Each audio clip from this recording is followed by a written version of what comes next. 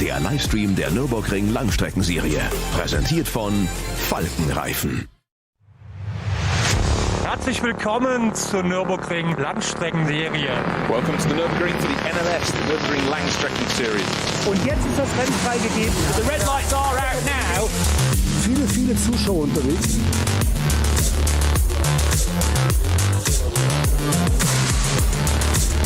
I would think that's very, very close. Jetzt kommt er ran, zieht sich ran.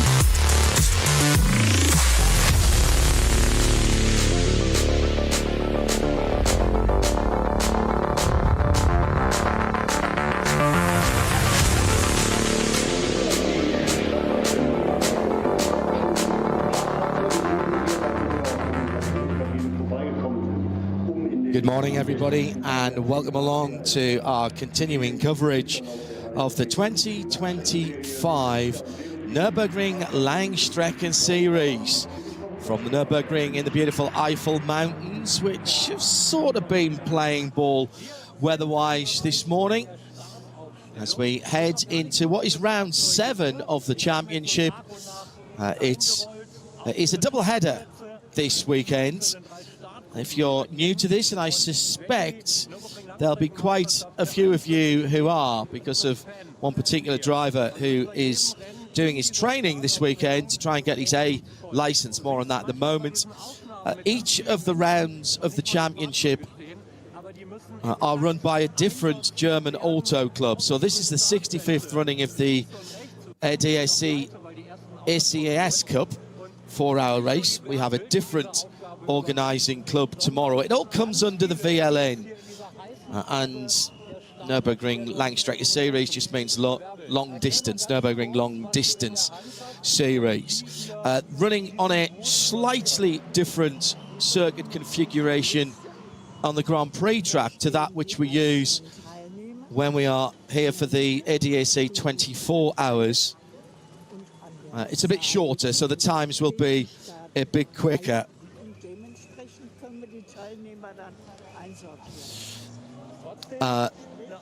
Now bright sunshine, but it was pretty dodgy this morning when we went qualifying. A small but perfectly formed field. Again, if you're new to this, then 116 cars probably doesn't sound that small, but that is way down on what we would normally have for the rounds before the 24 hours. We have, let me have a look, 1, 2, 3, 4, 5, 6, 7, 8, 9, 10, 11, 12, 13, 14, 15, 16, about 20 different classes, which we'll keep you in touch with as we go through. Our German colleagues are out on the grid at the moment. My name's John Hindhoff in the Global Broadcast Centre for Radio Show Limited and Nürburgring TV. We have had a partnership for many years now that brings you all of these races live. You shouldn't be paying for this. It's available live and free from the official NLS or VLN YouTube page, as well as a number of syndications, including, of course, on radiolemans.co and radio-show.co.uk, where we also have the audio. So if you're traveling around today or tomorrow and you don't have the bandwidth, or indeed you should be looking at the pictures if you're driving in your car, for example, you can hear that on RS1 via radio-show.co.uk, and we have no breaks on the radio, no blocks on any of it. So good morning, good afternoon, good evening, wherever you are around the world. There are plenty of people tuned in as ever, and a big crowd in the pit lane. I'll introduce you to my special guest, who is a veteran of somewhere near 50 races on the Nürburgring and the Nordschleife, of which 23 have been the 24-hour races. Multiple class winner, a multiple winner in different classes as well, and published author now as well. Peter Kate is alongside me. The qualifying this morning, Peter, in less than ideal conditions, particularly for one Maximilian Verstappen, who is doing what all drivers have to do if he wants to drive a GT3 or race here in the future, in that he is doing his permit. You start off with a permit B, and then once you've got that, you can upgrade to the permit A. And he was greeted after his classroom session in his lead and follow yesterday with wet weather, and it was particularly damp this morning. Hi, thanks for having me along. Really appreciate being part of this, at the other end of the microphone, as it were. Yeah, Max was introduced to the Nordschleife weather straight away. You never know what it's going to be like, and looking at some of the highlights here, very, very greasy. Obviously, it's been hot for quite a number of weeks over there, so you get that rain lying on top of the oils from the tarmac, and it just makes things very, very tricky. So seen a lot of cars trying some different lines, trying to find that wet line. Nordschleife is always tricky because it's a combination of old and new tarmac, and it's not always full width resurfaced. So yeah, Max really had to work hard to get to know not just the car but also the track. At the front of the field, the full GT3 cars, small but perfectly formed, entry normally over 20, getting on towards 30 or above if we're at the N24. But just a handful here today, and Julian Andlauer and Joel Sturm on pole position in the 911 GT3R. It's a very busy GT weekend. We've got the European Le Mans Series back over at Silverstone in my usual stomping ground where the weather is fine. This morning we've got the 1000k at Suzuka as well. So a lot of shuffling of drivers, and one or two of the bigger teams and the works teams not here this weekend. Falcon Tyres, for example, have had to shuffle. Julian Andlau, as I said, I'm not even sure how he's going to do it. I presume he's going to start the race here and then helicopter it back to Silverstone to qualify, then come back here to do a morning stint tomorrow, and then back out to Silverstone tomorrow afternoon. So Joel Sturm, I would expect to be seeing doing the second half of both of the races. A qualifying session that in some ways doesn't count for much, particularly as it has as it's dried up, Peter. But time on the Nordschleife is never time wasted. No, that's right. Every lap's different, but you know, you pick up obviously some feel for the track as you consistently run. Conditions will change, but you know, it's 9-10 minutes in some classes, even 12 minutes since you were last there, so the lap can be quite different the next time around. But every little bit of the track has its own secrets. There are tiny little undulations, little bumps, big bumps, jumps, high curbs, low curbs. So it's all about just time spent behind the wheel, and obviously bearing in mind that you never really have a clear lap with all this multi-class racing. You know, you never can pick your own perfect line. Yeah, we have the advantage at the N24, which isn't a part of this championship, but runs under the same regulations and the same class structure of having what's called top qualifying, where you do shoot the cars off one at a time. And that is absolute joy for those drivers who qualify. Now, at the moment, it is wet enough to have the drivers looking and, in fact, fitted wet tyres. The tyre rules here are, in the top class, are open. So there is a tyre war in the top class, which is effectively a global GT3. We have a global GT4 as well. They all have slightly different names here because of the class structure, but some of the categories, as you go down through the cup classes for Porsches, for BMWs, even for TCRs, they have dedicated tyre suppliers in there, Peter. But at the sharp end of the field, unusually nowadays, I think this must be one of the biggest championships, and certainly in the N24, probably one of the biggest races in the world with an open tyre formula. Yeah, and it makes for some great racing.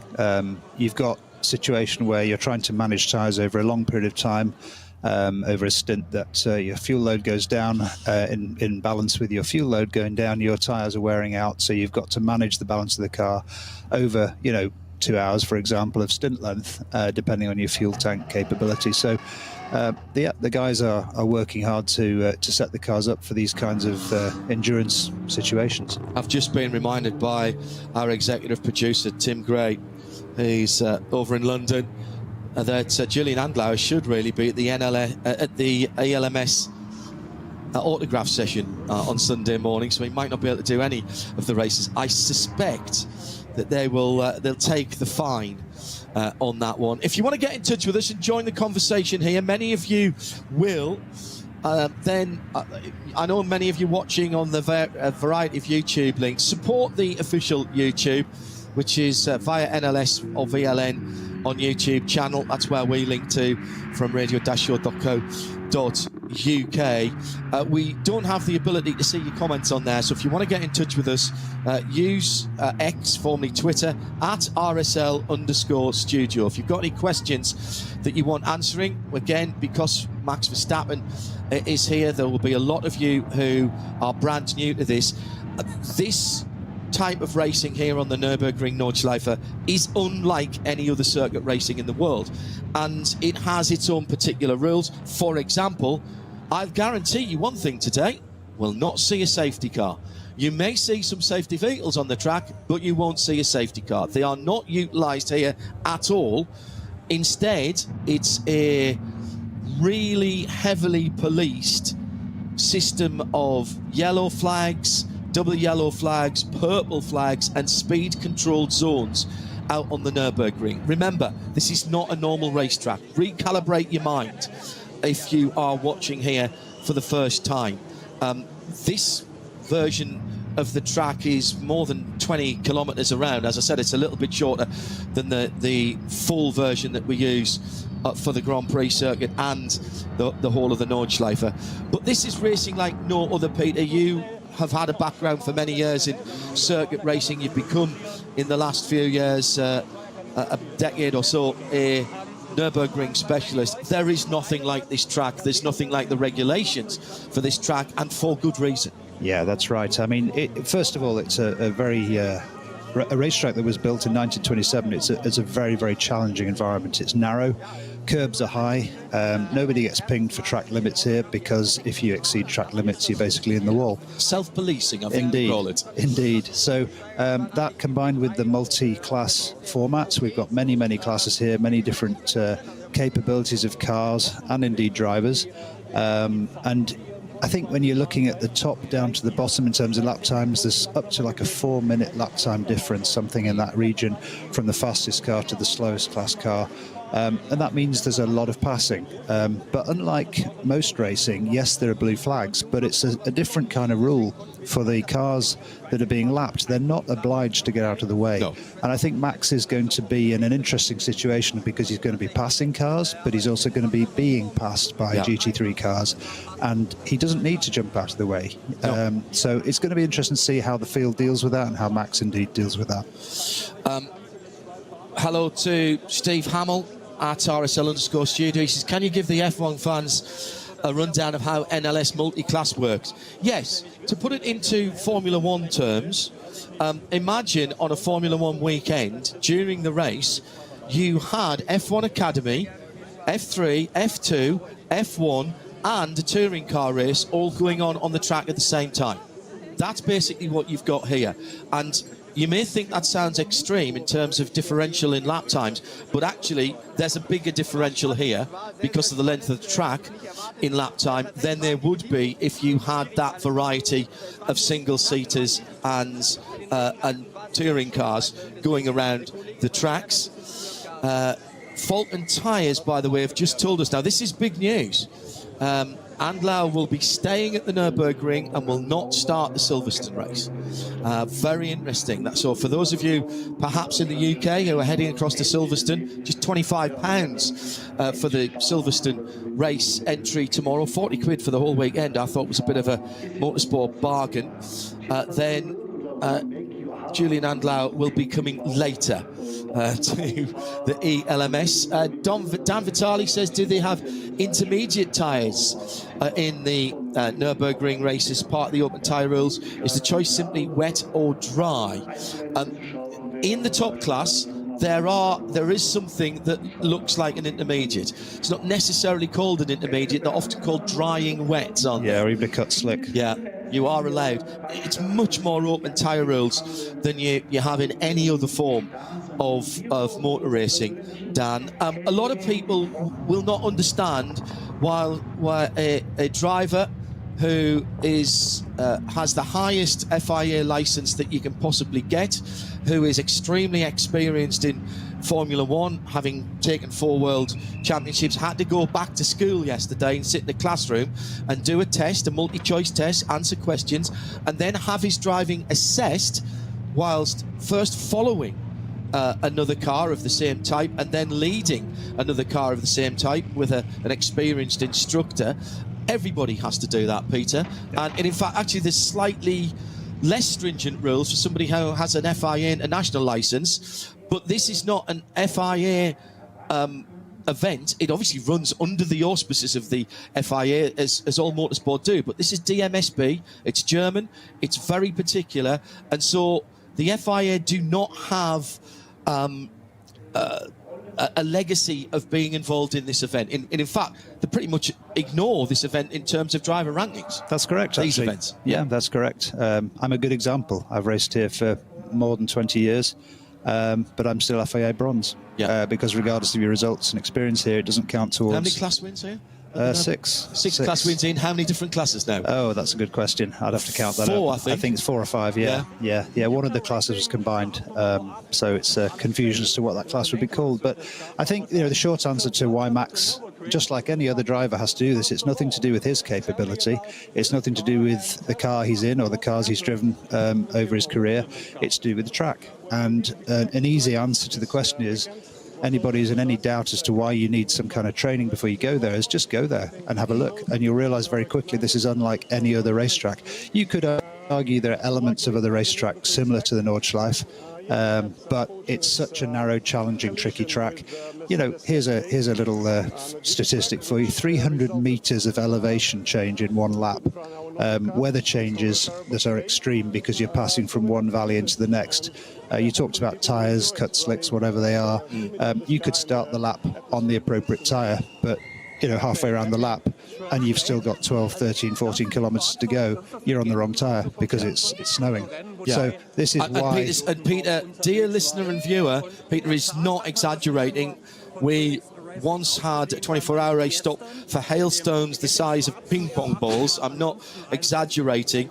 And the cars at the start of the lap were on slick tyres, and halfway around the lap they could not get up even the slightest of incline. Quite extraordinary weather changes we get. It started wet and raining this morning. It's dried up, and it dries up very quickly, particularly on the Grand Prix circuit, which makes up only a tiny part of this track. But the clouds in the background would tell me that the weather is likely to be threatening all day. In fairness, the weather normally comes from the Grand Prix end of the track and spreads across the North Loop. Nordschleife just means North Loop in German, and it normally comes from that area. So we'll see how that goes, because as Peter says, it can be treacherous. And in some ways, Peter, more akin to old school racing. Nowadays, particularly, and if we go back to the Formula One analogy, Formula One now is about making the car consistent over an hour and a half. As it burns off its fuel, as you change the tyre compounds, it's about making it consistent. David Coulthard, 13 times a Grand Prix winner, once told me, and this is David talking, Formula One's easy. All you've got to do is do the same things at the same time every lap. And if you do the same thing and you've got your car set up correctly, and I'm not saying I agree with David about it being easy, but I know what he means.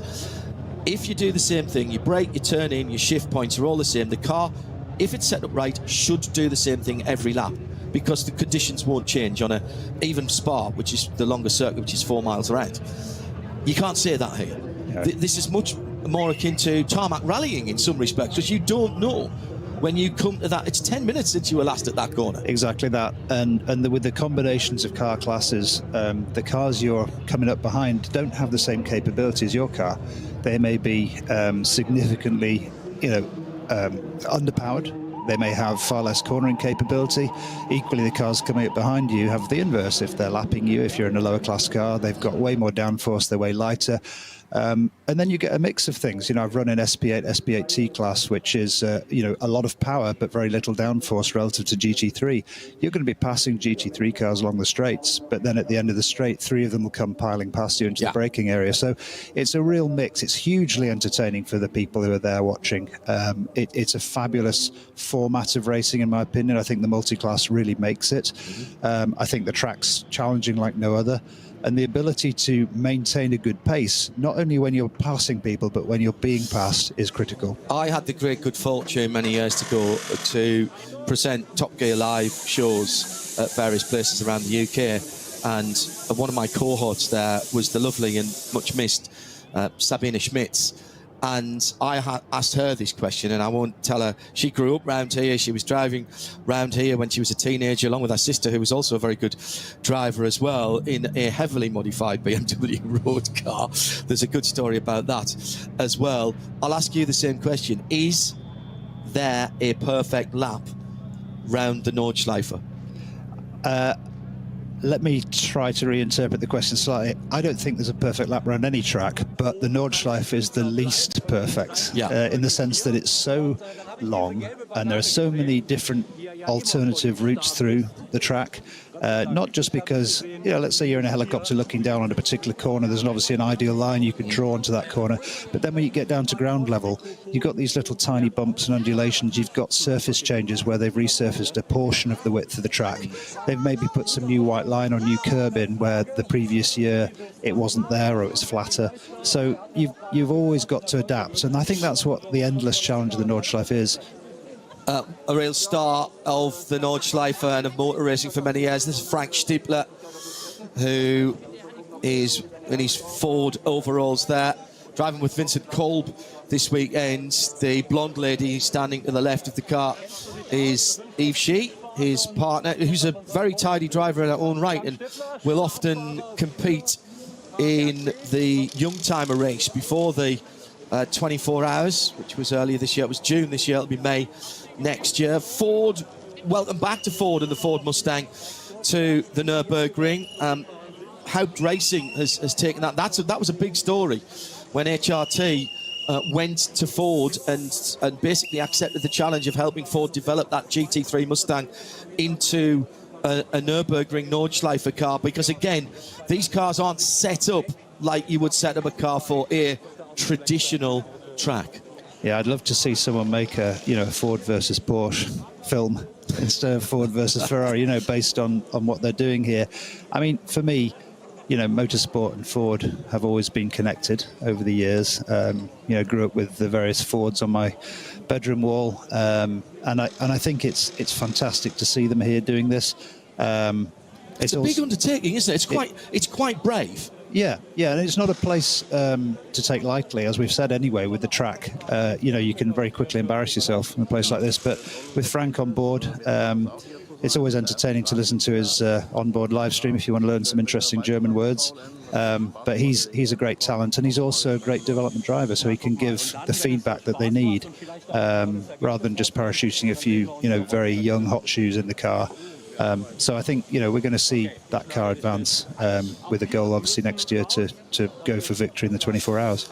What is the thing that any driver, obviously we've got a very experienced new driver to this, but what is the thing that you would say as an expert around here, and I can say that, you'll probably shake your head, but you are an expert around here.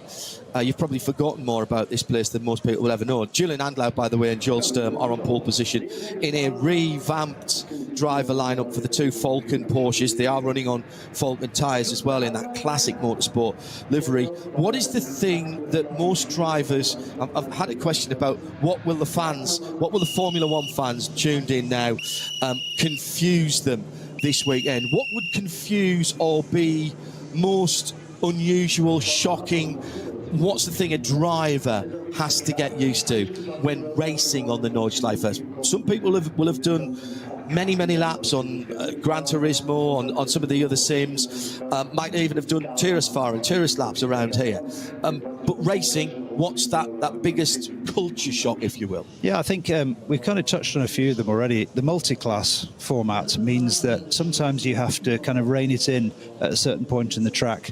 knowing that you'll benefit if you're just a little bit patient. So it doesn't mean particularly losing speed on the lap time, but for example, you might want to let a GT3 pass you if you're in Max's position into a corner, just lift off coast a little bit into that corner, let the guy pass, because then you'll get a huge tow up the hill afterwards for the next 2 miles or something. So it's a different way of thinking about lap time and generating lap time. It's not just out and out corner speed. It's a little bit more than that. And then some of the things you mentioned, John, things like the speed limit zones. When there's an accident, we've got the double waved yellows to 120 km/h max. We've got the code 60s, obviously by name, 60 km/h max. Might even see people repairing Armcore out there with cones around them, as you would in your street driving. And cars are driving past, and as we've seen, even pro drivers somehow fail to see those flags that precede those slow zones, and they get penalised. So it's about keeping your eyes open.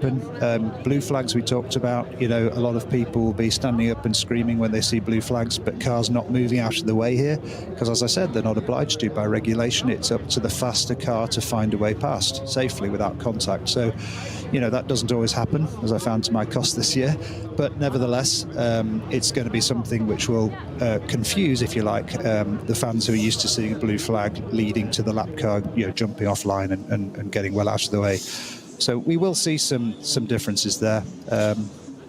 1 minute to go. Start your engines.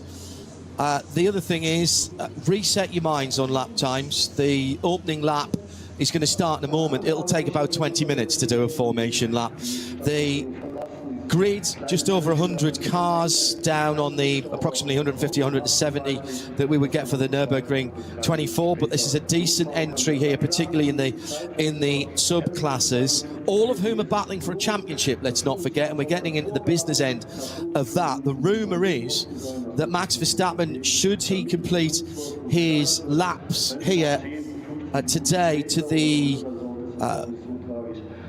satisfaction of race direction, he's got to do about 14, he has to do exactly 14 laps. He's got another chance tomorrow if he doesn't get them in today for whatever reason. Then the rumour is that on the 27th of September he'll be back in a GT3 car, the Emil Frey 296 Ferrari, which you've probably seen him doing some untimed practice in recent times, which started off this whole thing. Max has got a bit of GT3 experience. He's done a few track days with his mates, hired out Portimao, I want to say, a little while ago, maybe a couple of winters ago, and had a test, back-to-back tested a number of GT3 cars, including the Ferrari, a Porsche, Aston Martin. There's plenty of them to choose from nowadays. So that's the 27th of September. We'll have, as we do for every race, it's another Saturday race, another 4-hour race. We'll have full live coverage of that in sound and vision as well. So the cars in the first group roll off. We'll split the grid up into round about 50 cars for each starting group. Obviously, it's going to be there or thereabouts with just over 100 cars, 116, I think I said, set a time in qualifying. And it is the Porsche number 3, the Jules Sturm, Julian Andlau car that will start. That's the Falcon-coloured car. A second Porsche on the outside of the front row is the number 48. A third Porsche, which tells you how wet and greasy it was, which is the number 44, which is another one of the Falcon cars that will be in third position. The first Ford Mustang is the Vincent Kolb and Frank Stippler. Frank starting, former Audi driver, former everything driver, and an absolute hero of mine around here. And indeed, anyway, he's been doing quite a lot of classic racing in our coverage of our live coverage of the Classic Series by Peter Auto. Had a good chat with him at Imola last month. Then making up the top 6, it's the Ben Luchter started, another Porsche 911. That's the number 4 car, and that's the other Falcon car. Then the also listed in the 6th car in an Audi is Frank Stippler, but obviously he can't be driving that, so it's one of the other drivers Andrei Veremenko, I think, will be starting that. Christian Krones amongst the drivers in the number 34 Aston Martin, which will go off 7th position. Then the Müller and Nagelstich and Rivas Porsche. Now, that's a Cup car. That's the first of the Cup car. So that is basically a Carrera Cup car, and they're running their own category here.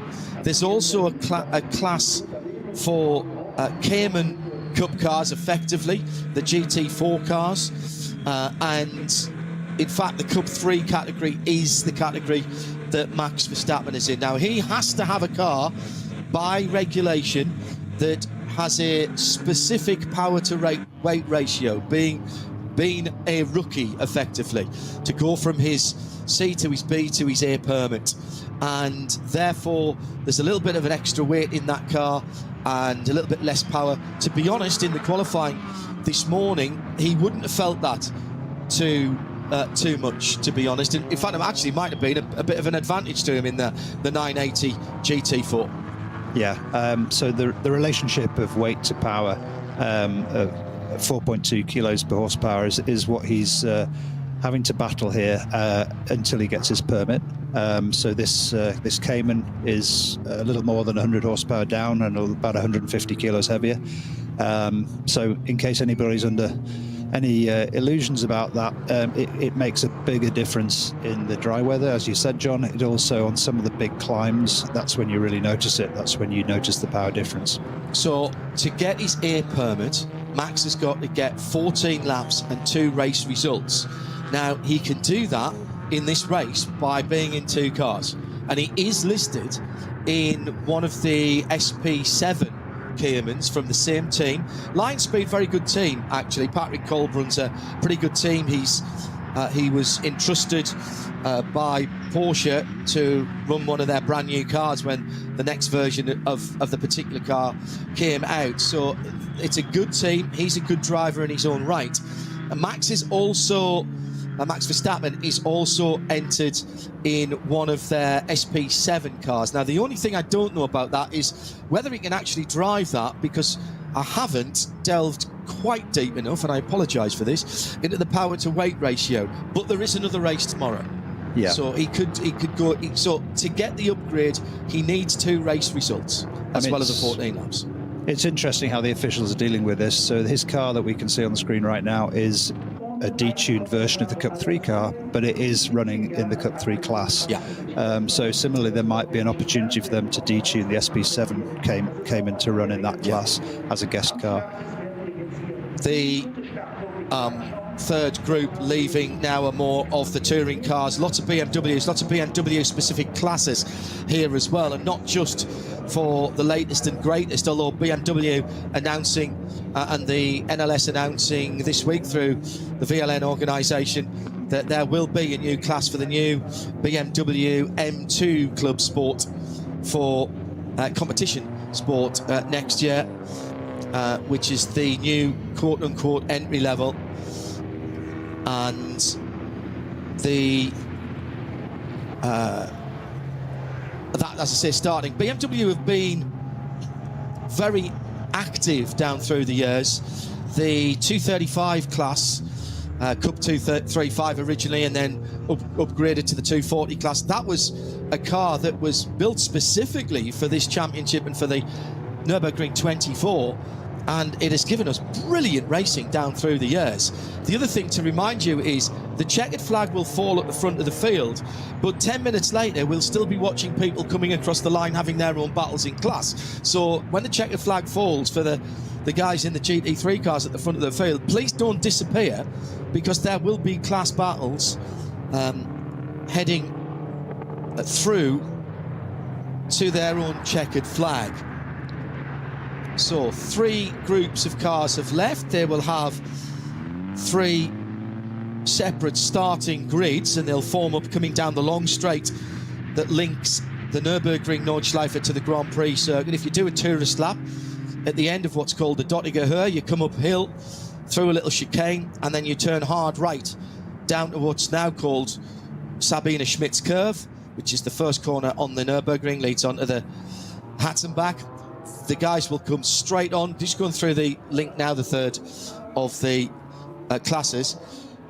but coming straight down from the doubleheader onto what would have been in the old days the exit of the Coca-Cola curve and the Grand Prix circuit. We used to have our commentary box right on the edge of there in the days when we were doing the European Le Mans Series here at the Nürburgring in the pouring rain. I remember seeing a young German driver who was going to go on to be something big, we reckoned, in a GT Porsche, unlapping himself from the prototype cars, driving around the outside, and that young German driver was Klaus Graf. A very fresh-faced Klaus Graf in those days. Just to comment, John, about the warm-up laps and the fact that it's such a long lap. So 20 minutes or so to the start line from when they set off. And the big challenge, as you can see, these cars are weaving, touching the brakes off and on, trying to keep heating the tyres. We've got an ambient temperature around 15 degrees, quite a stiff breeze going on. So, you know, tyre warmers, you know, before they were out there on the grid, that temperature's long departed. So they are having to work pretty hard all the way around this lap to keep tyre temperature to the line. The first pace car. Traum vieler Rennfans. The first pace car, a new Porsche 992.2. I noticed as it was sitting on the grid, a car that Peter here is very, very familiar with his work at the original Porsche Experience Centre over at Silverstone in the UK. Now 9, 10, 11, I think there's now 11 worldwide. I've been to a couple in the States and had some fun yet to experience some of the ones further afield. So the Grand Prix circuit, and then on to the hats and back, downhill into the left-hander, big curb on the outside there. The hats and back I love because that's very much a rhythm part, and the foxhole, man, that's an awesome part of the track, flat out in a GT car. Indeed. I mean, it's funny, people come off the Nordschleife, you know, back to the Grand Prix, and you kind of breathe a sigh of relief that you made it through, because there's such a difference in the characters of the Grand Prix part of the whole Nürburgring loops and the Nordschleife itself. You know, there are some absolutely iconic corners, carousel, hats and back, you know, Flugplatz, there are jumps, cars are off the ground with all four tyres on a regular basis. And Hatzenbach is interesting because it's an immediate kind of introduction to the difference. You don't get any sort of gentle build-up into the Nordschleife. No. You're right there straight away through Sabine Schmitz down into Hatzenbach. You're suddenly in this valley, trees all around, very big gradients, very big change of direction, and a very narrow track. And very, very quick down the Dottinger horse. Slipstreaming opportunity there. Slipstreaming. No pass flaps like you have in Formula One, but you do get a real advantage sitting behind particularly a GT3 car. They make a big hole in the air.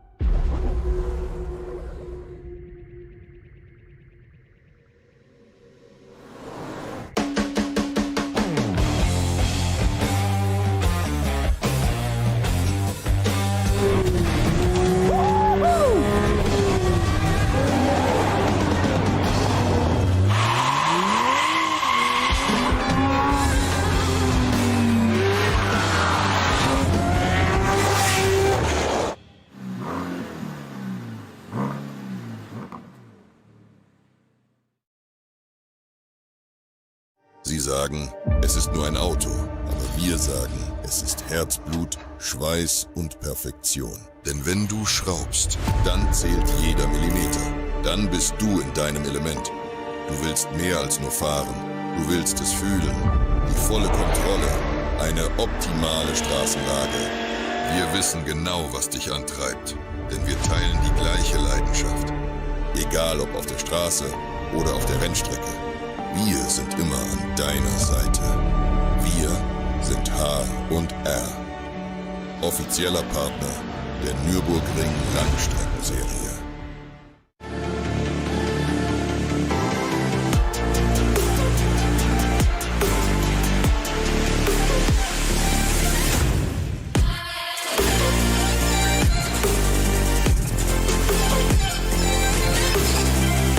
Falkenreifen.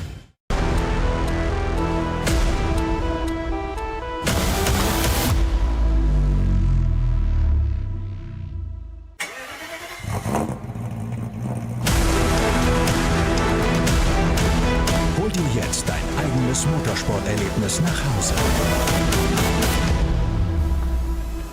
Dein Online-Shop für Simracing-Hardware und Zubehör.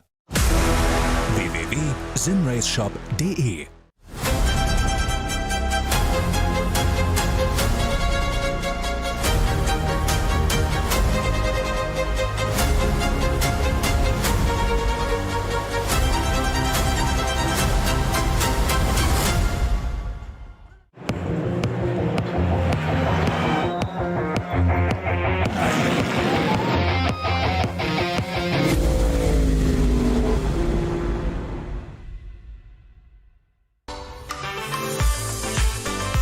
Liebe Fans, Lovely fans. besucht uns auf unseren Social Media Kanälen. Follow us. Auf Facebook, Instagram, YouTube und TikTok.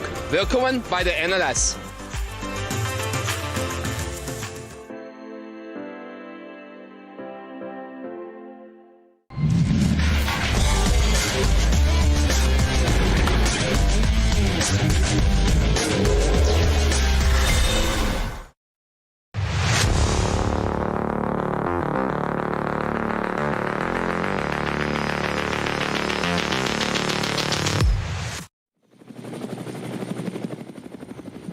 A 4-hour contest winding through the hills, the countryside, the villages and the towns of the Eifel region. This track opened in 1927, started to be built some 2 or 3 years before that, ostensibly for 2 reasons, actually for 3 reasons.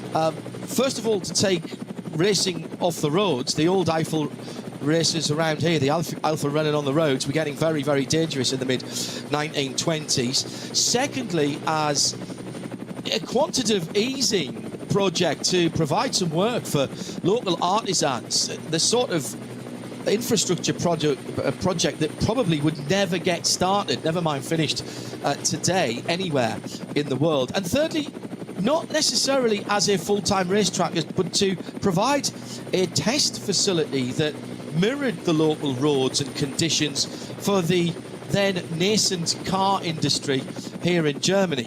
And in fact, just to the left of where the cars are on the Dottinger Höhe now, not the immediate road to the left, but the next one across is Gottlieb-Daimler-Straße, named after one of the early pioneers of global motoring and automotive. And Gottlieb-Daimler-Straße has a whole bunch of fairly anonymous-looking buildings on there, which are test centres for Aston Martin, for tyre companies, for major manufacturers all around the world who get access to the Nürburgring Nordschleife and what are called industry days to test their cars, to test their products, whether it's Bilstein shock absorbers or various tyre manufacturers. They're all here because this is considered the biggest test for any part of the car.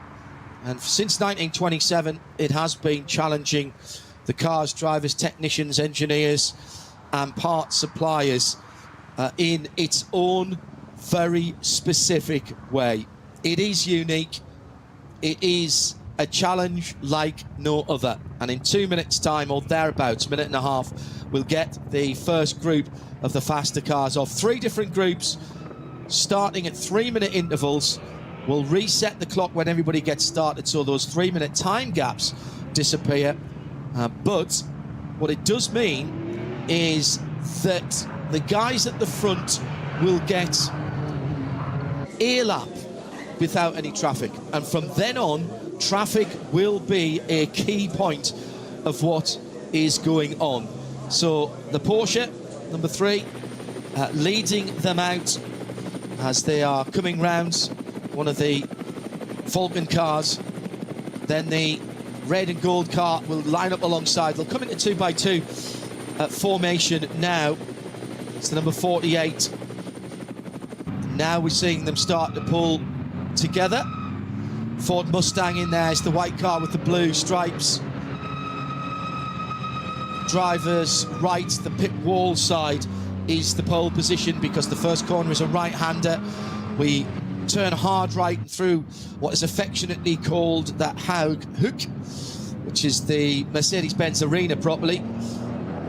We have a slightly different version of the track, and then halfway down the hill to a tight right-handed hairpin, so we're only doing about a third of the Grand Prix circuit. Welcome to the Nürburgring Nordschleife for round 7 of the Nürburgring long distance series, a double-header weekend, 4 hours on the clock, and we're racing. And it's a nice clean start at the front of the field, but already the Mustang using the big V8 engine to pull up alongside a pair of Porsches, nips into second place, dives to the inside. That's a smashing maneuver. That's the white car with the blue stripes. The pole sitter looks like he got a decent run in the second of the faulted cars coming through as well there. That's the number 4 car, the Ben Löchter machine. Comes through into third, so a horrible start from the outside of the front row from the number 48 Porsche. That car's dropped down to 4th position. Now, let's just remind ourselves, this is an endurance, not a sprint. It will be run as a sprint in terms of the pace, but you have to remember, as they go around the shortened part of the Grand Prix circuit for the first time, and then straight into the S's at the top of the hill, you have to remember that this is a 4-hour race. 6 or 7 laps on a tank of fuel for these cars at the front of the field, but you might see some people coming in after 3 or 4 because there's a somewhat complicated algorithm about how long you must stop in the pit lane depending on how many laps you've done. We'll try and ignore that until it gets to the end, when it will balance it out. The stagger will unwind. If you're just joining us, welcome along. If this is your first experience of the Nürburgring, prepare to be entertained. I'm John Hindhoff. Alongside me is Peter Kate. First set of cars off, no dramas at turn 1. The second group of 50 or so cars coming to the line. And this is where you would normally be, Peter. And indeed, this is where Max is as well in the number 980. That's right. I was just noticing still, you know, the Mustang weaving, trying to get some heat in the tyres. These cars approaching the line. As soon as the lights go green, they can go. They're going to have some trouble slowing down for turn 1. They're going to have some trouble to maintain temperature. It's like half a lap around the Nordschleife before they're really up to speed. And look how congested it is. You're going to have 3, 4, 5 cars abreast sometimes in the midfield here. It's so critical. You can see Max there on power, just looking like he's dropping back. That's simply because he's in that car with the restricted power for this permit application that he's gone for. But as it gets into the twisty parts, I'm sure he's going to pick up some places back again. Stays down to the inside, out of the way. Very smart indeed. This is not about a result. This is not about a podium. It's not about setting a lap time. It is about completing laps to the satisfaction of the race director. He's got to do 14 laps and get 2 race results. It's number 980, the stylised Red Bull car, ahead of that BMW M3 GT4 in the blue and black, into the hairpin. Again, Max staying off the racing line there, as he knows that this is not his race. His race will be the 27th of September. Should he get through this unscathed, he'll be in a Emil Frey run GT3 car, mixing it with the guys who started 3 minutes ago. Right now, it's about fulfilling the regulations. Front of that group is one of the Porsche Caymans. It's the number 718 that has got away and actually pulled a decent gap to the rest of the field. Still one more group to go. And for the first time in race trim, Max Verstappen is on the Nordschleife, heading down to Sabine Schmidt's curve and onto the Hatzenbach for his first racing laps on the Nordschleife. Do you remember your first racing laps on the Nordschleife, Peter Kate? Yeah, I remember them. It was in a car that unfortunately had been damaged in qualifying, and so we were running a standard road car diff, and it was a bit of an understeering nightmare. But looking at Max here, you know, as we said, he's going to start picking up and pressuring the cars around him through the twisty parts. The challenge he's got is the edges of the track look still damp to me. Just on that outlap, you could see it. Well, we saw on the grids that some of the cars, even at the sharp end of the field, were still running wet weather tyres. It looks dry-ish, but the problem with a track of this length is you will get different conditions all the way around the circuit, and you have to be there or thereabouts everywhere. It can be very, very dangerous indeed. Touring cars coming to the line for the third and final group now, headed by the Audi, and already, now this is interesting, seeing a BMW here coming into the pit lane. I reckon they're going to change. I bet they were on wet weather tyres, 60k in the pit lane, and there's a number of cars out of Group 3. They're 6 minutes later than the first group of cars, Peter. The sun's out, and they've made the decision now that it is dry enough on the far reaches of the Nürburgring Nordschleife that slick tyres could be the order of the day. Yeah, you've got a long stint here. These cars are going to be doing 7, 8, 9 laps depending on their fuel tank capacity and range. So that's an hour and a half for these guys. An hour and a half, and you're going to be looking at, the average here. So it may be that you have to be a little circumspect in the early laps. Your tyres are cold anyway, but you've got to watch. You're going to lose some time on the first lap because of traffic. You're not going to set your quicker laps right now, full fuel with all the traffic around you. But you want to think about those latter parts of the stint and have the tyres that you need for that. Hyundai Elantra coming through, front-wheel drive cars and rear-wheel drive cars in there. See one of the Toyota Supra GT4s in there. Now that's a rear drive car. A couple of the more standard looking Caymans, even without the racing rear wing. Obviously the front wheel drive 300 plus horsepower touring cars have an advantage in getting their front tyres up to temperature. We have had World Touring Car races around here supporting the 24 hours with, I think I'm right in saying, a 3-lap race. We had them round here. Recalibrate your mind completely. This Audi is a great story. It looks pretty standard, doesn't it? And that's because it's pretty standard. Actually, the guys who run that car are massive racing enthusiasts. They prep the cars themselves. It's a second generation effort, and they've been running here for many years. Had a good crawl around that car at the Nürburgring 24 and kept an eye on it. It won its class at the Nürburgring 24, and it will absolutely be in the position to do that as they come round here.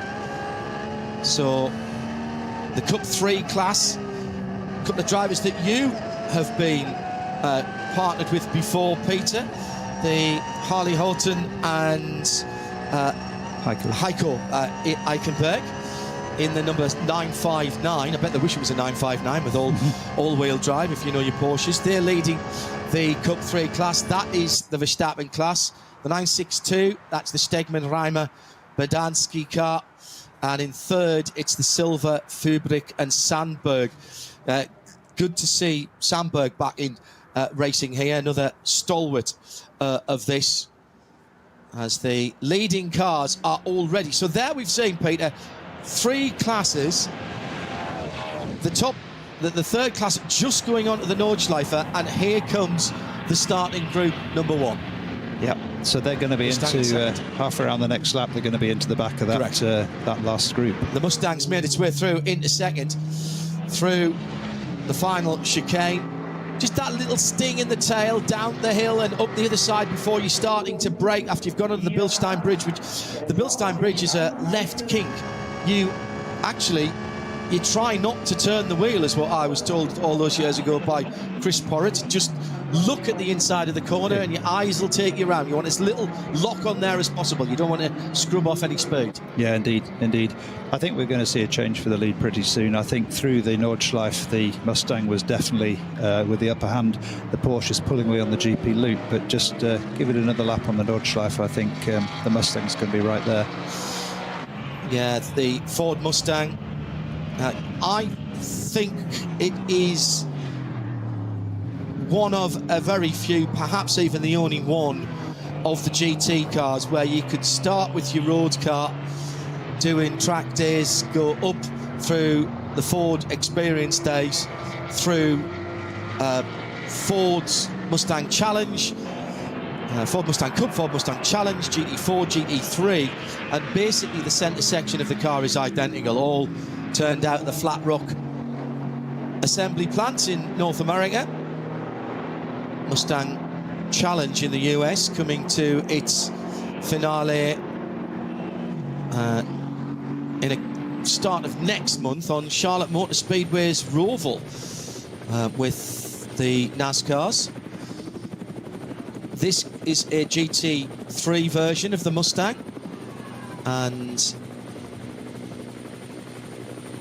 it is Frank Stippler that we decided was in that car, didn't we? We saw him getting in at the start.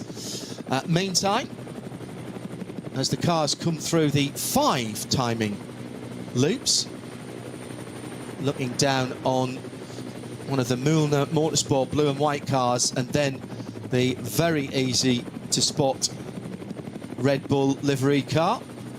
I suspect we'll be seeing more of Cup 3 than we normally do this weekend. The Lion Speed car went across the line in 45th position and 6th in its class. Will have lost some positions. That's one of the Mühlner Motorsport blue and white H&R supported cars just ahead of it. This very much looks like yesterday afternoon when I was watching Max Verstappen doing his follow laps.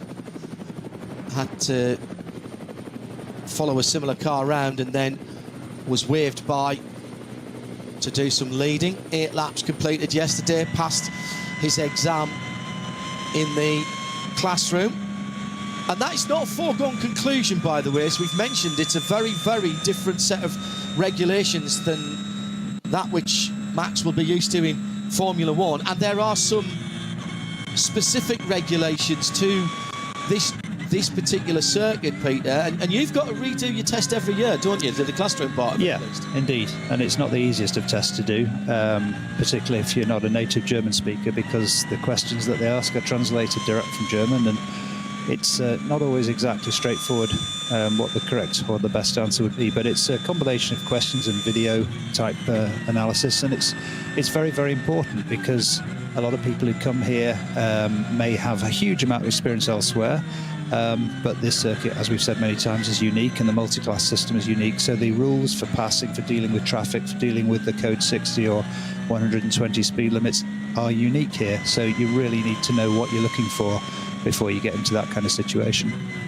Number 948 is the Luxembourg sponsored machine of Black Falcon. They've got a huge amount of experience here, and that was a position just lost there to one of the Audis coming through. I think that was the Equipe Vitesse car with the number 50 car coming through.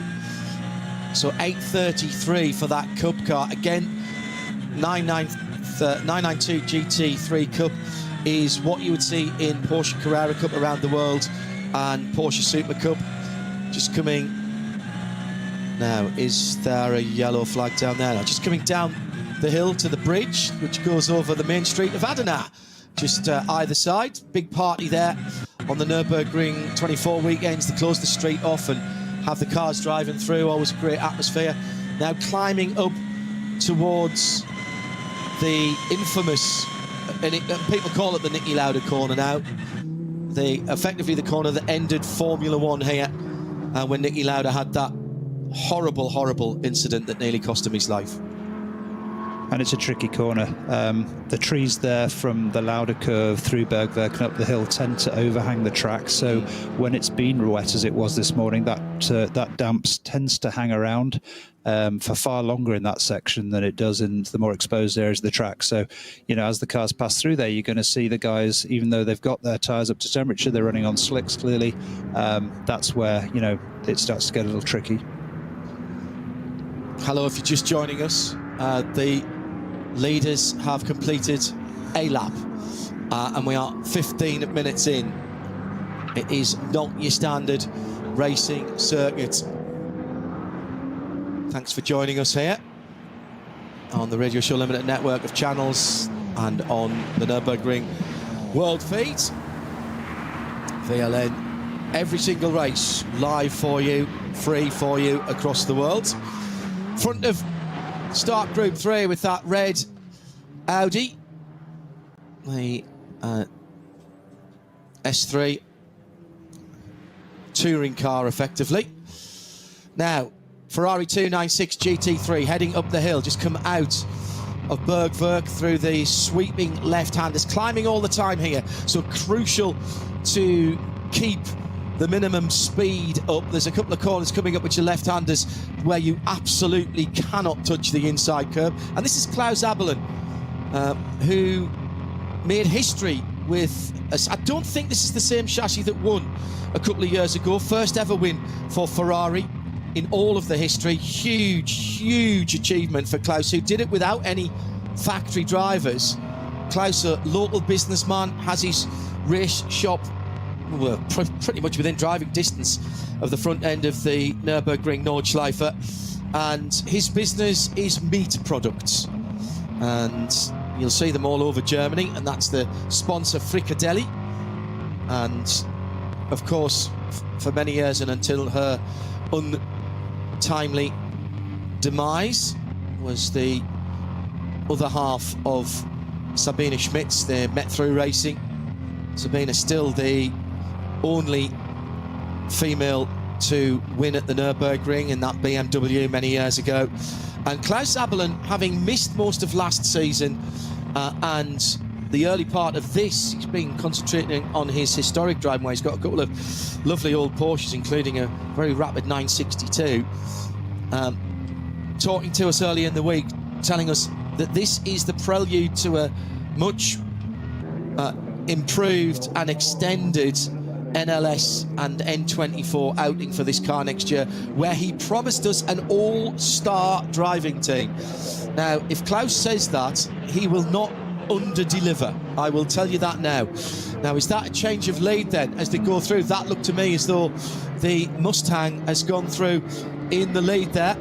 I think it was actually separated by a back marker. I think the Falcon car put that BMW between them. Correct. Smart move, because I think the Mustang down the Dottinger had a big speed advantage on the first lap. So keeping that that back marker between them was a good move. Yeah, he is the Ford in the sandwich. He's the filling with the two Porsche Falcon cars as the slices of bread, and this is the battle a little bit further down for 5th and 6th. With just lost a winglet there, I see. That's Christian Cronjes in the Aston Martin.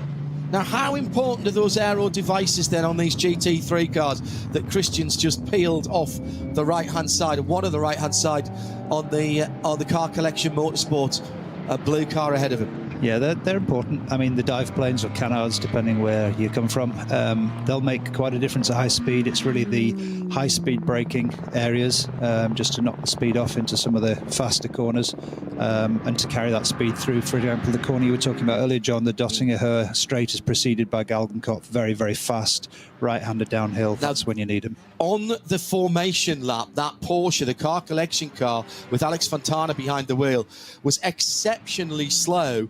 And it's picked up now, as we've just been talking about, battling for position at the sharp end of the field. I think that was a complete reset by Alex there. He stopped the car. Let's see if the lights go out. Well, the lights didn't go out, but he certainly made some adjustment, and I presume he retook his place in line, because he's right up there scrapping. This is number 44 we're talking about, scrapping and holding on to 5th position. He is allowed to recover his place as long as he doesn't fall behind the last person in that group. Right. So that is one of the few rules that's similar to quote-unquote normal circuit racing. This track, such a variety of corners, of even of surfaces here. So this is the 777 Audi, the Sharky racing car that we were talking about, and coming through Brunchen now, often called YouTube corner because it's a good place to stand there, and still not comfortable loading up the outside wheels on the curbs there. Normally, as you come through that right-hander and start to climb the hill, there's block paving just on the left-hand side of the red and white curbs, Peter, and you'd normally be all over that. Yeah, car to car. Some of them can do it in qualifying. If they do it every lap, particularly TCR, you know, they can knock their suspension out. They have to be a little circumspect in the race. In a VLN or NLS race such as we're watching, it's less of an issue. But in a 24-hour race, certainly hammering that curb every time, particularly if you're then hard on the gas off the curb, is when you start damaging drive shafts and such like. Now, hearing that also Klaus Abelen was a little bit late on parade, actually, in that Ferrari 296. So that's why, if you've got the timing is available. If you just search VLN or NLS Nordschleife, it's on the front page, the live timing, and the ticker's on there as well. It is in German, but you'll be able to read most of it. Klaus Abelen then started way outside the top 50. He's already up to 46th and 4th in the SP9 AM class. We'll give you some updates in the variety of classes as we get through them. But they're all fighting for their own races out there. There's close to 20 different classes here this weekend in the 116 or so starters that we had, and we've got a penalty coming in as well for the Valkenhorst Motorsport Aston. I think that must have been for that contact. I'll wait to hear from race control about that. What were you noticing, Peter? I just looking at the excellent battle in Cup 3 at the front there, which is the car I was in the 24 hours. Actually, that's why I had my eyes on it. Harley Horton driving the 959. That's the silver, yellow and black car? The one behind. Sorry, it's the Milner car, isn't Indeed. it? Yeah, and he's looking like he's going to have a go at the car that's right in front of him, the 962. And that's the W&S Motorsport car. Max in elegant isolation, exactly as he would like to be. Probably humming tunes to himself at the moment. Track limits there, is he on the Grand Prix circuits? That won't be being looked at for anybody. Headlights on, and look how standard that car looks. If you go down to your local Porsche dealer and you're fortunate enough to be able to get on a list for a GT4, actually, you'd have to be quick because you can't do that now. They've just stopped making them. Here comes the leaders through the Caracciolo carousel, the large carousel, heading out to the furthest part away from the pit lane.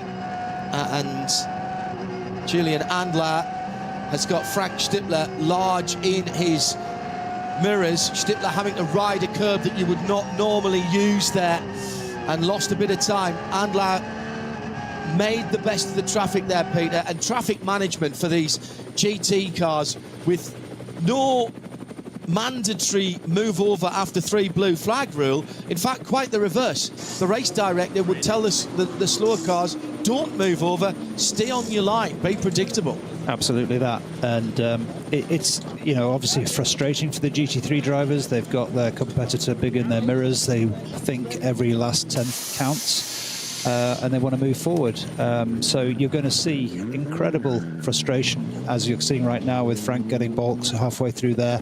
But it'll play back the other way. I'm sure the Vulcan car will be held up in a minute as well. At RSL_studio, if you want to get in touch on X, formerly Twitter.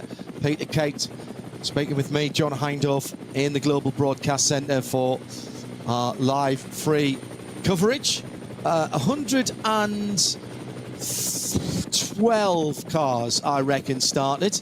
We had nearly 120 on the entry list, but not everybody who practices on the Friday or indeed even qualified this morning always come to race.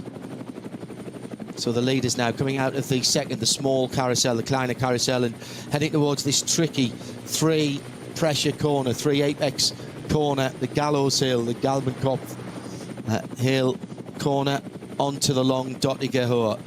Now look at your instruments, stretch your fingers, shuffle around in your seat, make sure that you're very happy. The second of the Falcon cars still in the hunt there, but the top 3 have pulled away a little bit. 3 seconds back to the number 48 Black Falcon Porsche in third, which is the first of the SP9, the GT3, if you will. AM class cars, just see that in the background. That's the gold and red cars. Then the first of the Pro-Am cars is that car collection number 44, with the Alex Fontana car. That was the one that got a little ding from the Valkenhorst Aston Martin, and that is the battle for SP9 Pro-Am. The cars, broadly speaking, in SP9 running to the same performance potential. The different categories are all down to the makeup of the driving team. As we come side by side down in the first corner on the Grand Prix circuit, he's got the overlap. The BMW on the outside might just cause a problem. He might get the cut back. Does he do it? Nice bit of defensive driving by Julian Andlauer there. Made sure that he gave room on the outside, but got to the apex first. And now they'll be cutting through the traffic here into the hairpin, going downhill, tricky downhill braking into the hairpin, coming up the next left-hander as they go all the way off onto the other part of the circuit, now down through the gears. Still looking a bit greasy on the inside there, the Mustang in particular not looking great. Here's the penalty from race control. Now this is something that you will know if you watch MotoGP. That is basically a penalty loop rather than a drive-through, and it was for contact at the second corner on the Grand Prix circuit. Just clipped the back of the number 44 car collection Porsche, and diving down the inside where there was no gap. And it wasn't heinous, but they've clamped down on that. They're not going to completely ruin his race. They've given him a long lap penalty. It's cost him a little bit of real estate, and he'll be feeling slightly chastened by that. Yeah, and it's tricky also because the edge of the track is still a little bit damp. That penalty lane is not part of the racing line, so it will have been a little greasy, hence he looked very slow coming out of that. Just going back to the battle for the lead, it's interesting to me the two Falcon cars have come together closer and closer as we've been going through here, and it looks to me like the lead car was held up a little bit, and that's what gave the Mustang the opportunity. But now we've got the Falcon car trying to muscle his way forward. Yeah, it's Tim Heinemann in the second of the Falcon cars trying to get second position as Frank Stippler came across a wall of other traffic. This is Nürburgring Nordschleife racing. This is why it's different to anywhere else in the world. Those cars all having their own battle do not have to give way to what's going on. Tim Heinemann's actually got eine schwarze Flag mit oranger Scheibe, which is the black and orange disc, which means the Americans call that the meatball. It means that he's got an issue on the car, and it is no GPS signal. All of these cars have a GPS locator, so there can be no complaints or appeal for anybody who is caught speeding in a slow zone or a code 60 or a code 120. And those regulations for track issues are and those penalties are mandated and are taken very seriously. Indeed, we have seen people thrown out in the middle of a race. They have had basically been told to come back to the pits and hand the car over to their teammates. They have had their permit to drive on the Nordschleife revoked in the middle of the race. When that happens, you have to go back through the school again. That's how important these regulations are. You can get points on your license, the DMSB license as well. It doesn't necessarily affect any FIA license that you've got, but this, again, we have to keep saying this is a special circuit, and specific regulations are required to make these races run the way they do, Peter. Yeah, absolutely. I mean, it's there for everyone's safety, of course, and to keep the race flowing. They could adopt different rules with safety cars, as you mentioned, but it tends to interrupt the racing, especially if it's a lengthy safety car, as we've seen, say, at Le Mans. What we've got here is racing continues, and you may have a section of barrier repair, but it keeps the flow going. Well, you've got a 25-kilometre Nürburgring Nordschleife. Forget what the version of the Grand Prix track we use. What would be the point of neutralising the whole circuit if you've only got 800 metres of the track that you need to go slowly on? And that's the thinking here, Peter, isn't it? Indeed. And that's why there's a big concern about some of these cars, like the Heinemann car, GPS not working, because they can't be tracked through the speed limited sections. Yeah. And it's all done and judged by GPS. Being asked to have the 777 team manager to the stewards room. Now, that was the Audi that we saw in the pits. That wasn't the car that started on pole position, but they had some problems. It is the TCR Goodyear class, of which there are 3 cars entered. The Goroyan IRT by Shaky Racing Machine. So that's Artur Goroyan, Oleg Kvitska and Danny Brink. That is never a good sign when the team manager's being asked to turn up to the office. The other thing about the Nürburgring Nordschleife and racing here that is very different is the fueling. Now, we haven't had that yet. Obviously, with 4 hours, there'll be 3 pit stops minimum for the cars at the front of the field. There is a calculation of how many laps to how long your mandatory pit stop time is. So you will not see people rushing around at the pit stops. The reason for that, and if you're new to this, and I accept many of you are, hello, welcome to the most incredible racing in the world on the most difficult racetrack. The reason is that not every pit box has its own fill, or not every car rather has its own fuel filler. There are normal trigger pumps like you would get in your normal fuel station on the street, and they are positioned in between each of the boxes. Each box can have up to 8 cars working in it. There won't be that many. I think there'll be 4 or 5 in most of the boxes here with the number of cars that we've got, and you have to share. And there's a bit of a gentleman's agreement about how that works, but the reason that you have a minimum pit stop time is quite clearly not all of those standard pumps will pump at the same rate. So to not disadvantage anyone or give advantage to anyone, if you've done 3 laps, then there is a mandatory minimum pit stop time. If it's 4, it's a bit longer. If it's 5, it's a bit longer. It's 6, a bit longer, until we get to the end of the race, and then your last pit stop, you're working back from the end of the pit stop, of the checkered flag rather, to your pit stop rather than from your last pit stop. It's a bit complex, but honestly, it works, and it makes it fairer for everybody. It also brings in elements of strategy, because if you're in a class, a kind of a one-make class, and you realise that everybody's going to stop after lap 7, it may make sense to stop after lap 6, even though you've still got some fuel in the tank, just so that you're not waiting for a pump. It shouldn't be you're waiting for a pump, but there are more cars than pumps, so you do actually end up with... And you will actually get a slightly shorter stop doing that, if you can still make it to the end. We see in these 4-hour races, it's a bit easier in the N24, because everybody will pretty much do a full fuel run to start with. And also, of course, the amount of fuel that you put in depends on when you stop as well. So there's a sliding scale for that. At the front of the field, we have seen these 4-hour races, rather than being split into the hour mark.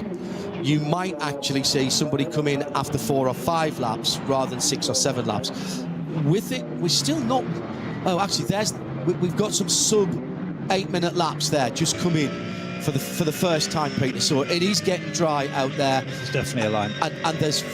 It's 7 minutes 56 for Julian Andlauer, the awesome Porsche driver, works driver. At 7:56, we're getting down to business in terms of the lap time. Now, I was about to say, if we're not doing fast laps, then you're not burning as much fuel, but getting an extra lap here at the Nürburgring Nordschleife is nigh on impossible. Yeah, absolutely. Just in case people are very much aware of what Nordschleife lap record times look like, the reason that 7:56 is quick here is because we've added on, of course, the whole Grand Prix loop. Yeah. So when we're looking at the well-published car manufacturer laps around the Nordschleife, that is the Nordschleife only, it's missing the additional 2.5 miles or so of Grand Prix loop that is tacked onto this particular format. When you consider that the fastest competition lap ever by the great Stefan Beloff in what was then effectively it was a Le Mans top class prototype, and these GT3 cars are spending probably only 15 or 20 seconds longer than that now on the Nürburgring.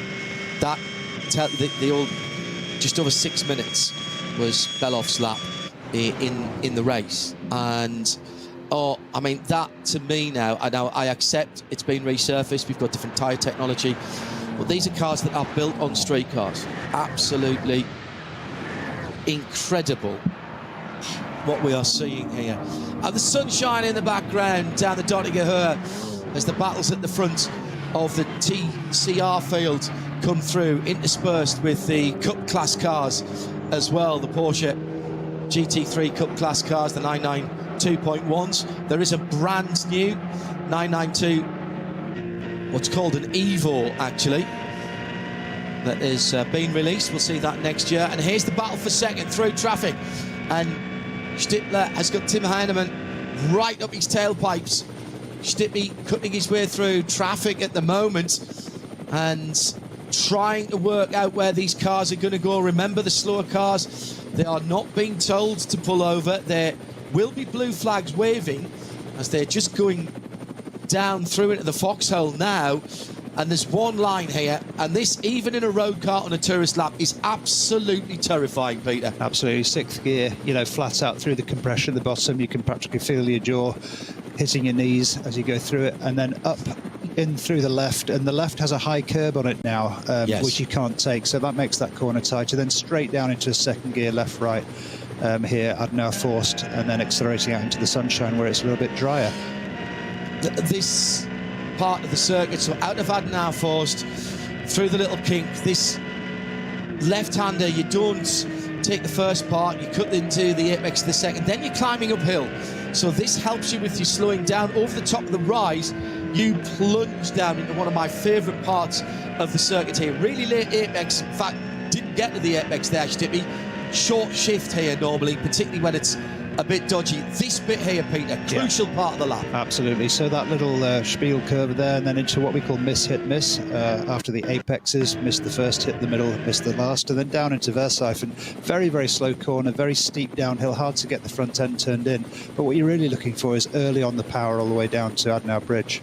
Is the braking point still a little road on the right-hand side that comes in about there? Yeah, I mean, you try to. Some cars, it's harder. It depends on the weight of the car and the speed you're approaching. There used to be a nice change of surface just as they came through that right-hander that you could gauge where you were lifting, not even really a full brake there, but that's all been resurfaced recently, as a lot of it has. Indeed, indeed. And as I said earlier in the broadcast, I mean, we've got some full-width resurfacing, but some is only half-width on the apex side. And you've got to know what you're looking at, because there's additional grip, obviously, from different ages of tarmac. But if it's wet, it doesn't mean that the newer tarmac's necessarily grippier. So Stippy has, for the moment, been able to repel the attentions of Tim Heinemann. And I just wonder if they've managed to somehow kick-start the car that the GPS on that car that he shares with Ben Leuchter. Can't see it. No, so it's not showing on our GPS. If you are equipped with an Apple device, if you look up GPS Auge, GPS I that is in German, A-U-G-E, then you will be able to follow all the GPS signals if you want to particularly follow Max Verstappen and see his progress around the whole of the circuits. You can isolate that car by putting in number 980, and as I said, there'll probably be more interest in that class than normally, the Cup 3 class, although it generally gives us a decent run. He's running as guest in that class and 14th at the moment, qualified 6th in the line speed cars, dropped back to 14th.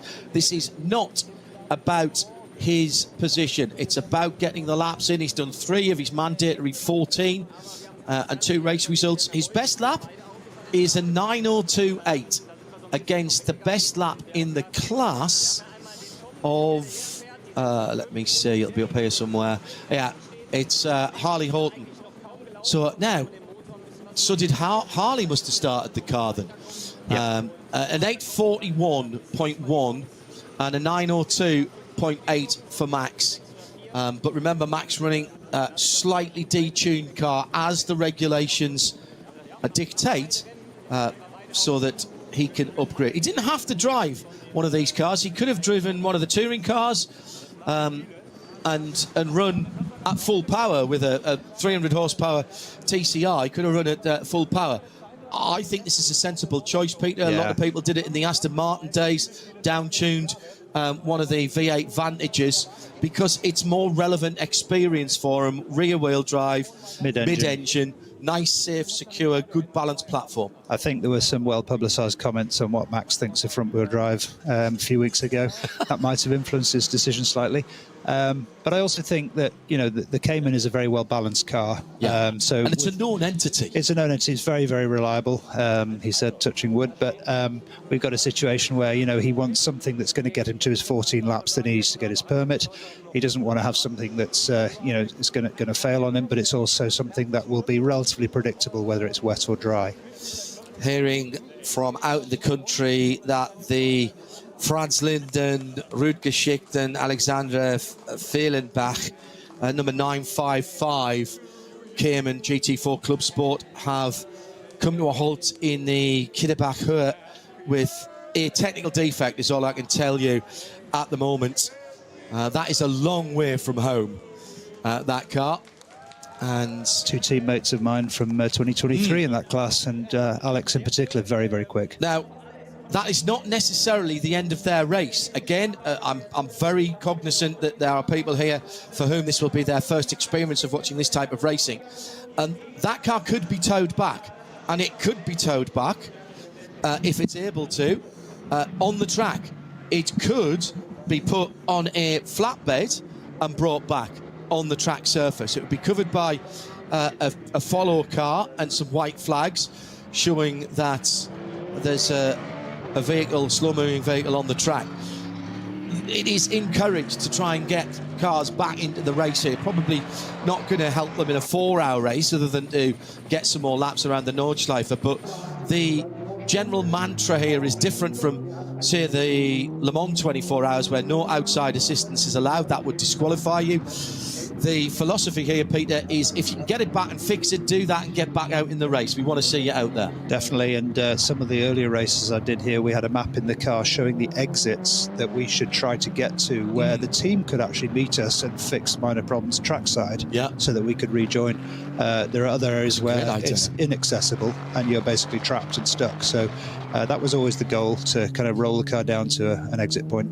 At RSL_studio on X Twitter, if you want to get in touch with Peter, Kate and me, John Hindhaugh. So the battle between the Aston and the number 44, that's the Valkenhurst Aston and the Car Collection 44 Porsche, after the fastest lap of the class in the SP9 Pro-Am by Christian Kronz. Despite him doing his penalty loop, he's now up into 5th position. That was for 5th and 6th, if you remember. And the lead in SP9 Pro-Am, Alex Fontana, though, in that blue and red Porsche GT3, is holding on to the shades of green Aston. And that, I mean, you've got experience of the Aston, the previous version to that Indeed. car. Yeah. And that's a front engine car, but we kind of call it a front mid-engine car because it's pushed a long way back, that front engine, isn't it? Same That's as the right. Mustang. Yeah, that's right. Beautifully balanced car, and it was developed over such a long period. Lots of input, Aston Martin ProDrive, over many different series, and it's been a very successful car for them in many, many championships. But, you know, for me, Aston, I have a soft spot for Aston, of course, being British, and to see them succeeding around the Nordschleife is something very, very special. This is very interesting. With just on 44 minutes gone, or 5 laps completed, we are seeing the first of the stops. Jutta Racing have brought the number 8 Audi in from SP9 Pro-Am 3rd position. So that looks a little bit like an early stop, but remember they had the formation lap, and they are now playing the timing game. So keep an eye on that number 8. They've made their pit stop first. They'll put a brand new set of tyres on, that slick tyres from their chosen manufacturer that is going on there. They are Michelin tyres going on there. Also the Cup 2 Pro. So that is your 911 Carrera Cup cars. The top 4 have all come in after 5 laps. So that's the 2 Mulder cars Oh no, check that actually. The 904 stayed out. So the Milner car that was leading, the 948, the 48 Losch Motorsport car, and the K Kramer at number 929, they've come in. So 3 out of the top 4 have come in. The second place car, which was the Milner number 904, will have taken the lead of that class, and they are on a different strategy. Meantime, second, third and fourth out of the was that the Kleiner Carousel? Verstappen. Verstappen, excuse me. Oh yes, coming down to the bridge now. Decent crowd here in the sunshine, as there tends to be. Very good value weekend this, with 2 races. Great place to watch there as well. Yeah, you see the cars working. You're not sitting behind a big chicken wire fence miles from the track. You can see everything. You can see the whites of their eyes down there. Grandstand access, paddock access, and the grid walk all included in the. And I think it was €30 per day for this weekend. We may see a change here for third place. And this is the Black Falcon car. This the gold and red car. A little bit of bump drafting on the back of Tim Heinemann's car. He's held off. This is an extremely fast and dangerous part of the track. There's 0 runoff here, almost like a street circuit. If you hit that grass, you're going to hit the 3-layer metal barrier through the left-hander at mid-curve. Still climbing here. Right-hander coming. And Stippy's going to make a dive down the inside. The next right-hander coming up is the bottom of a very... He had to defend there. And look to the left there. That is the old test hill that rejoins on the other side of the track at the exit of the Caracciolo Carousel. Boact, yeah. Still concrete on the inside and very, very bumpy around there. So the top of that hill climb you mentioned, Stahlstrecke, it's worth having a stand and having a look down the steepness. It wasn't how quickly you could get up it was whether you could get up it. Correct. Back in the 1920s and 1930s, it was the test hill, if you will. Now, this middle section out in the country, this is the one that takes the time to learn, I reckon, because there's so much here, Peter, that looks the same. Yeah, and a lot of camber change. Some of the curbs over the years have become usable, some less so. But just look at this, over the top of the brow here, trying to keep the car to the right because you've got immediate double apex left. You're trying to bring the car in, definitely hit that second apex right here, and then dropping down into that right-hander. The car wants to understeer or oversteer, depending what you're driving, and then straight away back up again. He's got held up here, but you've got a lot of runoff on the left that you can use straight into the ice curve. So cold because in the winter races, it's under the trees, and that's the last place to thaw. And honestly, it is incredible to see these guys going through here, through the fog, through the rain, and still with a little bit of frost or ice on the circuit. It's also the place you get the sun in your eyes as the dawn 24-hour sun comes up. Yeah. So this threesome battling for second, third and fourth down through Flansgaard, super quick through here. And what you can't see from some of our TV, and certainly not from the heli shot, is the road has a big camber in the middle because it has to drain. And there's times going through Flansgaard and then through Stefan Belofes where you are crossing from one side to the other of the crown of the road, effectively. Absolutely. I was watching on the previous lap Tobias Müller coming in the car that's currently running fourth across those cambers. The car's just jumping across the track. There's a big jump anyway at Flansgaard, but in order to get the car positioned for the next curve through the Belofesses, it's literally crossing that camber and hopping sideways. You've got to know that's coming before it happens. Setting the car up here, obviously it's a race car, so you want it stiff. But too stiff round here is a recipe for disaster. For sure, for sure. And in fact, it's funny, you know, my very early days coming here with British teams who were very, very successful with their cars on, let's call it standard circuits, doing a lot of testing at, say, Silverstone, Donington, wherever. They come to the Nordschleife and the car's nearly undrivable. First thing they do is soften it up, and that just turns it into a great big jelly. So what you've really got to do is work on the multi-sort of rate suspension damping. You know, German teams have been doing this for a long time. A lot of fantastic damping technology these days, and it makes such a difference for sure. It's Max Verstappen now having completed another lap in that 380 in the Cup 3 category. got a double waved yellow I'm seeing at Sabine Schmidt's curve, just on the top of Hatzenbach, and they're just approaching that. Now, here is the first of the leading cars making a pit stop. From third, Tim Heinemann. Now, remember, that was the car with the problem with the GPS, and there's a battle for second, and it looks like the number 48, Tobias Müller, and the Black Falcon Porsche has got the inside for the hairpin. They don't go straight on there as they do in the 24 hours, and that is a change for second place. But what is significant to me is that Falcon Motorsports, Peter Kate, have split their strategy. One car coming in at the end of 5 laps. Indeed, indeed. And I wonder if the double yellow was influencing that, because they're just approaching that double yellow. And the GPS issue, possibly. Possibly that too. So they're just approaching at the end of the GP loop. We're going to turn left onto the top of the Nordschleife, and that's where the code 120 double waved yellow is. That's going to slow them down, which means, in effect, the pit stop that's being taken at this point is not such a penalty of time as it would be in a free running lap. So here they come to the double yellow. This is now 120 kilometre speed limit. So there's no 120 flag, it is double yellow. That signifies 120 kilometres. And there's one of the touring... Oh, now, is that one of the Milner cars? Is that the 955 then that we were talking about earlier on? I thought that had stopped further round. So that is being recovered right there at the moment. It is the 949, so it is one of the Cup cars.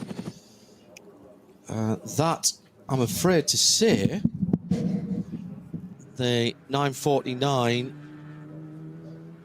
is one of the Team Sorg Rennsport cars, isn't it? Yes, it is. Max Eisberg, Kasparanas Vingelis, and Stefan Bayer in the 949, one of the AM class cars from SRS Team Sorg Rennsport. This battle for second position has been going on for quite a while, and it has just changed to Tobias Müller having gone through. It was for third, but with the pit stop, it's now for second position. And there goes the Heinemann car, but I presume he's got out of that now, and Ben Löchner has got into it with Tim Heinemann.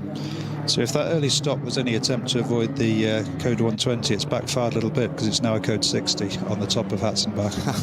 That's the danger, though, isn't it? And there's one at Her Act as well, further round the circuit, which his competition haven't come to yet. Also in is that the Christian Cronjes car? I think it was the number 34. Aston Martin Valkenhorst. That came in out of the lead, actually. They'd grabbed the lead, hadn't they? But into second. Now, that hasn't shown up as a pit stopper yet, but I'm pretty certain that was 34 in the pit lane. So I'll keep an eye on that. So new second position then is the Black Falcon of Tobias Müller. Second overall, leading in SP9 AM. But for the moment, we'll worry about his overall position. Still tracking that number 980 in the Cup 3 class, as Max Verstappen has just hit his fastest lap of the race, a 9:01.410. Still hasn't quite cracked the 9 minutes. That'll be a good target for him. Going to be lapped by the leaders again here. And in fact, no, this is only the first time he's been lapped, because he hasn't pitted yet. So drops off the overall lead lap, but stays in his Cup 3 leading group, where he's still on the lead lap, but down in, what did I say he was before? 14th position. It's really good to see the clips we're seeing of Max. He's maximising the track. He's looking, and Smurries, he's dealing with the traffic really well. He could have held it out through that last corner before he moved over, but he thought, you know, let them by and slipstream them, and then he passes another back marker himself. Yep, absolutely.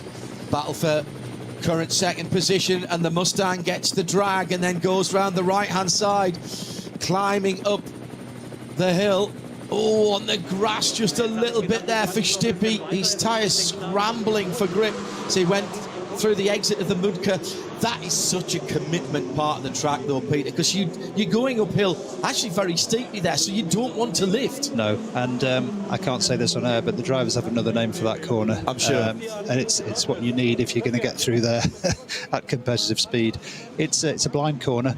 Super quick. It leads into an immediate, then sharp, or not sharp right, but a difficult right, because it's over a crest, and you do feel the car wandering again through that right. So it's a brave part of the track for sure. Christian Kroijne is out of the Aston Martin, so that was a pit stop for the number 34, and his teammate is in. That is Matteo Villa-Gomez. So Anders Burkhardt, the Norwegian driver, yet to give that car a go. So Mustang back into second place. Let's not forget Julian Andlau for Falcon in the number 3 car. His teammate's already stopped, and Ben Luchter has got in to the number 4 car. It's fascinating to see these two cars battle. The quicker Different parts, strengths and weaknesses. exactly that. The quicker parts of the track, the Mustang seems to have got the legs. The Porsche is, its agility is showing through the twisty bits. So coming up to 5 minutes before the first hour is completed, and we will get a better idea in a 4-hour race. But remember, 4 hours on the clock, you still have to complete the lap that you're on. So that could be 4:05, maybe as much as 4:08 for the leaders. That could be a bit more. So you cannot be miserly with your fuel. You've got to have enough fuel to do 1 lap extra, however long one lap extra is in time for you. Best lap now, Julian Andlau at 7:56.2. Actually, Tobias Müller in the AM car, proving what I said in the performance, is there for the AM cars in that gold and red car. 7:56.0, and that is the fastest lap of anybody around here. And in mixed conditions and through traffic, that's a pretty stout lap, Peter, in an SP9 AM car. Absolutely. Some of the track is bone dry, but as you've seen from the helicopter shots under the trees, there's definitely some wet on the edges, still damp patches here and there. And the problem is these leading cars are forced onto those damp patches because they're making their way through the slower car traffic. Entirely so.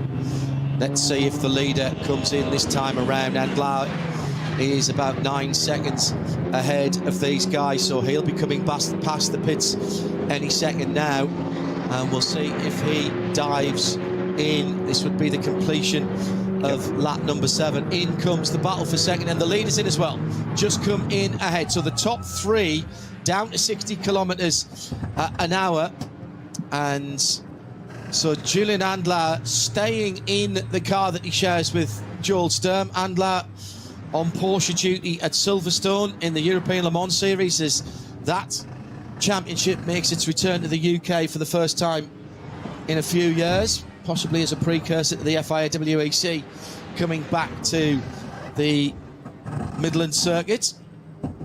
So top 3 are in the lane.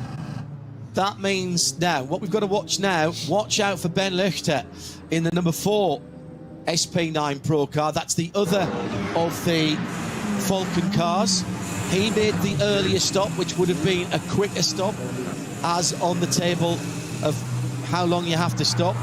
So we'll wait to see him coming onto the front straight, but these are long stops. These are not rapid stops. They are designed to be safe and to even out any differences in the fuel pumps. Verstappen has gone through to complete another lap. How many laps would you do in a standard Cup car? He's now complete. He's just starting 6th there, Peter. Yeah, in the dry, 7, maybe 8. You can extend that 8, 9 in the wet. But here, with his 300 horsepower detuned version, I'm actually not sure exactly how far he'd go, but I would estimate, at least a lap further, if not a couple. Yeah. And let's see if last time around he got under the magic 9-minute barrier, which I'm sure he is aiming for. No, 9:19. So we had the code 60s. We had code 60s. So 20 seconds lost there in the code 60 and the code 120s. So that's the difference that they can make. So, and we've now got at the exit of Bergwerk a yellow flag there. Now, if there's been somebody off the track there, that will not be a small incident, because that is again a commitment corner. The 777 Audi team manager asked to go and have a chat with the stewards in office number 5. Don't ask about office number 5. He's back out onto the track and circulating again. That's the 777 RS3 TCR LMS, but they've dropped somewhat out of contention in their TCR class, having dropped a couple of laps to the leaders. Looks like the Bergwerk yellow flag has gone, so it must have been a quick incident. Yeah. But we're certainly still seeing a long code 60 at Hohe now 3 marshal stations with the code 60 in that section. So there goes the leader, as it was when he came into the pit lane. So that now is on to his 7th lap. Check that. That's onto that's 7 laps completed. My apologies. Yeah. So onto his 8th lap. So they might be able to. I'm not sure. 2nd place, however.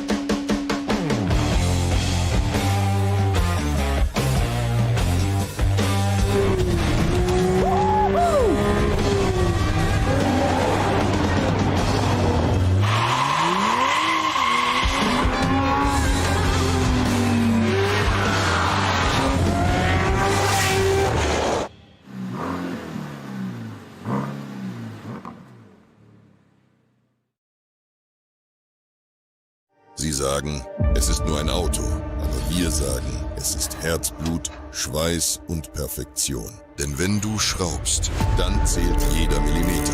Dann bist du in deinem Element. Du willst mehr als nur fahren. Du willst es fühlen. Die volle Kontrolle. Eine optimale Straßenlage. Wir wissen genau, was dich antreibt. Denn wir teilen die gleiche Leidenschaft. Egal ob auf der Straße oder auf der Rennstrecke. Wir sind immer an deiner Seite. Wir sind H&R. Offizieller Partner der Nürburgring Langstreckenserie.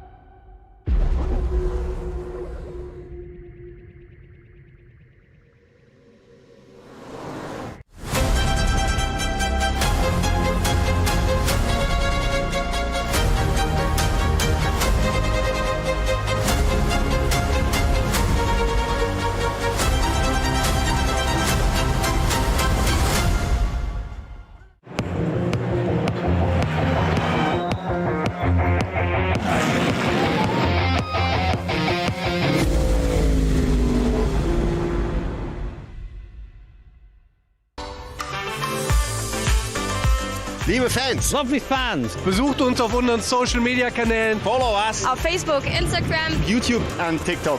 Willkommen bei der NLS.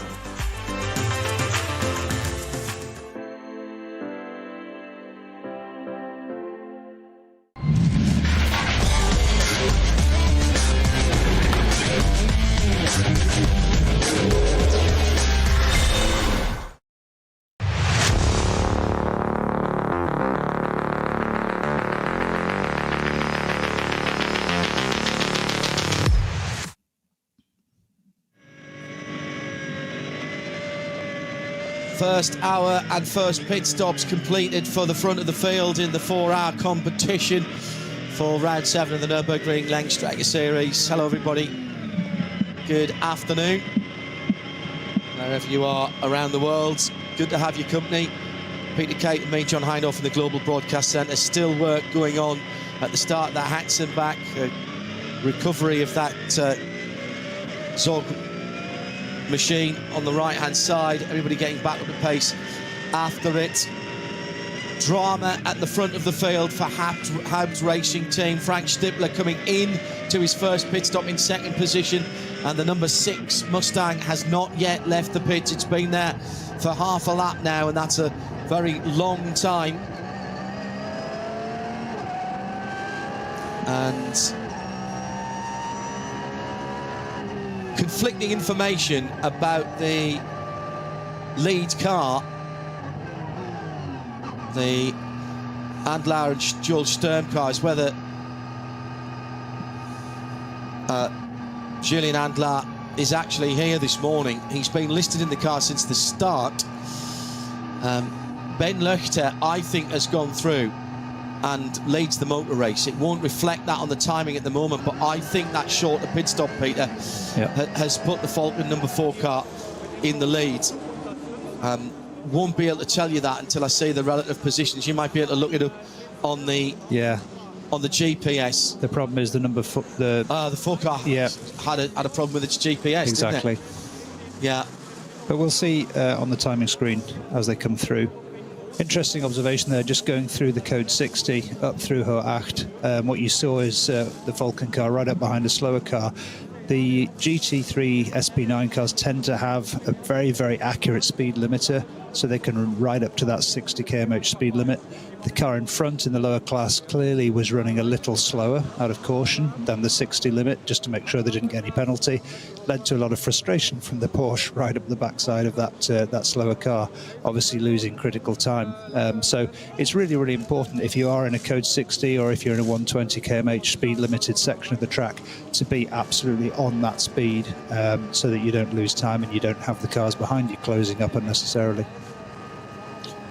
It's the voice of Peter Kate, a multiple class winner in various different classes in the Nürburgring 24-hour race. Raced in the NLS well over 40 races around the Nürburgring Nordschleife. And traffic, as ever, and the management of traffic is always going to be a determinant here. And Julian Andlar for Falcon. Bit of a reshuffle for Falcon with Porsche drivers being redistributed around the world for a variety of races, endurance races in the GT3 formula. So just 2 drivers for all of those. Now we've got a Cayman in the pit lane with the luggage compartment open at the front. No engine there. I think that's the 980. That is the Verstappen car. In with an issue. I'm guessing it's a brake issue, and they're doing something, maybe bleeding the brakes.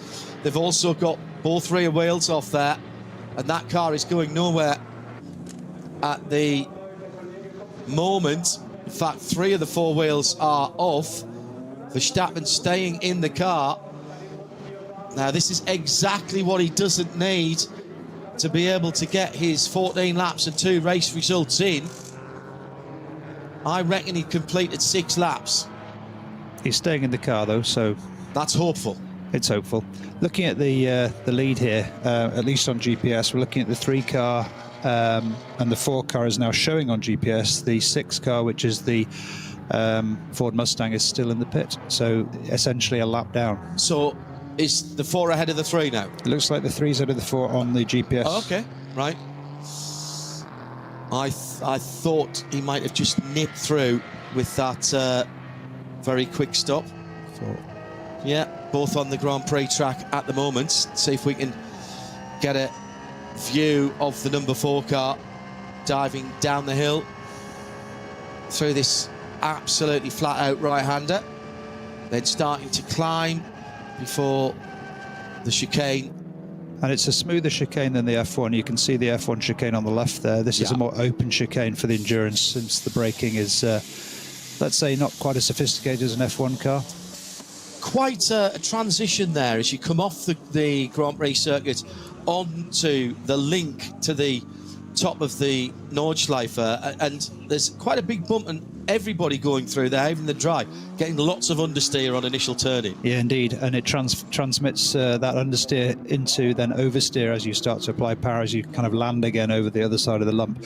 Max leaving the pit then, good news. It was maybe just a check. Well, that might, I mean, that was an hour and 5, so that might just be a standard stop and a full refill and a new set of tyres. They did have the front of that car. It's a mid-engine car. If you look for an engine in the road-going version of the Boxster and Cayman, I challenge you to find it without going underneath.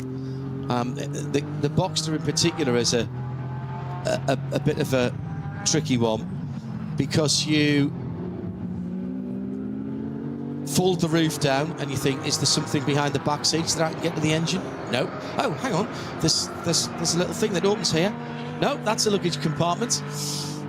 It is very low down, flat 6, so the cylinders laid opposite each other, often called a boxer engine, and horizontally opposed. Subaru did the same thing with a 4-cylinder. Means that they're fit in a very, very narrow space, and it keeps the weight of the car low down, with the engine mounted right in the middle as well. It helps with weight transfer in the car. A very neutral car for road and for race. There are those amongst the Porsche fraternity, whisper it, who will say, why have a 911 when you can have a Cayman or a Boxster? And to be honest, it's sometimes seen as heresy to say that, because the venerable 911, well over 60 years old now, that model is the Halo model right at the top. The new Turbo S just been released last week, actually, at the top of the tree, the top of the food chain for Porsche 911. But in terms of miles, smiles and outlay, you'll go a long way to beat one of the mid-engined Porsches, although I've got a soft spot for the front-engine transaxle cars, being the owner, as I am, of a 968 Sport, 3-litre 4-cylinder 6-speed manual. Very underrated car. I'll keep saying that, and hopefully the values will go up a bit, Peter, you know. Absolutely, absolutely. It's interesting. I mean, you know, when you have such a sort of iconic car maker as Porsche, and they've produced these different cars over the years, you'll never get the same answer for anyone as to which one is their favourite. They all have their own merits and disadvantages. In fact, if you ask 10 Porsche owners, you'll get 12 different views. Yeah. To be honest, the only thing I will say, and Porsche, BMW, and I know you drive a BMW on a daily basis, they have been very good at being able to make all of their cars, whether in Porsche's case it's 2 doors, 4 doors or SUVs, they are distinctively Porsche when you sit in them. And when you drive them, there's a certain DNA, isn't there? There is an absolute DNA from what you see in front of you on the dashboard, what you see as over the front of the car, I mean, even the current 992 Porsche back to the early 930s and the early 911s, and I've got a 993. You look at that and it's different, but it's similar enough that you can say, oh yeah, I can see the top of the wings there. and the bonnet's in the middle, and there's those two creases down there. Very, very interesting the way they've done that, and being able to transplant perhaps the characteristics and the character of the cars, whether it's BMW or Porsche, of even their more sporty cars into their more demure cars, let's say, or ones with slightly less sporting intentions. More practicality. More practicality, absolutely. It's very clever how they do it. And to me, the real stars of streetcar automotive engineering now are the ride handling and suspension engineers. Completely. I have no idea how they can make a 2.5-ton Porsche Cayenne, for example, that sits nearly 6 feet off the ground at its highest point, take it onto a track in controlled conditions, and you can absolutely flat drift that car. Definitely. In the Turbo GT or something like that. Incredible stuff. I was out in an all-electric Porsches and BMWs, Genesis that I was driving recently, weight down low, 21-inch rims, and you think 21-inch rims, that's going to be crashy. Ride like a magic carpet. They are actually, I think, they are black magic workers, those guys, and fair play to them. A lot of it, in fairness, is technology transfer from what we're doing here. Yeah, in motor racing. Yeah, and I was just about to make the point that the Nordschleife, which you mentioned earlier with the industry pool and all of the testing that the car makers do around here, one lap round here simulates an awful lot of standard mileage out on the public roads. There's so much variation of gradient camber, low frequency bumps, high frequency bumps. There's a lot here to learn, not to mention the weather that at the moment seems to be holding pretty stable. We've got nice sunny bright conditions, but yeah, that's where these ride and handling guys really earn their bread and butter. Now, the GT4 Supra, very slow indeed. This is the 160 Looks car. like a puncture or something. I would say it's puncture or suspension damage. The steering wheel turned to the right. The Toyota Supra GT4s built, that is Koyama, the Toyo tyres with Ring Racing, and that's a left rear tyre issue. Now, I'm not going to say that the wheel's coming off, because if he's managed to get all the way around the Nordschleife with a loose rim, he's done brilliantly well, and he did come in off the Nordschleife, not through the cut through into the back of the pits. GT4 Toyota Supras, all the chassis and cage work done by WRT up in Belgium. So the 90 minutes drive from where we are at the Nürburgring this weekend. Here's the Dupre Audi S3. Now, this is the car that I was mentioning that was on pole for Group 3. Pretty much a bog standard car, not even a big back wing on that. They actually were so successful that the class system was changed because of them. Because in the N24, front-wheel drive and four-wheel drive used to be put together, and that is a bog standard street four-wheel drive RS3, and they've done such a good job in preparing it and driving it, and it is one of the Dupres that is driving that machine as well, the second generation driver, and they now have had it changed. The classes have changed over so that the front wheel drive part of that class has changed over.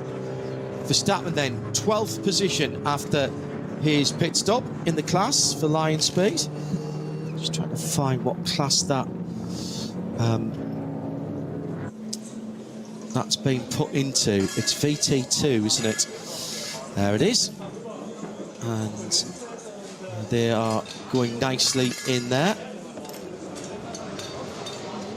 So into the pit itself for the Toyo tyres and ZF supported Supra, and that car it's been pushed right to the back of the garage. They are long and wide garages here, Peter, and they're being pushed there so it's not to inconvenience anybody else that they're sharing with, because that is not a garage that they have to themselves. Correct, and obviously positioning the car like that suggests there's some work to be done here to fix whatever went wrong. It looks like a suspension issue. They're having a good check around that that left rear area. But yeah, the cars in the 24 hours, certainly where there are even more cars than the 112, 113 today, you can have up to 6 cars in each of these garages. And it can be quite a nightmare if 2 or 3 cars come in with a problem at the same time.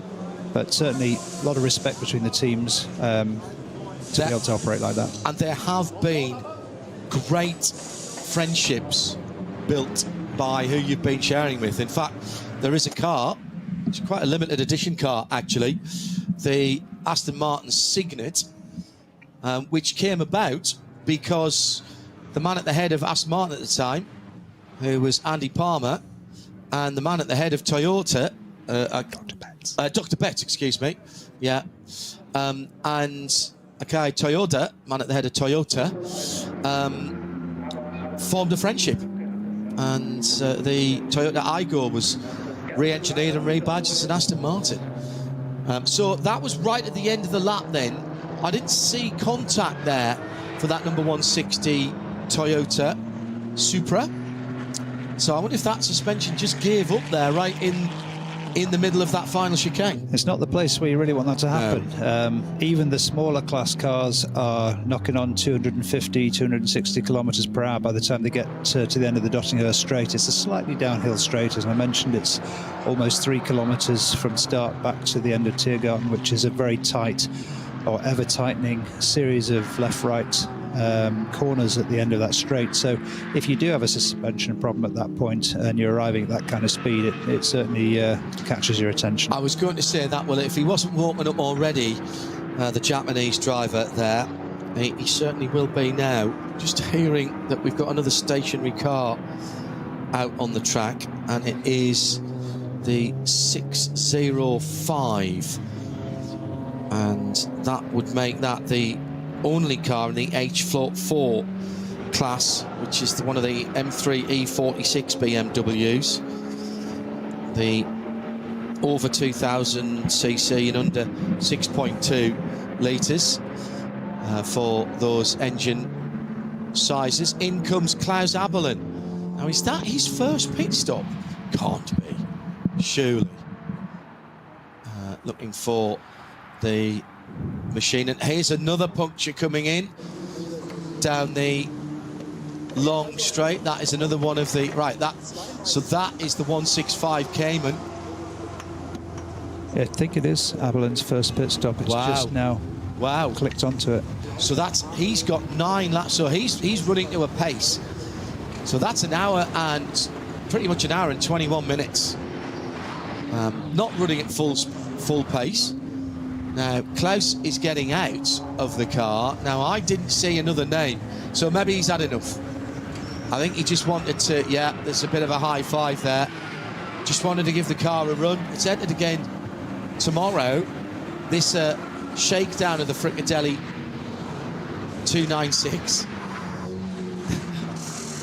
Is that the team saying, no, you've got to get back in? He's just going to try another garage then, isn't he? Yeah. No, I'm going to go and sit here out of the way. That's the team and the man behind the team that brought Ferrari its one and only win at the Nürburgring 24 hours. History made a couple of years ago. No Ferrari works drivers. He had works drivers, but none of them were Ferrari works drivers. Earl Bamber among the drivers there. Rinaldi Racing helping them out. And that is, if that isn't the actual car, the Frö Beer sponsored car, then it is an absolute clone of the car that won. And it's in exactly the same Rinaldi Frö Racing livery. The party was impressive, is what I heard. We were packing up and wearily disappearing back to our digs to... I think it was the same weekend as the Indy 500 that year, and we went back to our digs, which was just round the corner, actually inside the circuit, and managed to catch the Indy 500 at the end of it. So still the 2 Falcon cars. It is 3 from 4, 22 seconds between them now, we can tell you. With new third place is another Porsche, Black Falcon. That's the red and gold number 48. With the Car Collection Motorsport number 44 next up. And now Tiergarten has a slow zone upgraded to code 60. So that'll slow the lap times again. They're just approaching right now, the leaders. Right. So if you are just joining us, hello. We are not yet at half distance. Been pit stops for all bar the odd one or two cars. The leading SP10 car, the Avia Porsche NLS Motorsport car, has not yet stopped. And that is the highest placed car, up in 19th position and leading SP10 Pro, that has not yet stopped. The Cup 3 Pro 944 Porsche 718, that has not yet stopped.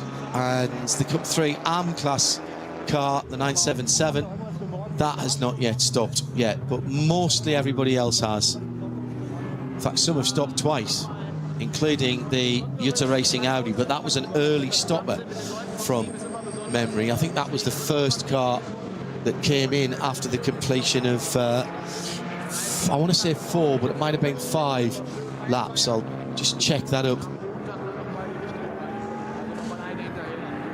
And the guys down at Fricatelli Racing, only test laps today, and it will be the last GT3 race ever for Klaus Abelin tomorrow.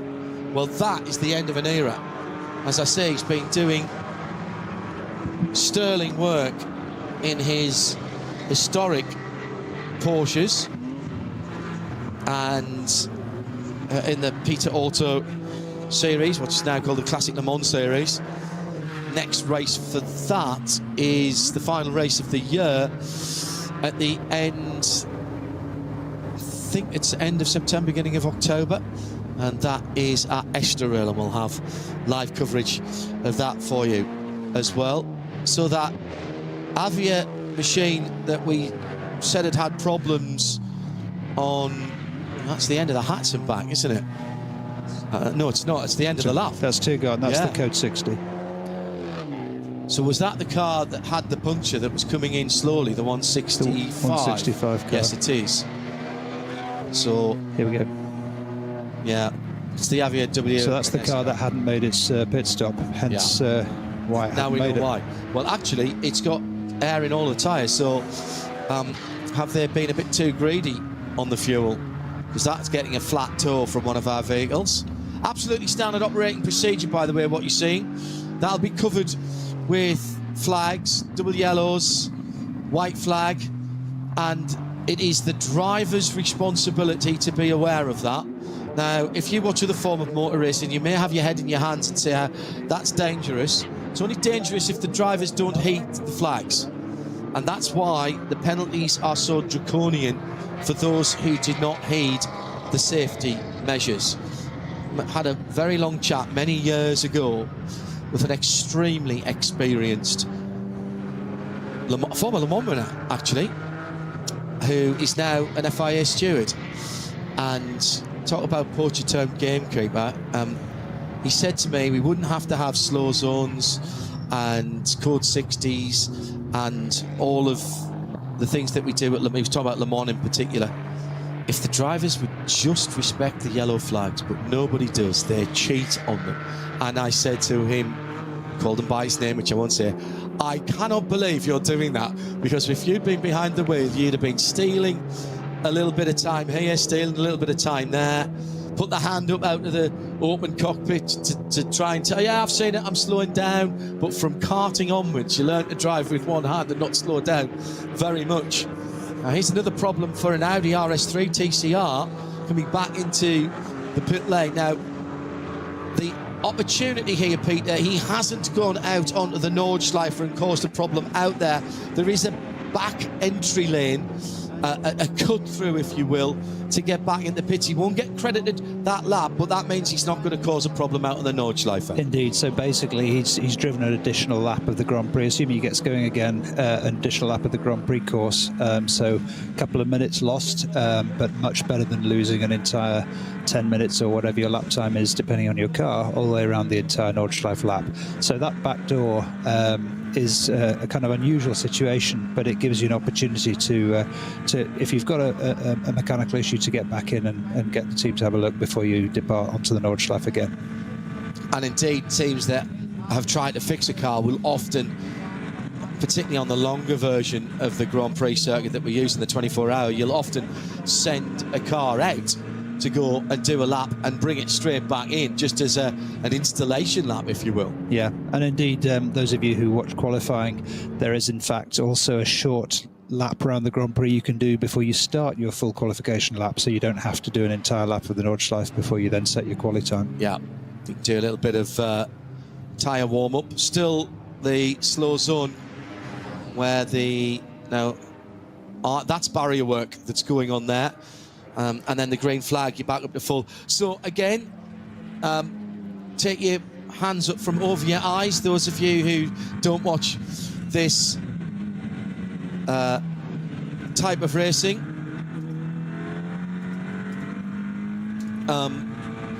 The guys are going to work there with the truck, with the trailer. There'll be new lengths of steel crash barrier there. There's a big grab arm as well in case they have to replace a post. They've got welding gear. They've got all the stuff that they need. It's covered by a track services vehicle, and flags and the drivers have to adhere to the 60 kilometres. And if you don't, you will be penalised with you'll be penalised with points on your licence, or potentially have that permit taken away, as we were mentioning earlier on. It is an absolute sanction. Mostly the drivers understand why it has to be like that, and they are respectful of the workers on the track and their other drivers. This is a place like no other. You cannot be cavalier about safety here. No. It's interesting. The standard of driving here generally is very high, because people understand the implications of taking a risk. You very rarely see, perhaps other than on the Grand Prix loop, people taking risks up the inside, just showing the nose. You know, they make a very definite pass. Correct. To be sure that they're not going to put the other guy into the wall. Well, hearing from our team down in the pits, and thanks for passing this along, our German colleagues, the Haupt Mustang GT3, a clutch problem that happened as they were restarting the car after the pit stop. They are trying to correct that at the moment, and we're also hearing that Julian Andlau will stay at the Nürburgring for tomorrow and drive for Vulcan again in tomorrow's race. So he is driving today, he will drive tomorrow. So some confusion about his driving duties, because he is listed for Porsche at ELMS. Whether that means no driving at ELMS, or whether he can somehow jump in for the second part of the race, not entirely certain. I'll check the information there. Fortunately, we have Paul Truswell there doing the PA commentary, and so I'll drop a line to Paul to find out what's going on at Silverstone. Right, 2.5 hours still to go, Peter. First drivers, some of them have got out and will be contemplating potentially getting back in if it's only a two-car team later on in the race. Some of them will be doing doubles. How tough is a double stint here at the Nürburgring? In NLS, it's maybe a little different than the 24 hours, because usually in the 24 hours the double stints come at night, because it's a sensible thing to have a driver in the car for a longer period of time who's used to the conditions rather than constantly switching. In the daytime, obviously, conditions tend not to change too much. I say that with caution. We're at the Nordschleife after all. Well, middle of the Eifel Mountains, it tends to have its own weather, and whatever weather app you use tends to be less than accurate in these regions. But you know, the thing I always remember about getting into a car after another driver is that it's never quite as you remember, because as that driver's been driving, you know, things may have slightly changed in terms of the car's been maybe hitting a curb here and there, or other things have happened over that first stint. So you get in the car and you're kind of trying to adapt for the first few miles or kilometres. You're trying to learn what's slightly different about the car. The brakes slightly different, tyres obviously are new on the car, there should be, but there's always some subtle differences that you just got to get back used to when you jump in after another driver's been in the first stint. I'm indebted to Jesse Young, who, like us, was perusing the various versions of the entry list, which tends to be a movable feast until we actually get cars across the start-finish line here. And he's noticed that KCMG have the current king of Japanese motorsport, Sho Tsubi. Showtime, as he's known. He's leading both Super GT and Super Formula at the moment. And in GT 500 in Super GT, he's on the verge of clinching a record equaling 4th title. So keep an eye open for those KCMG SP8 cars. He's listed in both of them. Current standings then, let's give you a quick rundown. Falcon from Falcon, 35 seconds between them as they cross the line. It's two SP9 Pros.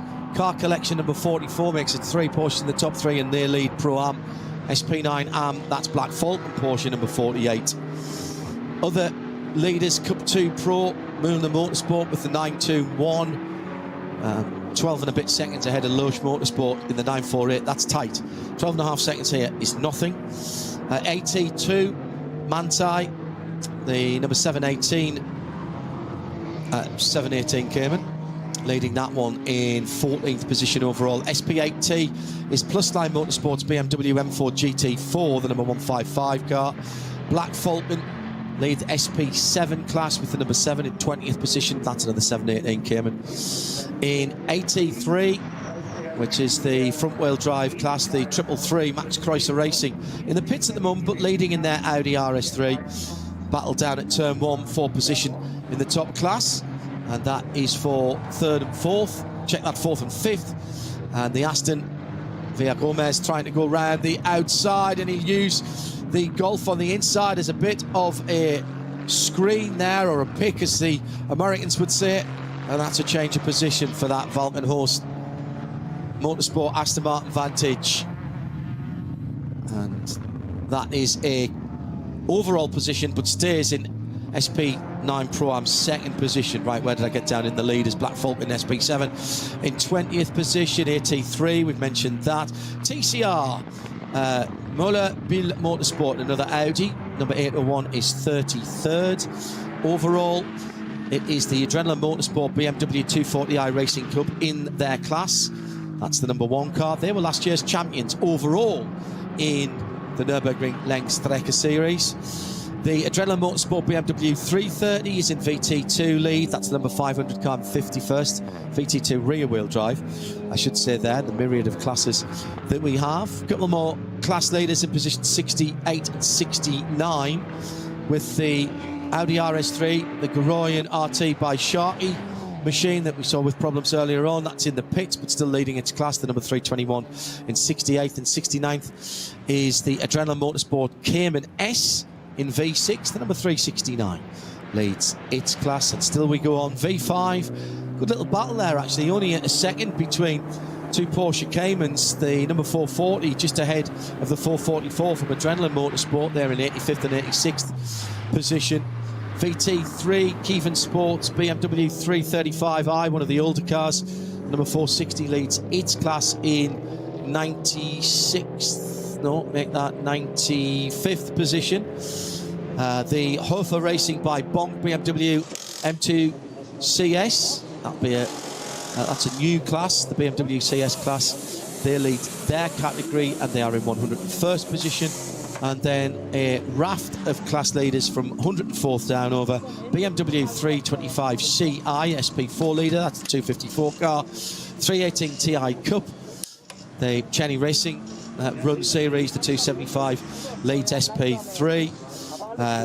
The 318i 529 leads V3, and the Hoffa Racing M3 E46 leads H4, the 605 in 107th position. I reckon there are somewhere in the region of 110, 111 cars still running, and there's 2 hours and 22 minutes remaining with Falcon Motorsports first and second. Peter Kate alongside me, John Hindorf, as the racing continues. By no means a clean track at the moment. Laps around about 8:15 to 8:20 for the leaders at the moment. Yeah, we've still got code 60 now at Arenberg. That's just after the very fast left and Schroedenkreuz, then heavy braking down to a third gear right hand downhill hairpin at Arenberg. So I'm not sure what's happened there. Such a long circuit. We must say thank you, as we always do, to our colleagues at Nürburgring TV. Such a huge amount of investment that has gone into this circuit, and indeed the whole facility. It's more than just a circuit, it is a destination. There's a couple of hotels here, a casino, a concert venue, an ice rink, various eateries. There used to be an indoor karting as well. I think there still is, in one of the lower levels of the car park, what used to be the car park of one of the hotels. This, as I say, is a destination. The ill-fated roller coaster is finally being dismantled.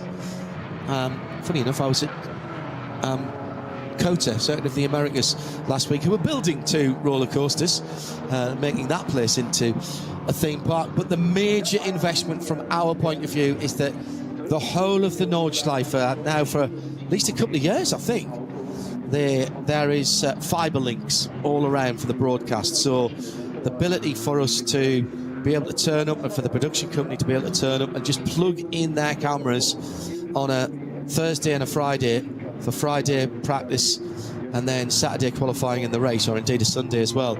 It cuts down the setup time and therefore the cost of televising these races massively. We've been covering races here for TV and radio since 2007, and it's been a massive upgrade. We get the helicopter up for more races as well, and not just for the Nürburgring 24. So fair play to the VLN, to NLS and to the Nürburgring, and especially our broadcast colleagues here at the circuit, who do all the hard work and the heavy lifting. Even for our radio coverage, we simply can't do the commentary without being able to see the far sides of the circuit. And we should say that onboard camera technology has changed massively as well, and this was one of the places that pioneered 5G onboard technology in the NLS, using basically mobile phone technology to transmit directly from the cars. So even if you didn't have a helicopter or an aircraft up, you didn't have to have ground-based repeaters all the way around this 15-odd mile circuit. It's worth mentioning as well, if anyone is interested to go and watch racing live at this place, it's a fabulous viewing experience. You can walk around most of it, and wherever you're standing, you're going to see action. More action, I would say, in one day than you'll see in a season of traditional racing. Yeah. Not just because of the multi-class format, but also because the circuit is so challenging. It really does sort out the good from the average, and you're going to be able to see that action very, very close up, looking down upon some really quite spectacular landscape in that part of the world. And if you are a keen photographer, there's banksides and places that you can get some absolutely stunning shots. Not always exactly the same as the pros will get, because they've got more trackside access where it's safe so to do. I suggest that you look up Jochen Frozen Speed, who is based around here. Now, incident on the circuit and damage on the front end of the number 919. Now, we've called that car's name. That's 7th in the Cup 2 category. So that is a 992 Carrera Cup car in the Porsche Turbo body, with the, as all the Cup cars are, with the air intakes ahead of the front wheels and the vent on the ducktail spoiler. He's had frontal contact because he's lost the little piece of rubber that's underneath the front splitter, and I think he might have cracked a radiator as well. Strange, the location on the right-hand side out of turn 1. I don't want to make the assumption that he was tagged by someone, but it's a very strange place to end up unless he was on cold tyres, which again shouldn't have been the case. It's one of the Click Verstappen sponsored cars, and I expect to see that car come directly into the pit lane. Yeah, he's got tyre rubbing on the body. Yeah. Right hand side, and that's that little piece. I've done enough Carrera Cup in the last 20 odd 30 years all around the world, and whatever else has changed in Carrera Cup for the last quite a long time, the 4-litre flat 6 normally aspirated engine, 507 PS, that hasn't changed. The body styles have changed as reflecting whatever the newest version of the Porsche 911 street car is. But they've always had this little bit of rubber that goes on, and it's basically just an interference fit on the front, the very bottom, the sticky out bit of the front splitter, and it drops down maybe an inch and a half. Yeah, he's definitely losing fluid on that car as well. And the difference that makes to a Cup car, even in a sprint race, never mind around here, to the front aero, it's the difference between getting through a 45-minute race or completely goosing your front tyres in a 45-minute race on a normal circuit. And every team have several of them.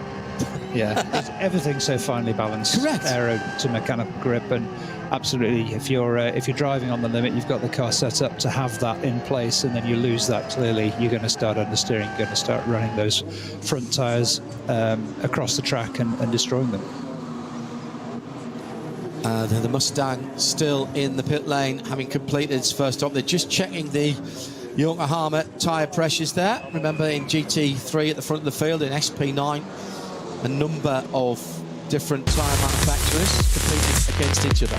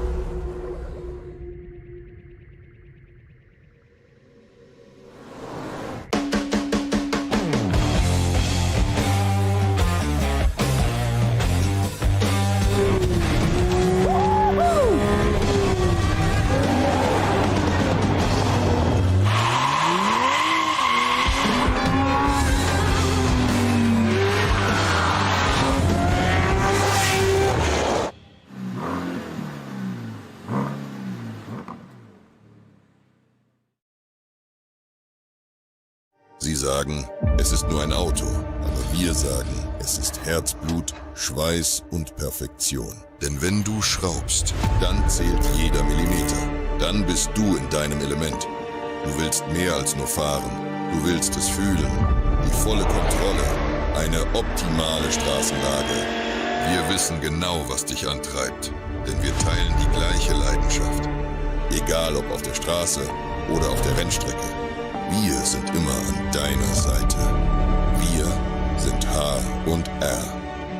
Offizieller Partner der Nürburgring Langstreckenserie.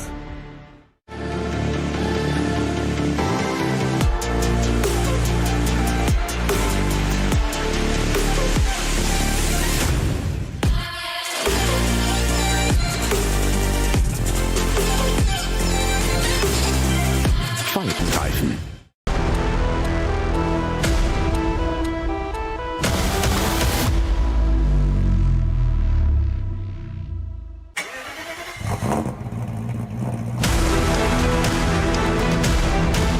Hol dir jetzt dein eigenes Motorsporterlebnis nach Hause. Dein Online-Shop für Simracing-Hardware und Zubehör. www.simraceshop.de.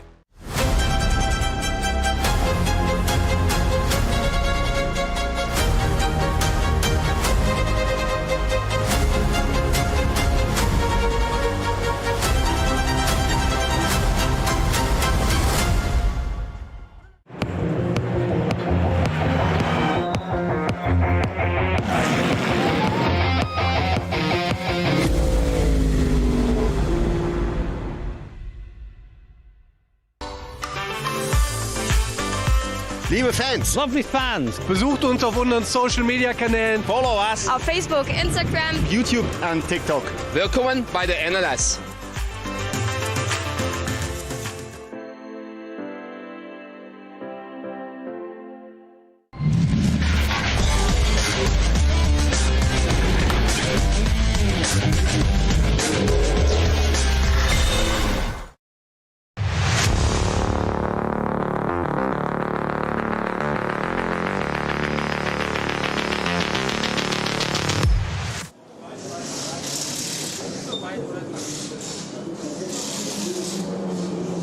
Accident, damage, contact with a barrier, pretty heavy contact on the front end of the Porsche.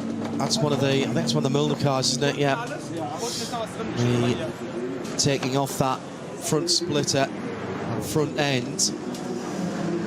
Can't see the bonnet, so I can't work out whether that's a Cup car or a GT3 car. I think it's a Cup car. I think it's a Cup car.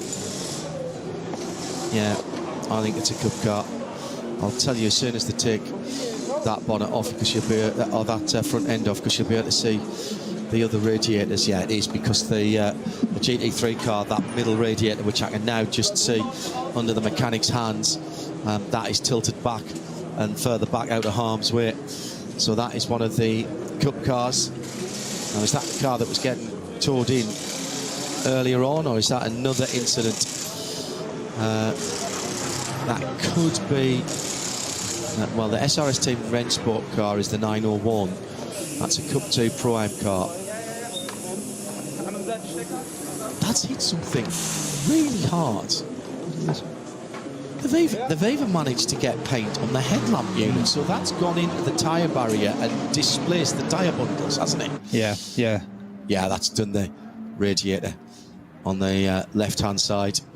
So the guys have got some work to do there. Meantime, front of the field, Julian Andler gone through, completed another lap. 40 seconds to the good on his teammate. And at the moment, the Volkmann Tyres team, which do run on Volkmann tyres, this is a huge part of their street car tyre development. They are another one of the teams supported and indeed run by the tyre company for the benefit of their tyre development. Started off in American racing, it's got to be nearly 20 years ago. They had a Porsche and a Ford GT at that point. Seem to remember them taking victory in the wet at VIR.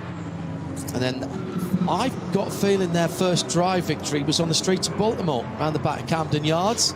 Went there a couple of years. Ryan Sellers, one of the drivers in that team. They got rid of the Ford GT and concentrated on the known entity of the Porsche 911, and have subsequently grown in confidence. They have their development centre on Gottlieb Daimler Strasse, which is the street that runs two back and parallel to the Dottinger Höhe, and they run their development programme with tyre tests around here at the Nürburgring Nordschleife, send the data back to Japan. The tyres are then manufactured and air freighted back out again. Another car being towed back there just after the back of Bergwerk, heading up these left-handers up the hill. Black Falcon. Now was that a pass for position there? Jutta Racing and Black Falcon, I think it is. They've been having a battle. They were the other way around as they crossed the line, but now the 948 coming back through the field. That's I think it's Tobias Muller, isn't it, behind the wheel of that car? Here the Porsche engine and the gearbox just easing back out of that. Meantime, at the end of the lap, they're coming through again. So that is the 48, and into the pit lane. Here comes the Jutta Racing car, and that is from 6th position, 3rd in Pro-Am, Alexei Veramenko. But they were the team that stopped first at the beginning of the race, weren't they? They just did the 4 laps. So that is at the end of a 8-lap stint there. That's interesting. So 48 continues, leading in the AM category. And that is Mustafa Mehmet Kaya. Black Falcon team with strong links to the Middle East. We see them quite often in the Abu Dhabi 6 hours, the 24 hours of Dubai. They've swapped around for next year, so it's Abu Dhabi 6 first and then the Dubai 2024, the weekend after, in the middle of January. We'll cover those for you on the Radio Show limited networks of audio and visual channels. Still that car being towed back, so caution flags out, heading through a mud curve and up to the bottom of that run up to the Caracciolo carousel. Curbs there, absolutely vicious, Peter. Yeah. Both sides. Definitely. I mean, these aren't curbs that you would use. In fact, around the entire Nordschleife lap, there are very few, could count them on one hand, of curbs that you would use frequently. This is obviously intended to be a racetrack where you don't stray beyond track limits. As we said earlier, it'll punish you very severely if you do. Occasionally people have to take avoiding action, and then you really find out how severe those curbs are. But using them on a regular basis is not recommended. Occasionally people use the exit curb just to guide the car back onto the track a little bit, but it's not really a regular practice. Curbs tend to be slippery. They're old concrete. The paint is old in many cases, so really try and avoid them. Into one of the first garages, another one of the red, white and black Porsches. This the number 900, and very famous name in that car is one of the next generation drivers, of which there are legion here down through the car classes, and we've had a number of them down through the years. Actually, no, it's not. It's Peter Ludwig. I thought it was one of the Klaus Ludwig's boy, but that's not one of his boys in there. But we've had a number of father and son combinations down through the years, and father, son, and daughter as well. In the Opels, Volker Strycek bringing his family. Volker, former head of the Opel Performance Centre and one of the characters behind the old Opel Manta that used to run here with the foxtail on the aerial. A bit like Trigger's Broom, that car.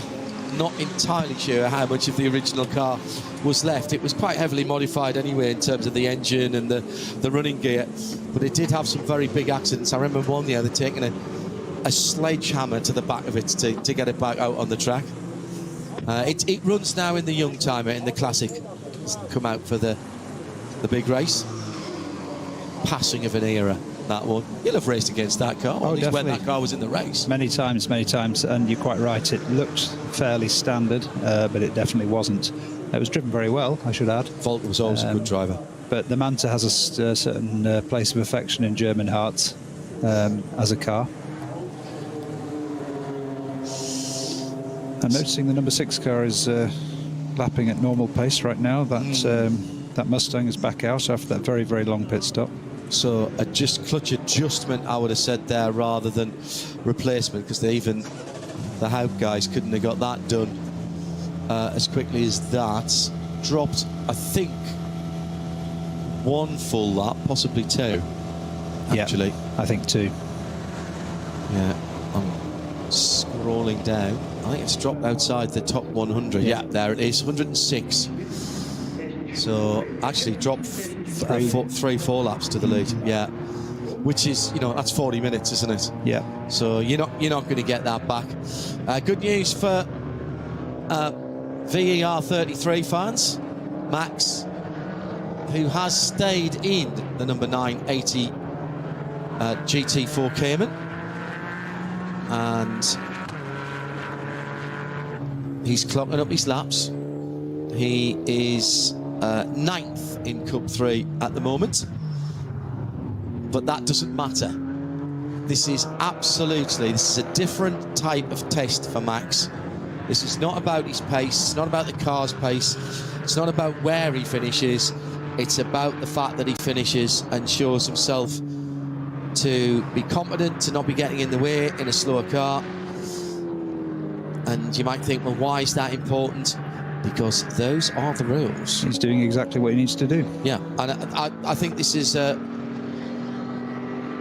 I think it's good to see that a driver of Max's standing and fame wants to come and do other forms of racing. We've seen it before, of course, most notably with Nico Hülkenberg, who won Le Mans outright, obviously with two teammates, in the gap between Grand Prix, in the summer gap between Grand Prix. And that hasn't been done for a very, very long time, where a current Formula One driver has gone to Le Mans. That year it didn't clash. Next year it will again with Canada, so that can't be done. And that was awesome.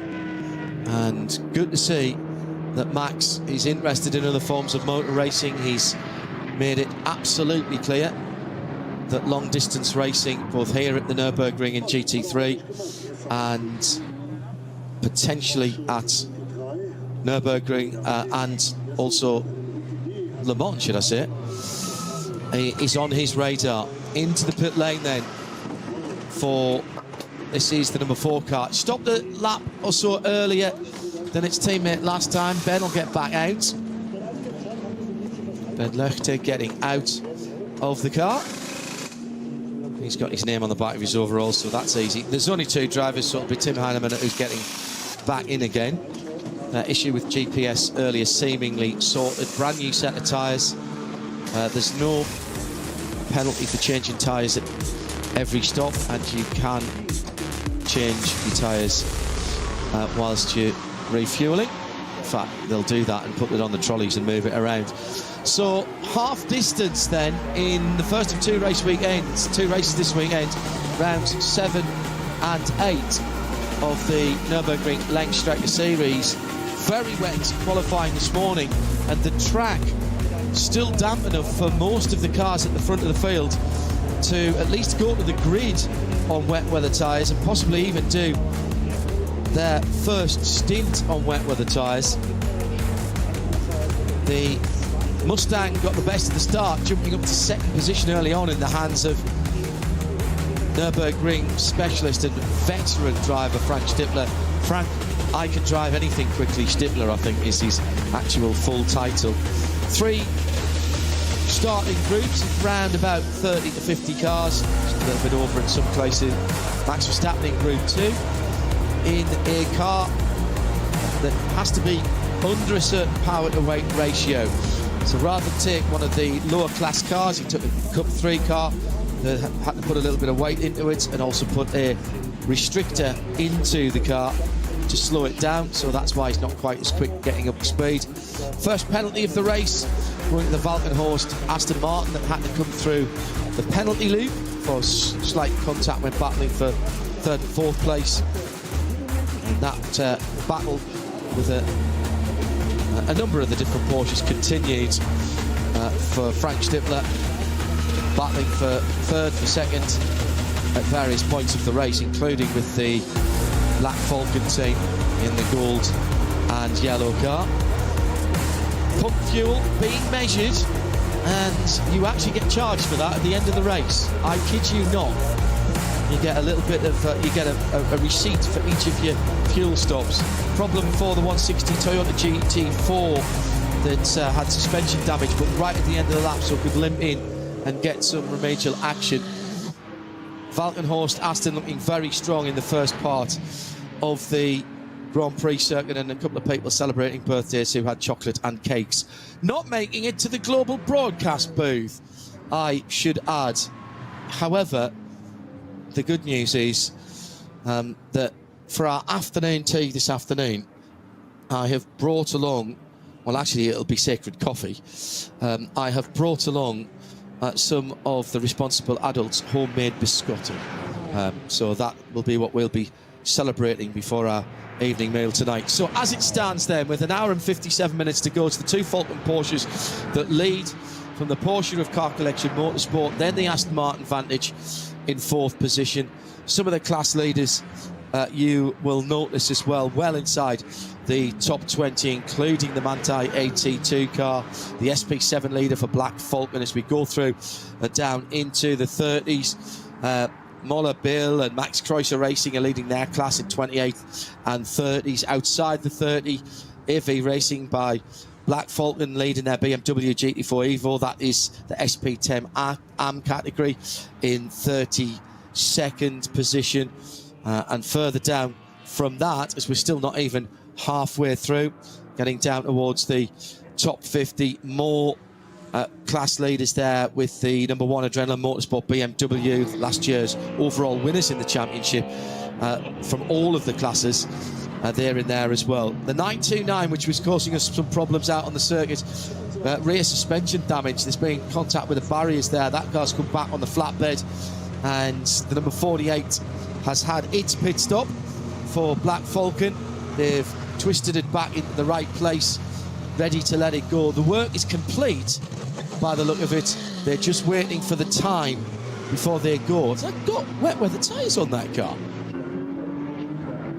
I didn't see the blue markings that Michelin kindly normally do. So we're into the second set of pit stops now, Peter, at just over 2 hours. So these are the teams who are splitting this up into hour-long stints. Yeah, indeed. And just talking about that interminable wait as a driver, when you've got your fuel in, your belts are ready, you're just waiting to go. There's normally a countdown on your dashboard. Obviously, a Lollipop Man has also the count down to the allotted time for your car to stop, but it just takes forever to tick away. You just want to get on with it.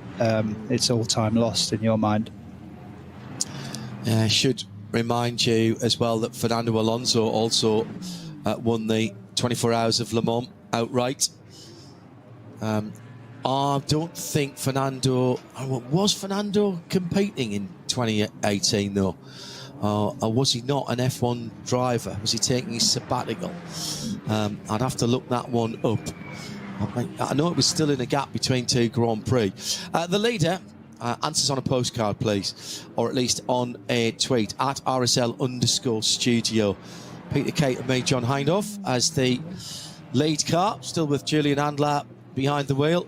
He's battling on the far side of the circuit, and that is one of the 911 Cup cars, who steered to his line until he could give just a car's width, and that's all the GT need. The GT3 needed superior handling because of the additional aero, but actually, so we're coming into the Kleiner Carousel, but actually, it's good that he's got through there, Peter, because that Cup car is a bit more slippery down the tube, so exactly. Down the long straight, it would have been a bit of a chore. Yeah, and I was interested in the qualifying times and testing times. The Cup 2s are actually really very close, and in fact ahead of some of the GT3 cars in those lap times we were looking at. And it's always very, very difficult down this long straight.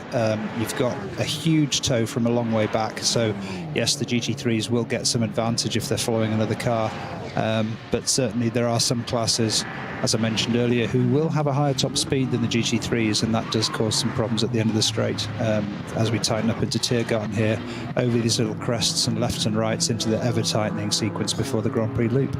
Just when you think you've got through and you survived the lap and you're coming through down into that compression before Tiergarten and Hohenrhein, as the leader comes into the pit lane, spot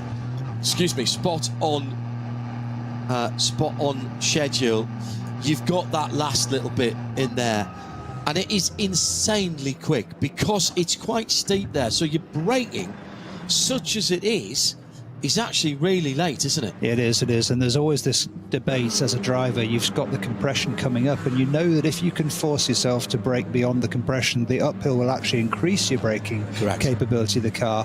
If you start to brake before and then you're fully compressed on the suspension, it's extremely unstable. So there's a certain leap of faith you take to go beyond what you think is appropriate, get the car onto the uphill beyond the compression, hit the brake, and then easing slightly through the right before you really again hit the brakes for the tighter section of Tiergarten. Thank you to Allard Kalf. Hello, Allard. I haven't seen you for such a long time. Excellent driver and excellent commentator as well, as it's raining on the far side of the circuit.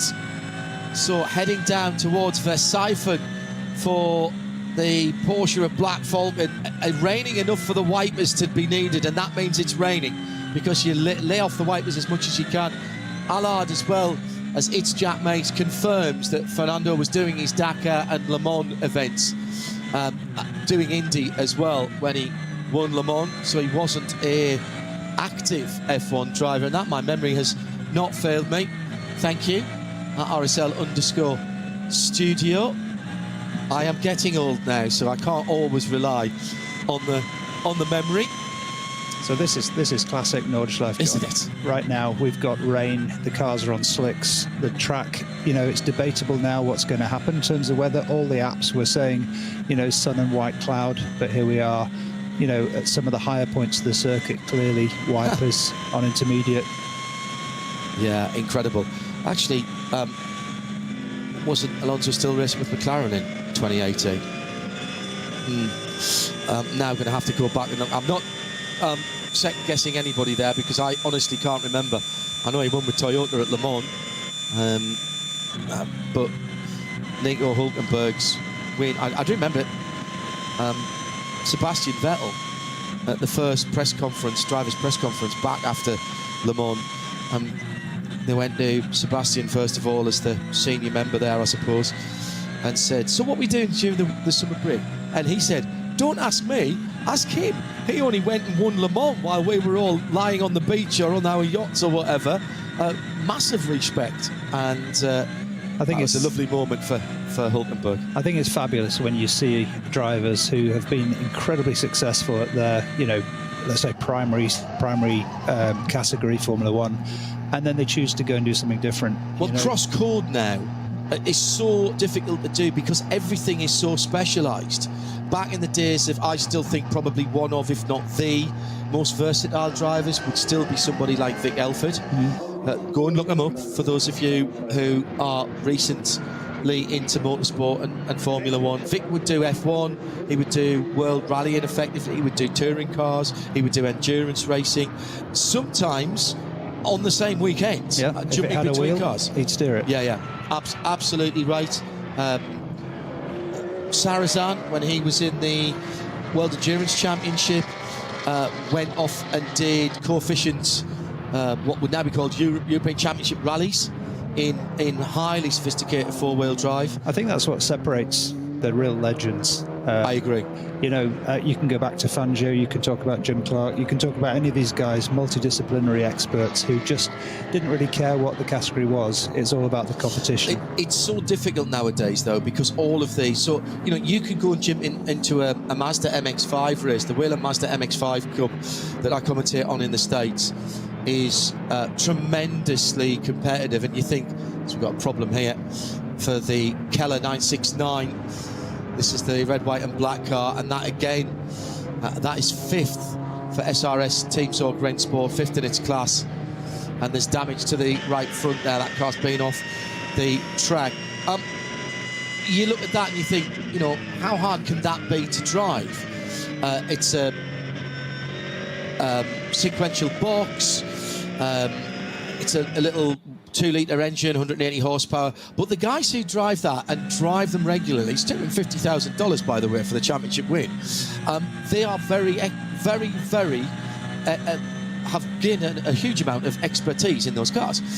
And they sometimes go on to something else, sometimes they stay there and make a career of it. You get people jumping into that who are very experienced racers. Bart Kligerman came and jumped into it, and to get in the top 10, you're doing well. Yeah. And that's just one example. So you know, you go and jump into a touring car race against guys who've been touring cars all the time, and you think, it's a 300 horsepower front wheel drive car. How hard can it be? Well, it is hard because these guys are doing it every day. So doing this cross codes stuff, and forget, by the way, about the danger, and ask Robert Kubica about that, and how his Formula One career was ended by an accident in a rally car, and how he's rehabilitated himself and then come back and won Le Mans in the overall is an exceptional story. But for an asset in a Formula One team of the importance, and I'm talking in business terms, in PR terms, in championship points terms, and championship points, every point means money in Formula One, to even countenance allowing Max Verstappen to come and test here, never mind to come and get his licence and race here, and potentially at the next weekend on the 27th of September to race a GT3 here, right at the sharp end of the field. That to me shows, first of all, a degree of persistence, I'm sure, by Max to say, no, I really am going to do this. I want to do it. But also a degree of trust and respect from the team to say, yeah, but honestly, please don't go out and try and win everything. First of all, because we need you for the rest of the Formula 1 season. Yeah, definitely. And he is an asset to that team. And that's before you get to the human terms. Don't think I'm being cold, dear viewer and listener, when I say that. But we are talking about people at the very, very top. It's basically like letting your star soccer striker turn out for his mate's team in a local league, and I'm not at all denigrating the Nürburgring when I say that. It's a completely, it's the same thing. You kick the ball and put it in the back of the net, but it's at a completely different level of competitiveness against people who do that all the time. Yeah, definitely. And I think, you know, you can boil it down to Max doesn't need to do this. There's no reason for his career to do this, but he wants to do this. He was quoted recently talking about the Nordschleife as being the top of his list of racetracks because it's the most challenging. And it's sitting there, you know, unresolved in his mind. This is something he wants to do because he wants to prove to himself that he can handle this track. And the quickest cars that go around this track are GT3 cars, and his goal this weekend is to be able to get to a point where he can drive that. I'd like to advance a theory, John, that's just occurred to me in the last few minutes. Number of laps that Max has driven now in this car is almost where he needs to be. Yeah. I wonder if he'll go in a detuned car tomorrow. Yeah. And run this car in Cup 3 at the pace that it's intended to run, as opposed to his permit restricted But car. he's got to get 2 results. He has to get 2 results. He's got his 14 laps though, hasn't he? Yeah, but that would only be one result. So he still needs to stay in that is my understanding of the regulations. Unless he jumps in the 89 car for the rest of this race. Correct, which is, he is entered in both the cars. In that case, he could get his 2 results. Out of this event. And he's done his 14 laps. Correct. So, absolutely right. He doesn't need to do 14 laps in both cars. Nope. He has to do a total of 14 laps. Well, he's coming round to complete his 15th. I think he'd peel off into the pit lane here. If we see him in the 89 car, I think he'd get out here. It might lead to that theory being proven. I think he'll get out here. His teammate is about to jump in. And, now, that's not the teammate that I was expecting to get in, but this is one of the protégés, isn't it? And that's it's Chris Lullum, isn't it, who's jumping in. So he was in the 89 car before, right? Correct. So out jumps Max Verstappen of his primary car. This is Chris Lullum from running in that car with Max Verstappen, running on a GB licence, and United Kingdom driver. So there'll be a new set of Michelins going on there. Not sure what the tyre choices are in this class. This is your old class. Was there more than one slick? No. More than one. There's one make. Yes. Michelin's all the way, but it's there's obviously wets. There's obviously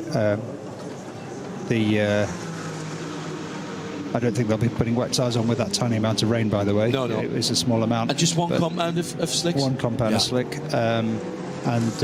What I think will be very interesting to watch over the next few minutes is where Max goes now, if he takes his helmet off and disappears, or if he's looking to jump in that 89 car. All right, we've solved the... thank you, everybody.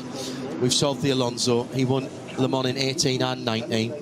He was out of Le Mans, out of F1 in 19, but still racing in 18. So there we go. Did it both ways. Thank you, Allard. Thank you, Jack. Thank you, everybody else. Paul. Schimmel as well. At RSL_studio.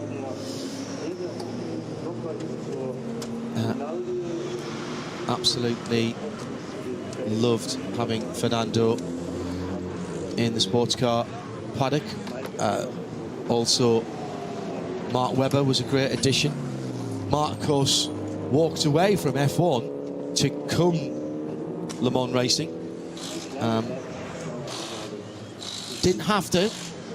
He had offers in the F1 paddock. He's been a Porsche fan and Porsche driver for a very long time, Mark. Still lives in the UK, of course. And he weighed up his options and decided to come racing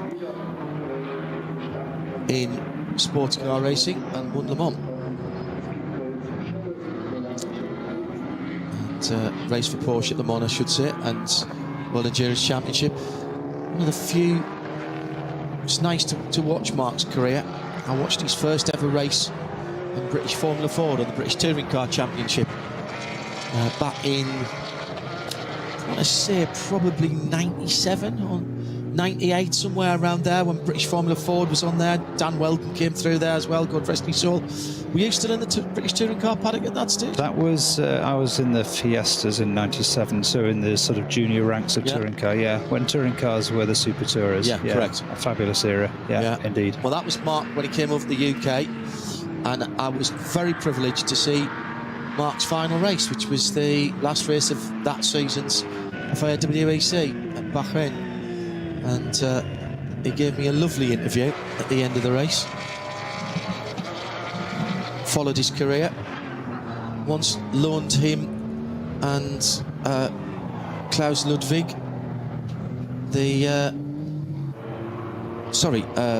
Jochen Mass, also God rest his soul, my hire car when I was at Homestead covering a race. It came back all in one piece, but with fumes in it. Of course, racing drivers. Actually, no, it was Ludwig. I was right the first time. Yeah, great to see this interest. And hello to you all who are Max fans and broadening your motorsport knowledge here to see what goes on outside of Formula One. Well, there's plenty of motor racing across the season here at the Nürburgring and sports car racing in general, and if this is something that Max is interested in, then World Endurance Championship. We were at Texas last weekend in horrendous conditions. Next round of the IMSA Sports Car Championship, which is the parallel series to the World Championship and uses the same type of cars for the top class that go to Le Mans as well. That is next weekend. That's the 6 hours of Indianapolis on the road course. We'll have that for you in sound and vision as well across the Radio Show Limited network of channels, although our primary portal there will be imsaradio.com rather than radiolemans.co or .com.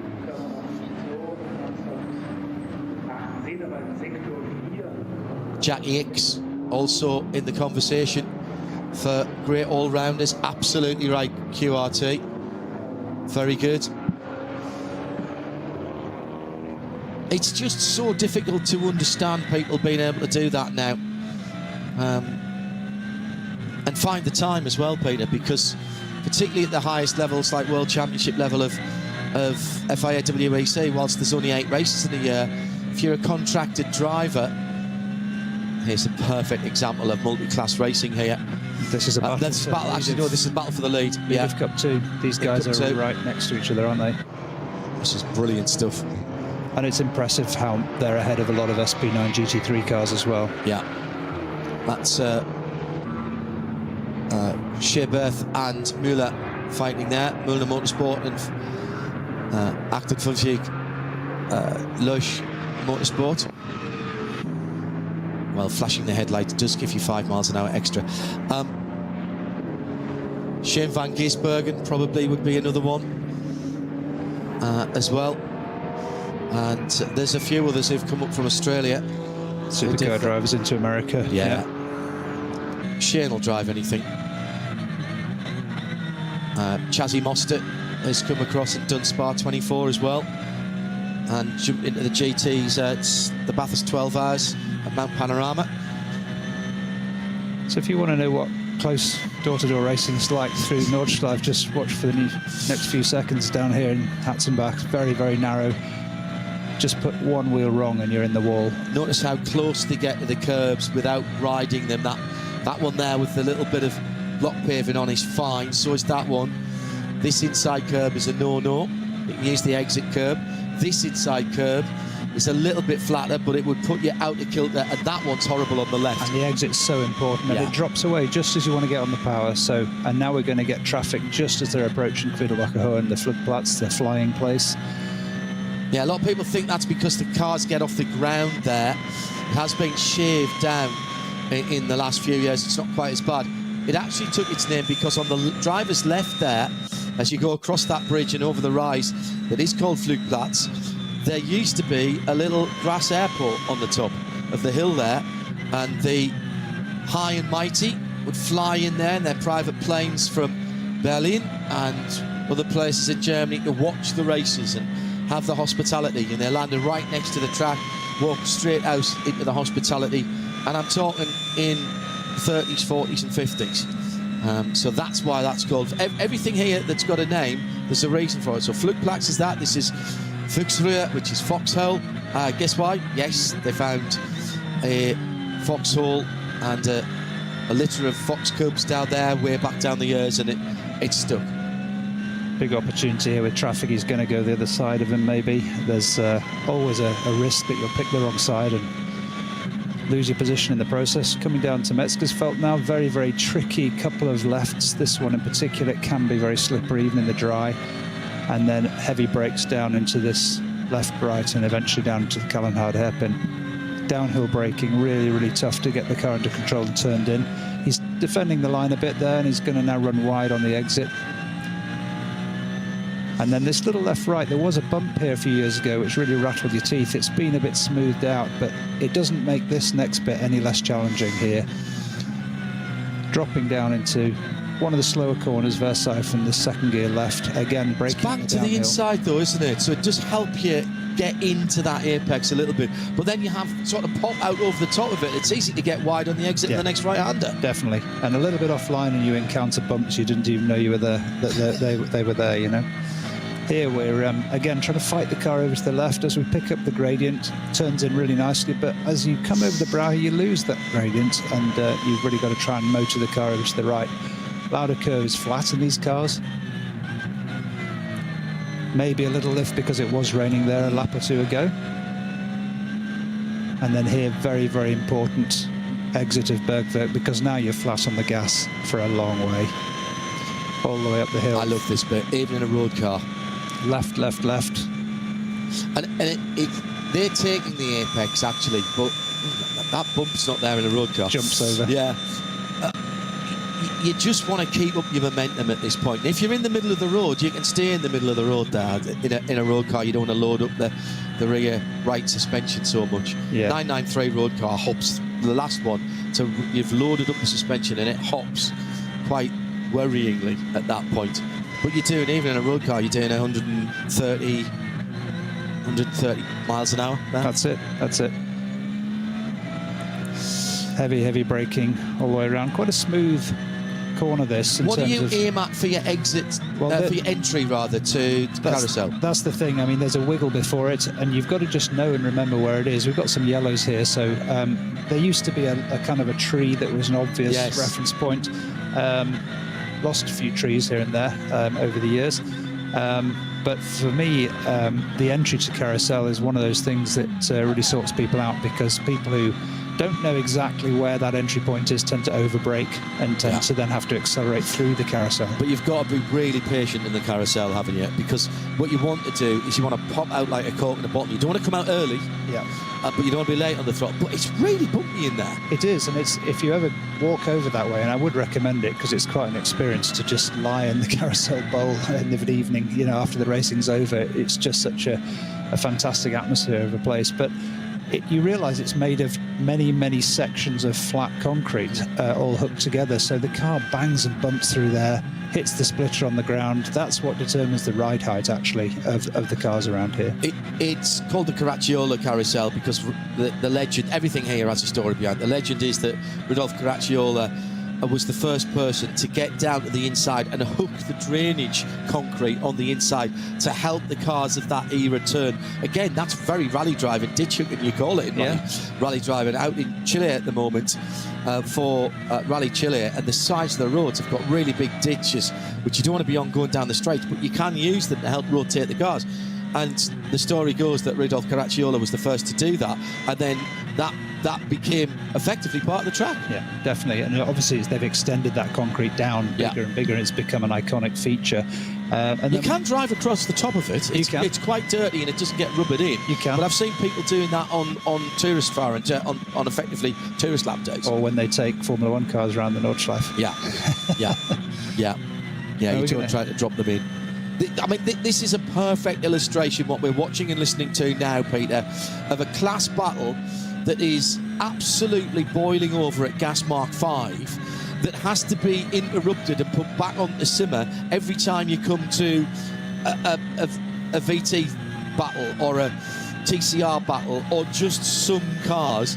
And each of these drivers, for first and second, in the Cup class, in the Cup 2 class, are working out where they can get an advantage on either the car in front or the car behind, and use that track position and those cars to their little bit of advantage, getting a little bit of draft behind that BMW there. Trying to jump out of the way, the leader trying to get out of the position of giving the guy behind the tow. It's fascinating to me. They've been racing now for, way 2.5 hours. Way over halfway, right? Yeah. 2.5 hours. And yet, look, they're separated by less than a second. And these guys are not hanging about. This is not about lift and coast and pacing yourself and looking after tyres. This is absolute full-on sprint pace. But nowadays, even with these Cup cars, and bear in mind, the Porsches that we are talking about now, racing for the lead of this class, which also, by the way, is 4th and 5th overall. They do go slightly longer on fuel, in fairness. And, again, trying to break the toe down the front. Oh, heavy rain for the leader on the back of the circuit. We'll just finish off while we're watching the Joel Sturm now driven car around the back of the circuit, trying to pick his way through. So that's Metzgersfeld. Correct. Yeah, up towards the top of the hill before it drops down to Kallenhardt. Those two Porsches, those cars are built to do 45-50 minutes in a Porsche Cup race. Porsche have, in the last couple or three iterations, certainly 997, 991 and 992 Cup cars, whether they were meaning to do it, but they have stumbled across it. Oh, lead us off! And that's what could happen. Just coming out of Kallenhardt down the hill. Did nothing wrong there, but just lost the front end. Ironic, the driver's name is Sturm, which means storm. Right? Yeah, Joel.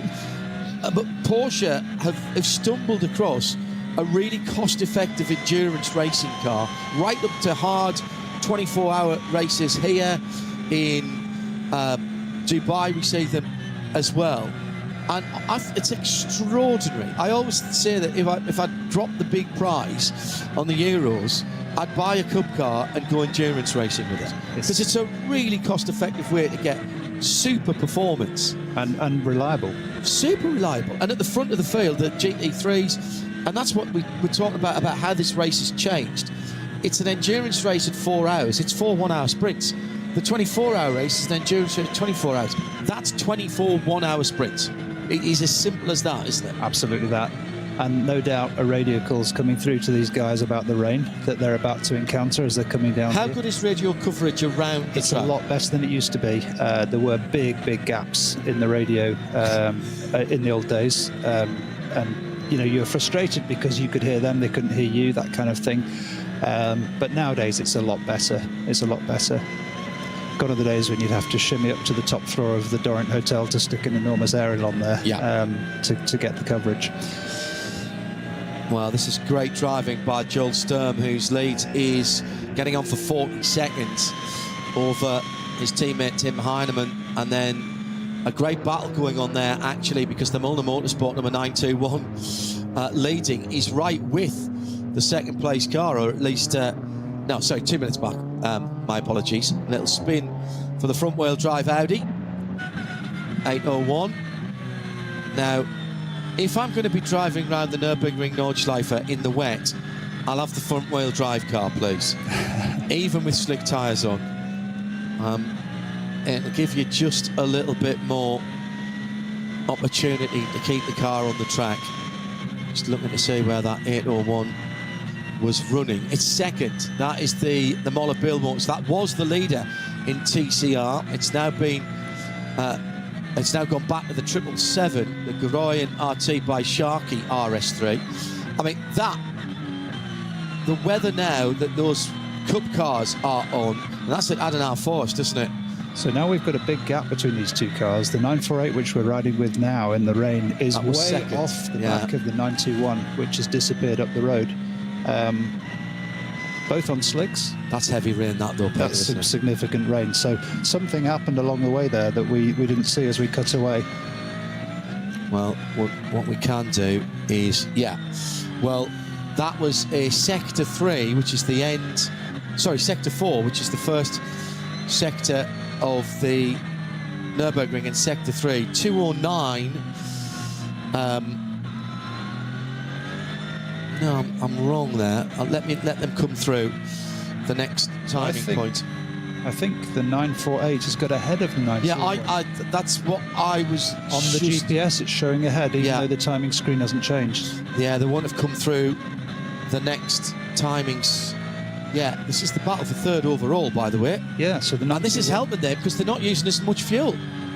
But the amount of work that is going into the wheel there. Notice it is a Batmobile style butterfly wheel.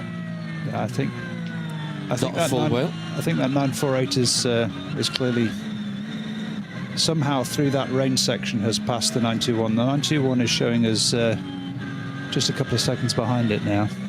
Yeah, and that is Tobias Müller, who's behind the wheel of that Black Falcon Acton Facey Lush Motorsport car. You know Tobias. Yep, coming into some heavy rain again as we ride through Lauder Curve. Definitely not flat in these conditions when you're on slicks. And a new bit of tarmac. So if you're going to get relatively new bit of tarmac, so if you're going to get any... It's trying the wet line here, look. Yeah. Trying to get on the traction up the inside of the exit of the corner to miss the rubber on the road. Yeah, it's not even flat out on the straight bits here. On and off the throttle, feeling for grip from the rear with his right foot, feeling for grip from the front with his hands. Absolutely tipping down now at the end of the lap. And the red and yellow flags, we're not supporting Catalonia here on the Grand Prix circuit as well. That is basically contamination on the track. Do you know what? I'm not sure I'd have tried another lap here. And this is the leader, Joel Sturm, going through. It's often called slippery surface flag, which is absolutely true, it is, but it's some kind of contamination or something on the track that shouldn't be. So it could be a bit of debris, could be a bit of bodywork, a wheel, a tyre. It could be oil, it could be wet, but it's there and it shouldn't be. Almost a lose from Sturm. What a catch that was. He was on the lock stops on the right, then on the lock stops on the left to get it through turn 2 on the Grand Prix circuit. His teammate is coming into the heavier rain now, just underneath the bridge at Andres Bucher curve. This is the one that you just look through. You barely turn the wheel here, but he's had to lift off. Normally that would be flat even in a road car, even in a moderately capable road car. But he's got no grip at all. Driving on ice, he'd have more grip. If he was on winter tyres, on ice or snow, he would have more grip than he's got now. This is fingertip stuff. And you can so easily understeer into the barriers, which is nearly what... And he stayed out as well. Now, that's interesting. They haven't split their strategy. They're not quite in the window to go to the end. And I wonder if they're just going to try and tough it out. But the lap times, I'll be very interested to see as they go through. 8:19, and that's just with the last bit. The first bit of the circuit is bad as well. We're going to be closer to 9 minutes, I reckon, if this weather stays the way it is. It's absolutely wet now down here. Coming down into Fuchsriver, it's full wets, and yet here they are. And they must be looking at the weather forecast. They must be looking at this as a temporary shower. The fact that they both didn't stop. Brave. But you're going to lose a lot of time around here in these conditions. Yeah, another GT Cup car, the Black Falcon, number 900. And that car has got Peter Ludwig, Alexander Hart and Mark Rosenberg driving. I recognise the helmet, actually, so I will have to find it. You'd be forgiven for looking at the speed of the car, that this is not even a racing lap, right? But this is the speed that... And look at how dark it's got as well, Peter. Yeah. And that'll be much darker in real life than our high-def cameras are showing. Still 81 minutes to go, and yet there's only 3 yellow flags around the track and 2 slow zones. This is slicks on a wet track. This is the speed that you can manage. Some cars coming in now, almost certainly for tyre changes. Yeah. Absolutely.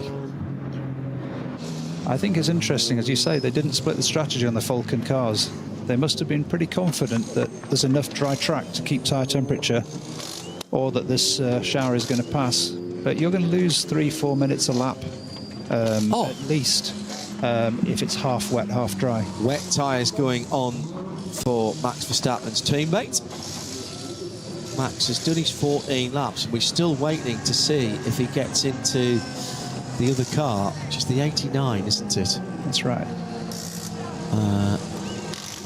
They were back behind the Cup 3s, weren't they? So it's Chris Lullum who's just come in that line speed. I'm still getting used to not seeing line speed in the red and white colours that they normally see. So where is the 89? There's the number 80. Has that car had a problem? I haven't seen it. Yeah, so I must have scrolled past it. Standby caller. Has it gone further forward? Maybe it has. That's very odd. Very odd indeed. Let me see if I can find it on the GPS.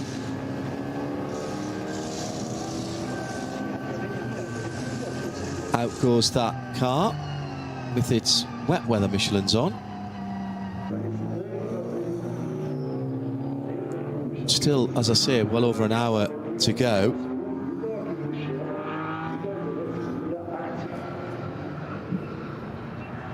And of course, the moment they put the wet weather tyres on, it's immediately stopped raining in the first part of the Grand Prix circuit.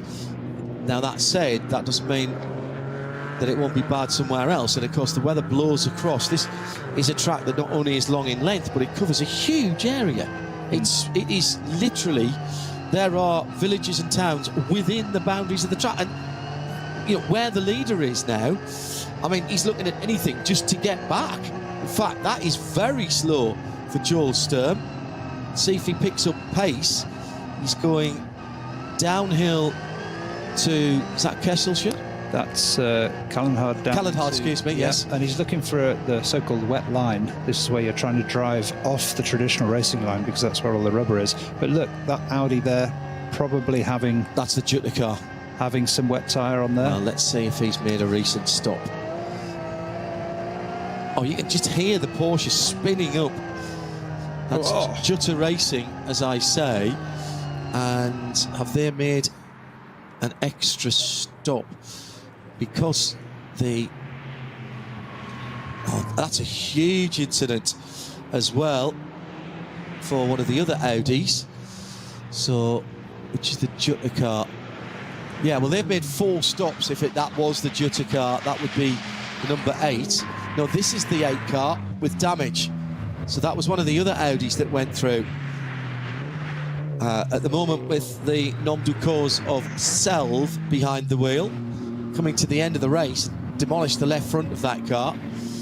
So which of the other Audis might we think that was? Was that, it must have been the Equipe Vitesse number 50 car that went through. Now, they have done 3 stops, so they might have been into the pit lane front left wheel is locked completely and scrubbing on the ground and throws off a bit of the splitter as he drifts the car precariously through the final chicane. He's getting no steering help at all from that left front because it is locked solid. And I'm pretty certain he's on the alloy rim as well. Yeah, looks like it, doesn't it? He's doing a pretty good job to get that car in. The underside of the car is rubbing against the tarmac, and all of that is being thrown out underneath the car. I don't think that's an engine problem. It's just showing how the aero works from the front wheels back. Still an hour and 17 minutes to go. Aston Martin from Valkenhorst in the pit lane. That's number 34 Vantage. The Evo kit on it. The two Falcon Porsches still lead the front of the field. Heavens.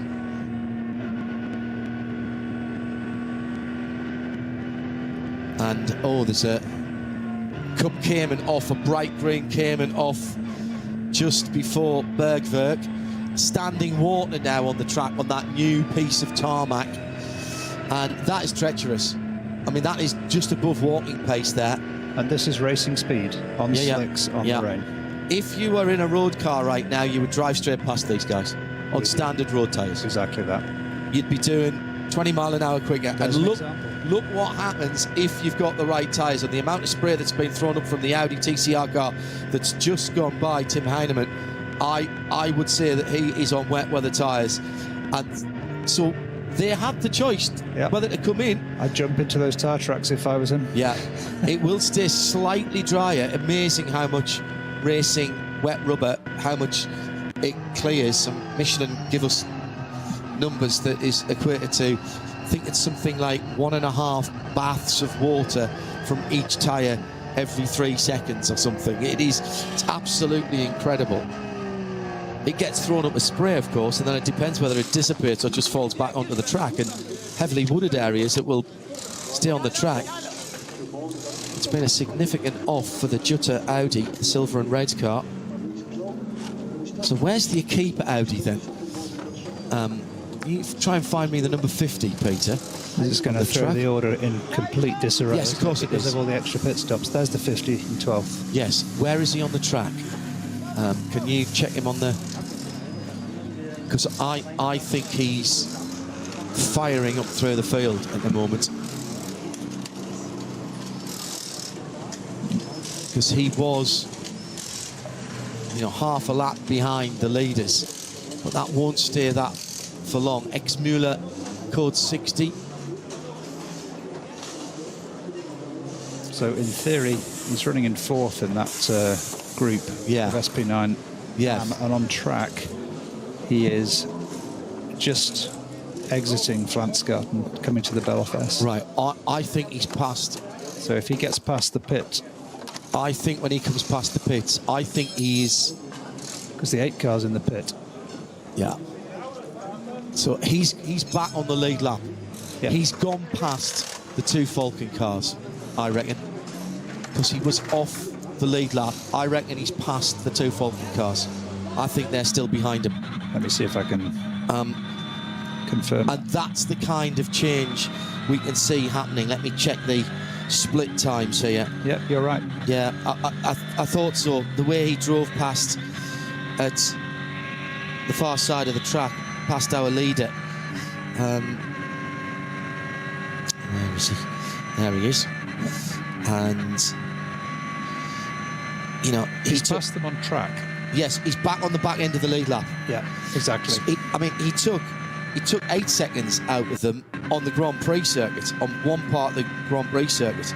So when we get to the longer sections, where it's very wet in the middle of the circuit, he's going to be taking 10, 15 seconds out of them. So he's back on the end of the lead lap. Now, the last time that car stopped, yes, he stopped 1 lap ago, so I reckon he stopped and put a set of wets on. His problem is that he can't get to the end from where he stopped on fuel. Yeah. But right now, he's putting himself back in contention for a possible overall podium, but certainly in SP9 AM, he's going to be right there, because he's going to pass, I think he's already passed the Lamborghini Huracan, and he's going to be challenging the Black Falcon 48, the gold and red car. And he'll be coming to the line shortly. So we've got the overall leader coming down the Dottingherde towards the end of the lap as well. Interesting. Drier there now. Even though he was on the drier part of the track, it took a long time for his tyres to get back up to temperature after he'd been on the wet. So he's struggling with the car through Schwalbenschwanz, through the mini carousel. Jules Sturm has pulled out on Tim Heinemann in second. It's now, the lead is 68 seconds, nearly 69 seconds, so over a minute on his teammate. They've got 2.5, or Tim Heinemann's got 2.5 minutes on the Cup leader, which is Tobias Müller. It's a big moment here to see if the 3-car stops for tyres. They could probably go to the end from here on reduced pace, so I say yes. Yep. So that's what they've done. They've calculated, they've rolled the dice and said survive one more lap, which is going to be a very slow lap, but that will put you in the window for us to fuel you probably to the end of the race. Exactly, in wet conditions definitely, and with the correct tyres on, right? Yeah. Absolutely. So now the 4 cars coming down the Dottingherde now. It's going to get to this point of the pit before this pit stop's over. So again, it'd be interesting to see if they stack them or if they split the strategy. I'm not, if I'm in that number 4, if I'm Tim Heinemann, I don't really want to be forced to go another lap. Although, and his tyres are older, his slicks are older as well, so he's further through his stint, remember, because he's been stopping a lap or 2. He stopped on lap 4 at the start of the race. He was the first of the top cars. He's coming in. So they're going to have to stack them and fuel them consecutively down to 60. I do like the fact that there's a speed readout as you're coming to the line, so you know if you're going to get penalised. I'd never noticed that before. Is that new? On driver's left, coming into the pit. There is one, and I was always frustrated because it would say 60 when I was saying 56 on my car, so that just led me to do 64 each time. So the fuelling has finished for the leader just in time so that they can use that same fuel pump for the team car, which is dropping in now.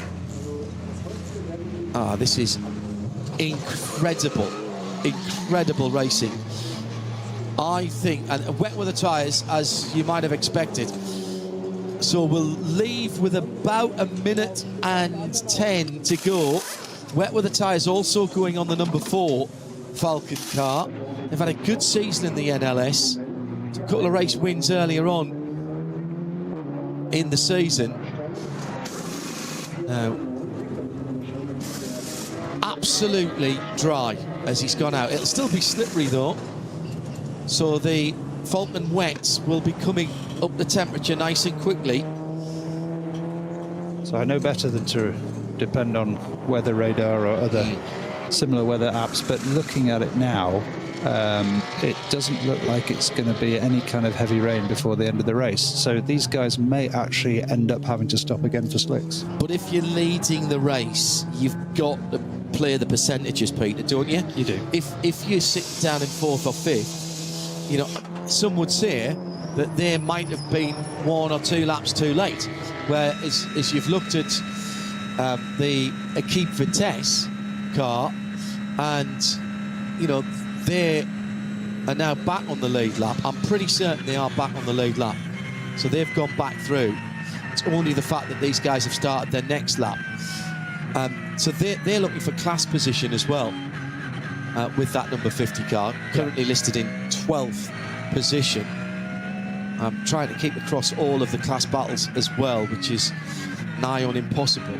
Here's the Cup leaders coming in, and this is out of Tobias Müller, out of 3rd place overall. This will be the last stop for this car, and Müller is getting out.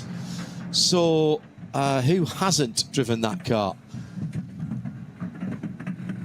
I think it was Nagelsdijk who started it. So it's Rivas, isn't it? So it should be Rivas who jumps into that car. That car being the 948, sorry. I should say that. In that Cup 3 category.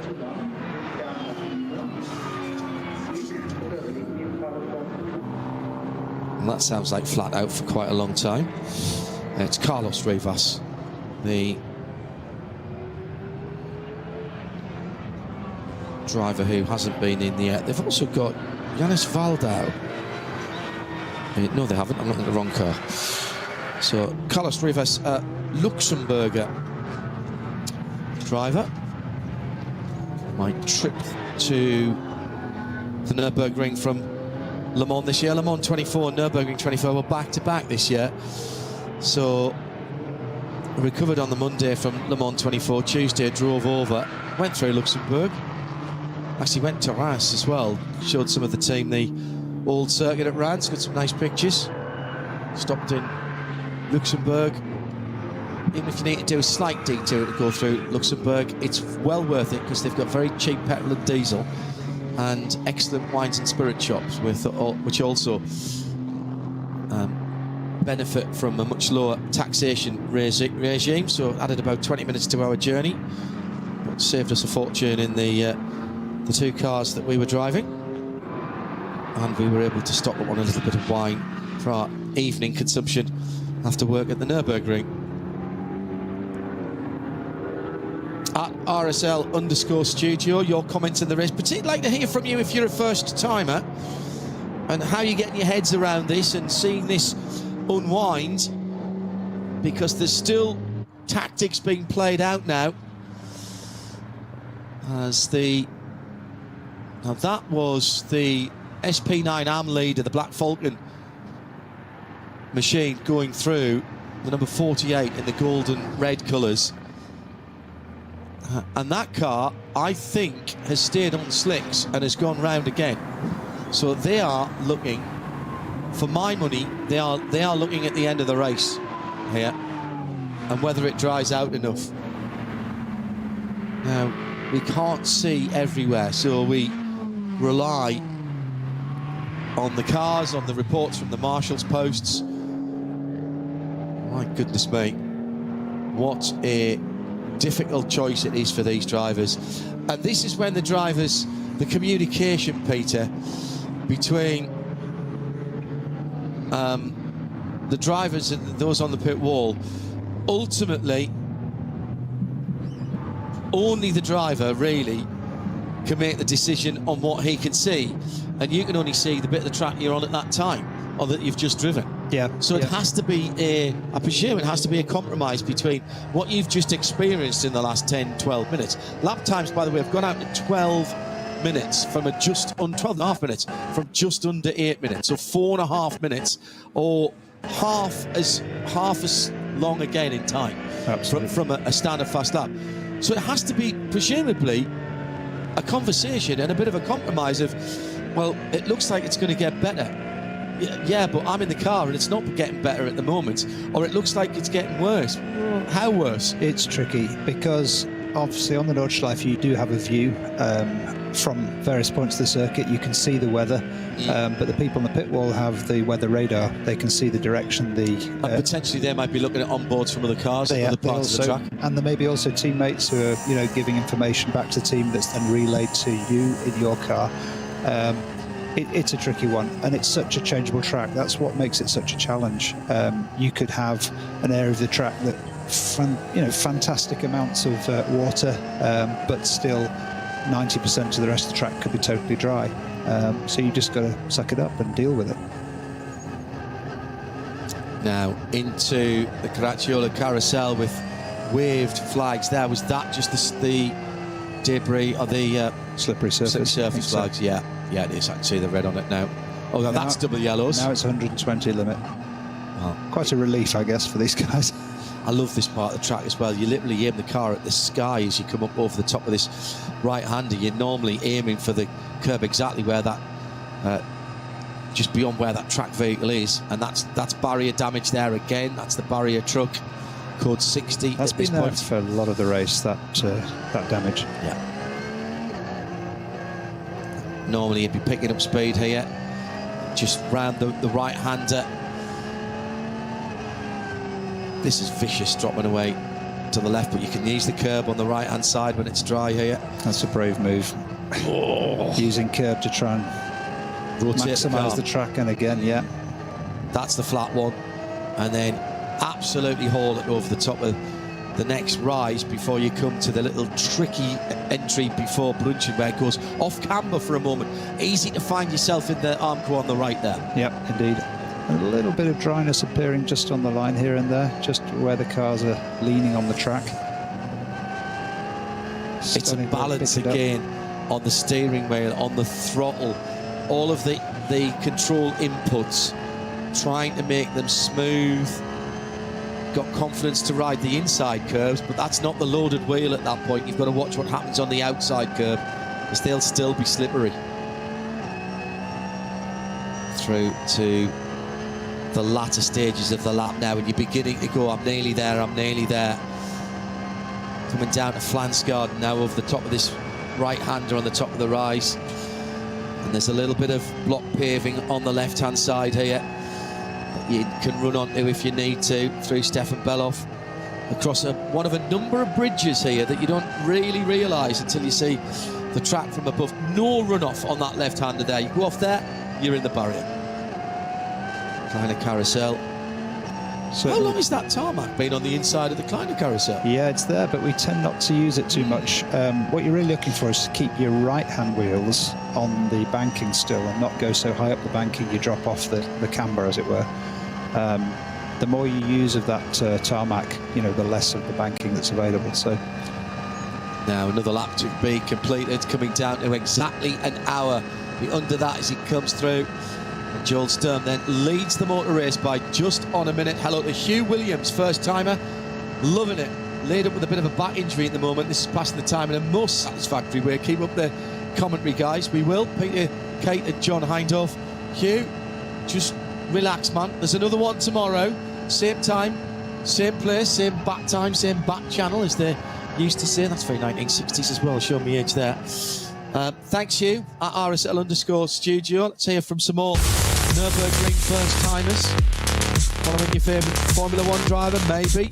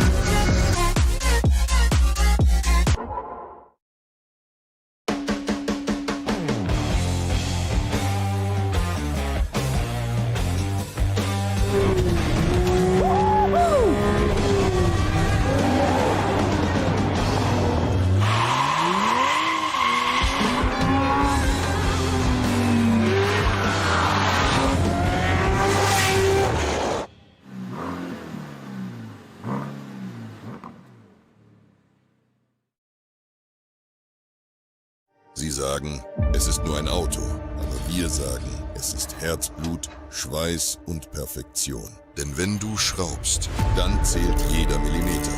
Dann bist du in deinem Element. Du willst mehr als nur fahren, du willst es fühlen. Die volle Kontrolle, eine optimale Straßenlage. Wir wissen genau, was dich antreibt, denn wir teilen die gleiche Leidenschaft. Egal ob auf der Straße oder auf der Rennstrecke. Wir sind immer an deiner Seite. Wir sind H&R. Offizieller Partner der Nürburgring Langstreckenserie.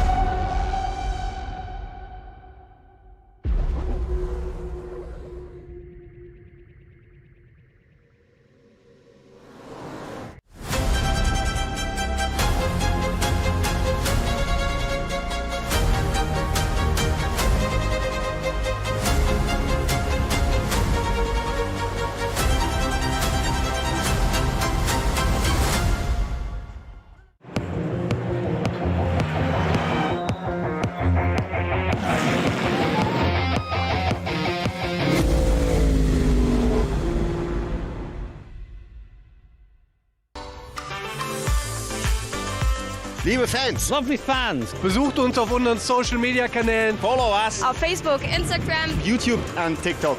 Willkommen bei der NLS.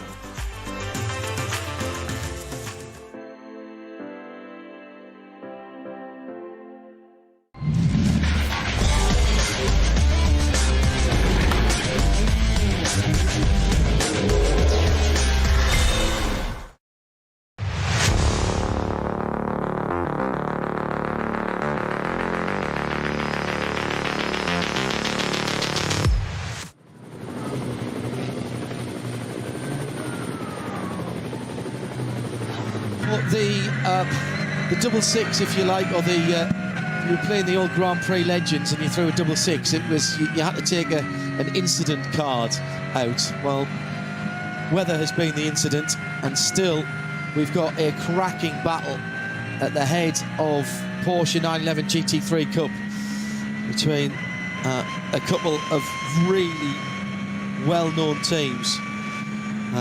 Carlos Rivas is in the 48 Lush Motorsport by Black Falcon. That's the leader of the car. Behind him is Tim Shebath in the Müllner Motorsport car. When I say behind him, I mean basically on a short bungee cord. And in fact, he's pulling out to the right-hand side as they come to the end of the Dottinger Höhe. And halfway down the Dottinger Höhe, just underneath the bridge with Andreas Bucher, and down into the compression. Wet and still drizzling, but inconsistent weather around the circuit, I think is the fairest thing to say. These two cars, I think must be on wets. I think they must be on wets. Yeah, I'd agree. Looking at the way they can put the power down out of there. We don't get a tyre readout, but well, I'm trying to have a look at the sidewalls as they go through, but I cannot believe they're doing that.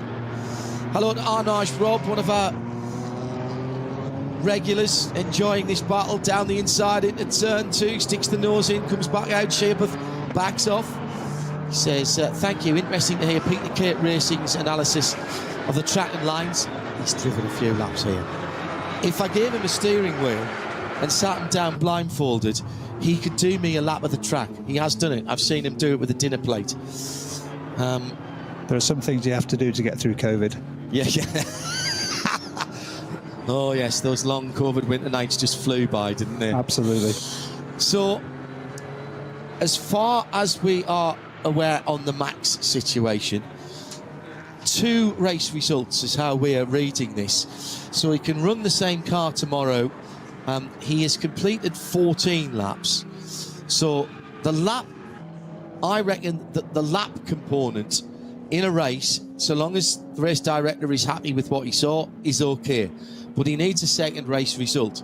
So if the car goes out tomorrow and is classified, it actually doesn't matter how many laps Max has done in it. He could just do a couple of laps and somebody else could finish the race. Or the potential is he could jump into the other Lion Speed car, which is the 81 car, which we don't think has started today. It certainly hasn't been credited a lap. It was on the... Oh, there it is. 89 car. 89, car. Sorry, not 81. Yeah. And the thing is that he needs to complete 20% of the race distance, which expires in about 3 minutes of today's race. Yeah. So if he were to appear in the next 3 minutes in that car, that's an option, but I don't think he would, because that would leave a lot of risk. I think more likely to your idea, he would run it in the car tomorrow. The whole point of this is getting into a GT3 car on the 27th, well, actually, on the 26th and the 27th, Friday and Saturday. We'll have coverage for you here, all live and free, no subscription required. If you're watching somewhere that is asking you for a subscription, then please don't. All of the NLS races are live and free via the YouTube world feed in English. There's a German feed as well. And whilst we don't do the qualifying on the English language feed, our German colleagues, they get up earlier than us. And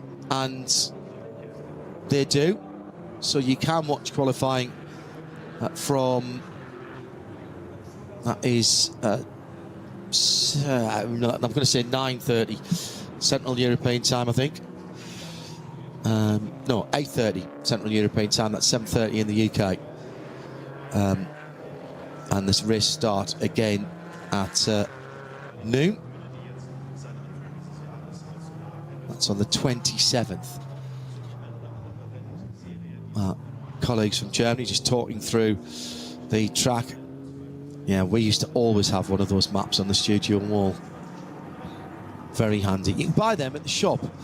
There's a couple of really good souvenir shops, and one of the ones to spend a bit of time in is down past the Dottinger Hohe, where the petrol station is, or the Tankstelle as it's called. It's where we go down. There's a hotel there and a car park, and you go down there for your press accreditation. And there's a great cafe where if you catch it at the right time of day, you can have schnitzel in a breakfast bun. And schnitzel for breakfast in a bun with a good coffee is one of the great joys of the Nürburgring. All schnitzel is great.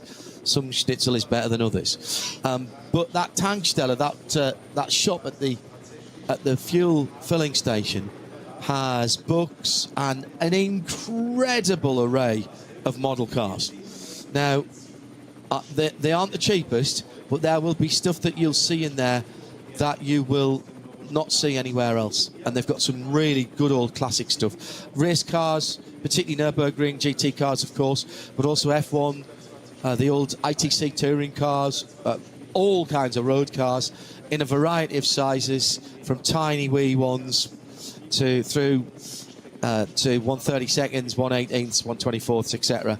Really, really good. Really, really good place to go there if you go to the Nürburgring for some track laps or you're passing by.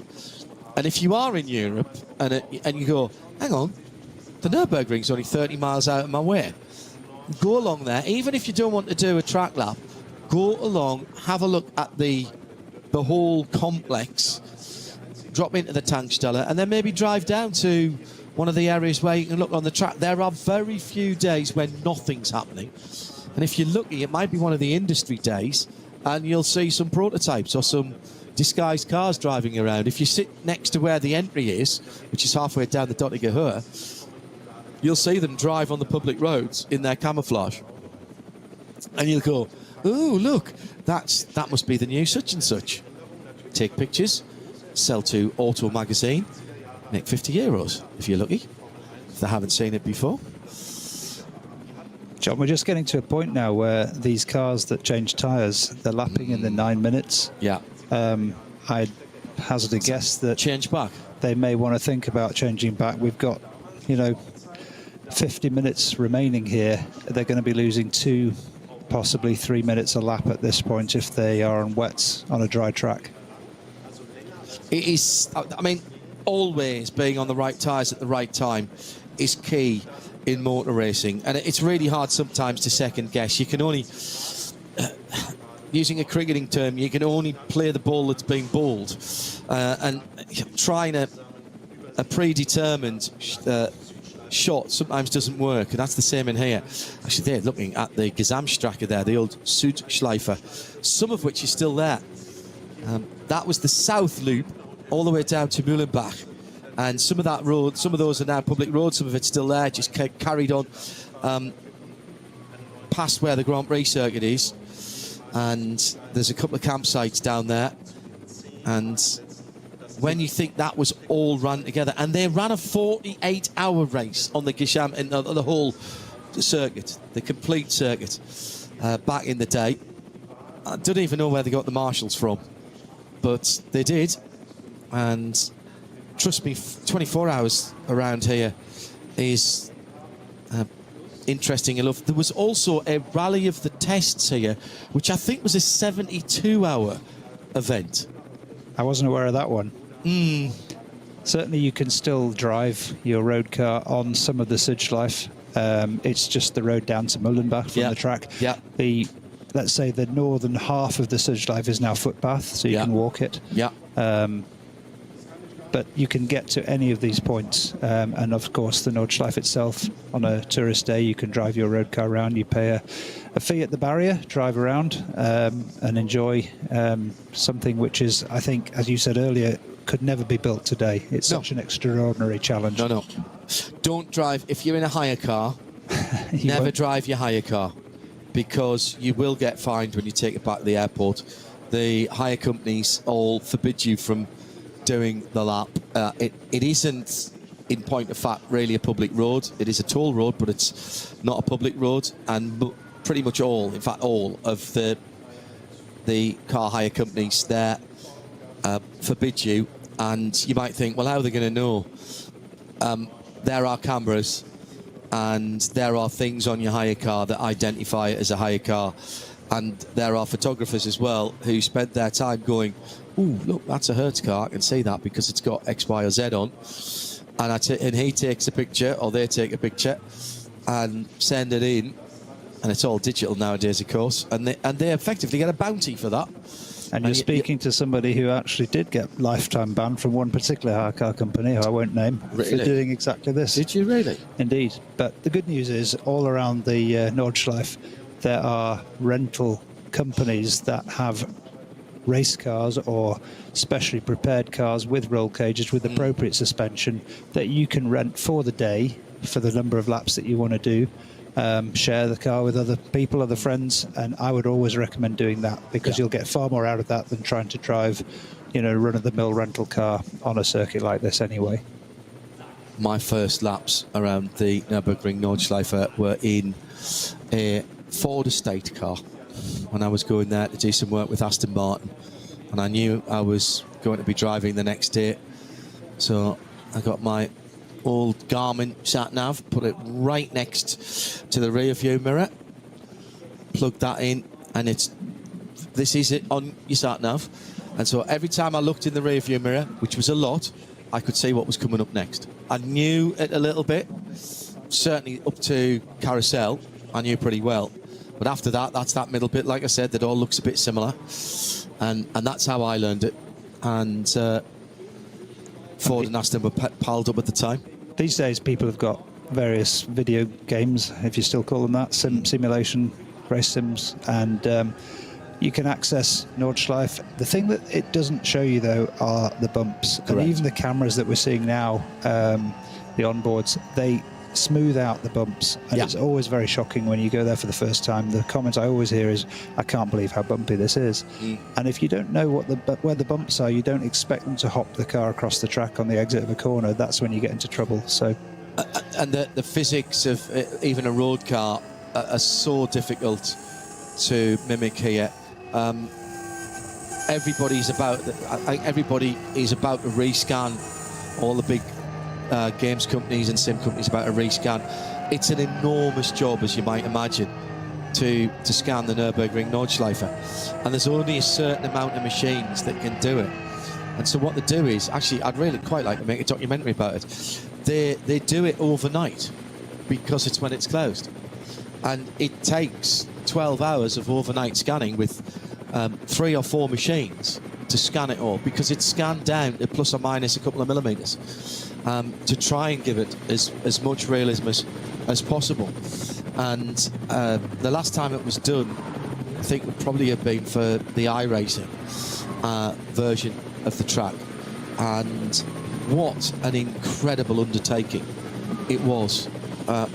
See above, by the way, for resurfacing, because you've got to get it absolutely right. You've got to run 2 machines pretty much side by side, so that the seams can be looked at straight away, because there's nothing that's wide enough to do it in one go, and there's only a certain amount of machines that can do some of the gradients here, both in scanning and putting the top surface tarmac down.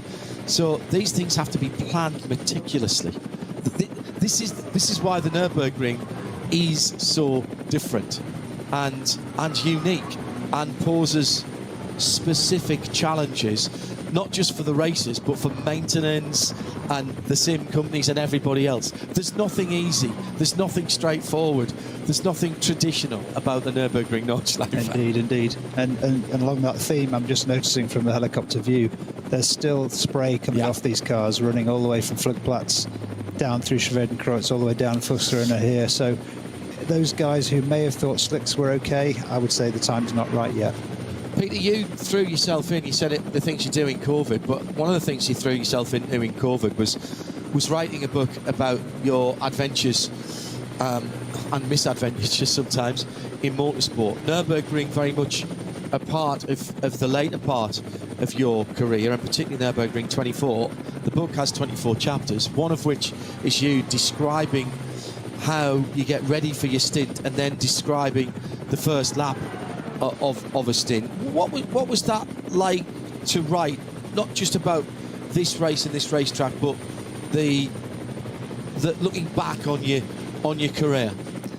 I mean, cathartic? Yeah, cathartic. I mean, the book, as you know, John, you were one of the first to see the draft. I mean, I never really intended it to be published. In fact, it was quite a personal thing. And when you read it and you encouraged me to go down that route, my first thought was, oh, I should censor everything and change everything. And thankfully, you encouraged me not to do that. But that last chapter, that lap, that night lap in the middle of a 24-hour race, is all based on reality, and it still sends a shiver down my spine when I read it. Hairs stand up on your neck, because this is one of those life experiences which you struggle to mimic anywhere else.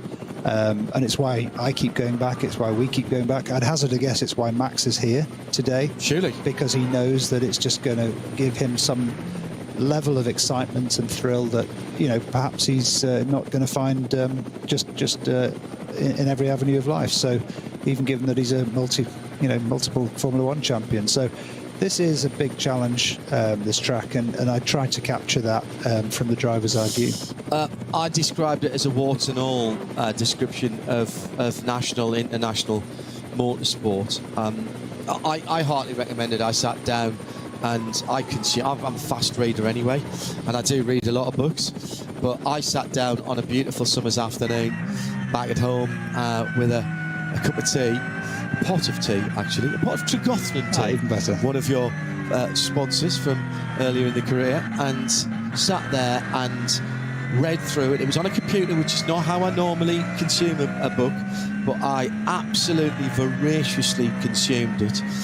It's called Racing Hell: The Hidden Truths of Motorsport. It's under Peter's name, Peter Cate, C-A-T-E. If you search for it on your favourite search engine, it's available at all good bookstores, and some not so good good ones as well, but and online as well at the usual places. And if you're even mildly interested in any form of motorsport, actually, Peter came up through the School of Hard Knocks in club racing in the UK onto British touring car supports, and then through to touring car, and then sport and GT car racing, including, as I said, 23 so far outings in the Nürburgring 24 and about another 20-odd NLS races as well. So he's heading towards a half-century of races at this place. And read it, enjoy it, and you'll see the side of motorsport, and you'll learn about the side of motorsport that perhaps sometimes isn't as glitzy. It's not a whingy book, it's not a moany book, but it's absolutely the truth. And the highs are the highs and the lows very much the lows, particularly in Peter's early years when he was spannering the cars himself, working with his dad and various friends.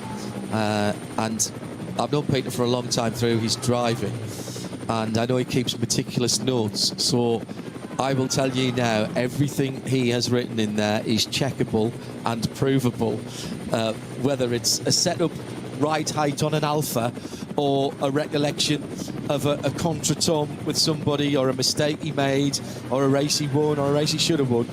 They're all checkable, because that's the type of person Peter is. He lives his life and in the same way that he drives, which is meticulously. Racing Hell: The Hidden Truths of Motorsport. Go and look it up.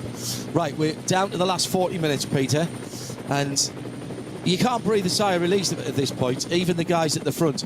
2 minutes and 4 now between first and second. The two Falcon cars are still struggling on those wet weather tyres, but there was a lot of time between them and the rest of the field, but now that black Falcon SP9 AM car has closed in on them. Now just down to 5 seconds the last time past the line. So there goes the leader onto another lap. Let me just refresh the main screen to make sure that we're getting the latest. And I think we are. Never mind about pit stops now. This is running to the end. Yeah, lap 22. top 5 have gone through. I'm watching the split times here, and Sternberg in the Black Falcon car took 5 seconds out of the leaders in the first part of the Grand Prix circuit. So this is the number 48 GT3, and off for the leader in the Cup class. And that was the 948 Cup 2 car. Yeah, that was Carlos Rivas, and he had a minute. So that was at the top of the foxhole. I think he's got back out before he's lost his lead. In fact, he has, because we've not seen Hofmeister come through yet. And again, I can check that on the splits.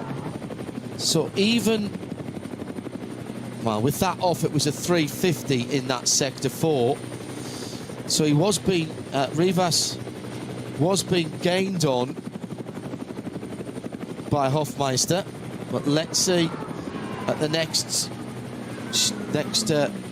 checkpoint where they get to. This is getting a bit funny here. Yeah, there's another 9 seconds taken out of the second Falcon car by the first of the SP9 AMs, and they're just going on to the Nordschleife now. So I think we're going to see a change of position as Alex Fontana's made his last stop in the number 44 car collection Porsche. So they've done it a very different way in terms of their pit stops. So they're going to do a short run to the end. Does mean he'll have new tyres and a fairly low fuel run. So if it's dry now, which I think from their point of view, you've got to put dry tyres on that car. Slap Alex Fontana around the face a little bit and say bad things about his family, get him riled up. Yeah, as long as he's careful through the damp sections, he's going to be picking up a couple of minutes a lap on the wet tyre runners, all else being equal. A couple of minutes is what Peter Cate said there. Not a couple of tenths, not a couple of seconds, not 22 seconds, a couple of minutes because of the lap times. Remember, fastest lap, just under 8 minutes at the front of the field, went out to 12.5 minutes when it was wet. So literally adding half as much again on, now back down to about 9:26 for the leading cars. So 9.5 minutes, so still a good minute and a half away for those guys on wet weather tyres. What I'd like to know what tyres that Black Falcon number 48's on. I've got a feeling they're on dries. It would make sense given the timing of the stop. Again, we haven't seen a full lap. And they've gone into second. That number 48 car has now gone into second. He's overtaken Tim Heinemann and took 7 seconds out of him in that third sector. So that's a change in second for Mike Stursberg, the driver from Vermelkirchen, the German driver. And he's taking time hand over fist out of the leader as well. So there was 2 minutes between those two Falcon cars as they crossed the line. But in this lap, what was the third place car has taken 5,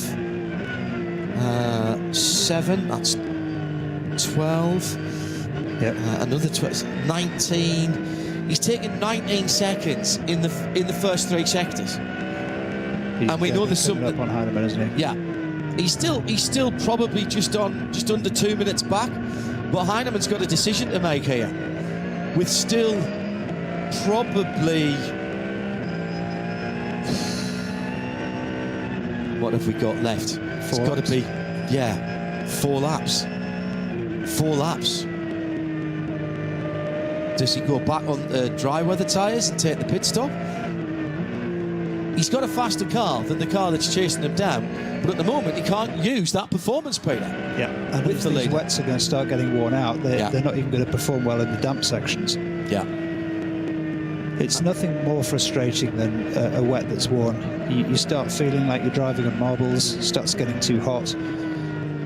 All of the advantages that it gave you before just become disadvantages. I'm told both Amazon and Booktopia have your book for sale in Australia. And hello to Trish Porter, who's in New South Wales, in Sydney, new, I have no clue what time of day it is. It reads just as well in the night, don't worry. Yeah. I'll be down your way in mid-February for the Bathurst. 12 hours. As in comes the leader. Could not give up any more time. They will not need... I don't think they'll need fuel. They might put a little splash in just in case. Yeah, they're hitting the fuel reset button. But this will be a fresh set of Falcon tyres. What we're not seeing is what's going on. The number 4 now is the 3rd place car. The 2nd place car is the gold... Oh. The 3's come out. Was that just one tyre? Was it a puncture then? I think it was all tyres. They're just very, very quick. Yeah, because they've done so few laps. Right. Since the last stop. Right, let's have a look as they come out. Yeah. They're slicks. Yep. They've come out on slicks. Had to be done. They had the gap. Yeah. Whilst it was still about 2 minutes. Now, waiting for the gold and red number 48 Black Falcon car to come through. Yeah, there's another 8 seconds taken out of the leader in sector 4. So that's 27 seconds, and the 46 seconds in the last sector.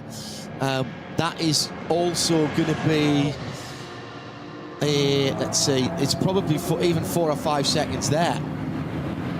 Oh my goodness. 11:29 p.m. in New South Wales. Hello Jesse, hello Trish, hello Australia. I'll be watching the Bend 500. Now, it's going on the DVR actually. I'll watch a little bit of it early doors before we do the race tomorrow, and the rest of it I'll catch up on afterwards. So no spoilers tomorrow, please, if you don't mind. So there is the now 2nd place car that's gone through. I reckon, I'm sure he's ahead of the Falcon. Well, it's not showing that on the timing at the moment. It's showing us a lap down. I'm not sure that's correct. No, Stursberg is in 2nd. Stursberg is in 2nd. There it is. Heinemann's come into the pit lane. It's now corrected itself as he came to the pit. Correct. And the timing, the last lap, 9:02. Against the 9:35, yeah. So 33 seconds difference. They really had to make the switch. Correct. Otherwise it would have been that couple of minutes issue. So now, and that is slick tyres on that car. Those are slick tyres on that car. And that car's got nice warm slicks ready to go. Yeah. Now, the question now, and that makes me dive to another screen, is to see when that 48 car was last in the pits for Black Falcon, and therefore could it go? I think we said that car was in with under an hour to go. Yeah. Yeah. Right, let me have a little look. Yeah, they have been out. That was 5 laps. Did they change again there? So, yeah, the Falcon team car, Stursberg. When did that one end? Started. It's in play. Yeah, 48 minutes past the last hour. So an hour and 10. That's a bit tight. It's doable. But with the wet weather. But the wet weather might help them out. Yeah. It's still quite wet in this section here. Just one line. The question is, how quickly can the Falcon cars get their tyres up to temp? The start of the lap isn't the worst part, so what would you normally say around here to get a slick up to temp, half a lap? Yeah, I mean, they're coming out of tyre warmers, of course, and they're straight back on it. The Grand Prix lap, a loop, was relatively dry, so they shouldn't lose temperature out of the box. So what was across the line, 1 minute and 47, straight away 30 seconds of that is gone because of the pit stop for Joel Sturm against Sternberg. But in Sector 2, Joel Sturm was 5 seconds quicker than the black Falcon car that is chasing him. So we said, didn't we, that the Falcon car's got more performance, they just couldn't use it. So now attention switches back, Peter, to the Tim Heinemann car, which is now 28 seconds behind the black Falcon car for second, and obviously lost further time, but was 2 seconds quicker in Sector 2. So now it's a complete... The hunter has become the hunted for second place. I think the 3 car and Joel Sturm and the team, they had to do it that lap, otherwise they would have been under pressure. So I think they've timed it about right, and they'll get to the end. Now the interesting thing is whether Mike Stursberg, excuse me, can hold on to second position. Indeed, I'm sure the Falcon guys would like to repeat what they did in the last NLS and get both cars first and second. Yeah. But this is tricky. The conditions are tricky, and like we said all the way through here, they're coming upon slower traffic. There's one line through the wet sections that's dry. They're going to be pushed off that line. They're on slicks now. Yeah. Just as an aside, because Max Verstappen's day is done in terms of his driving duties, cheering on his teammate Chris Lillum, Chris has now pulled that car up to 7th in Cup 3, and obviously it's running in exactly the same performance. There's no switch for Chris, so he's running it at the same power output as Max Verstappen was. Max's job was to do the 14 laps, and Chris has not 9:01.4. No, I think that's Max's lap from very early on when it was full dry and clear track. Exactly. I think the rain has been a big help for them, actually. Yeah, I agree. The power difference really doesn't translate to lap time in the same way as it does in the dry. Yeah, absolutely.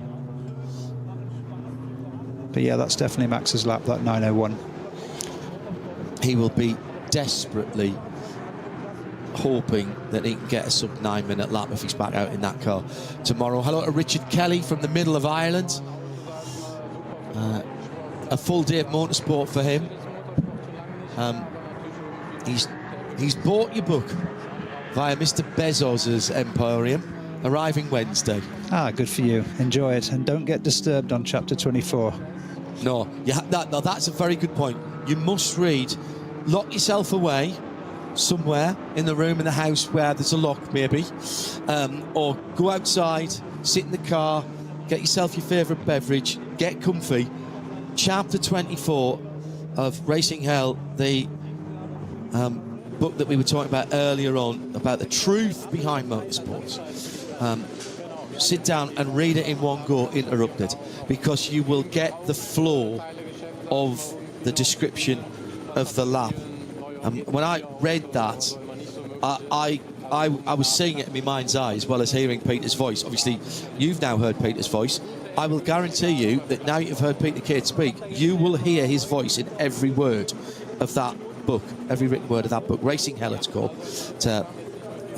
Peter Cate is the author, who stands just to my right. There you go. It's actually written in a way that if you read it at a typical reading pace, it should take you the same amount of time as it would take to drive the lap. Yeah, I broke the lap record because I read fast. That's good. That's good. If you read it slower, it was raining. How about that?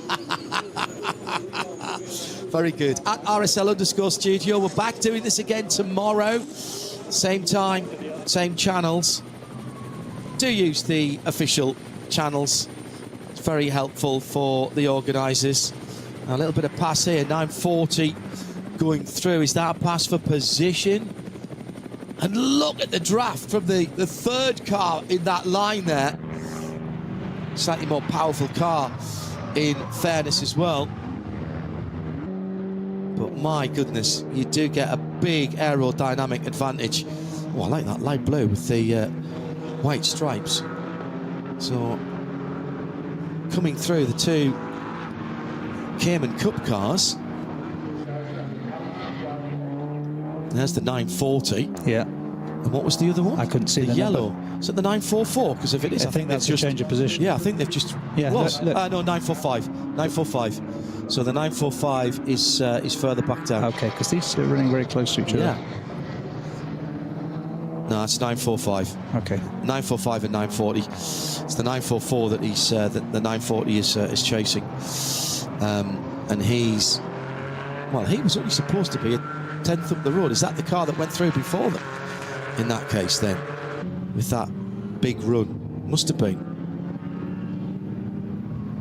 As usual, Cup 3, very close. Ah, very competitive. Always competitive.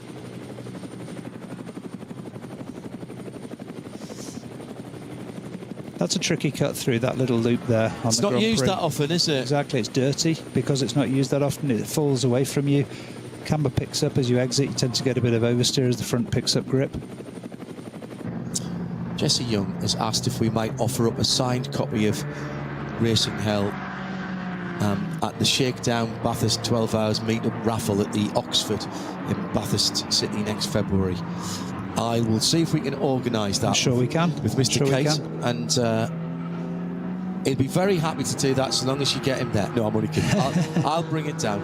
I'll try and remember to bring it down. I've got quite a long run before that, which includes the Middle East, the US, New Zealand, and then across the ditch back to Sydney. But yes, I'm sure we can try and make that work.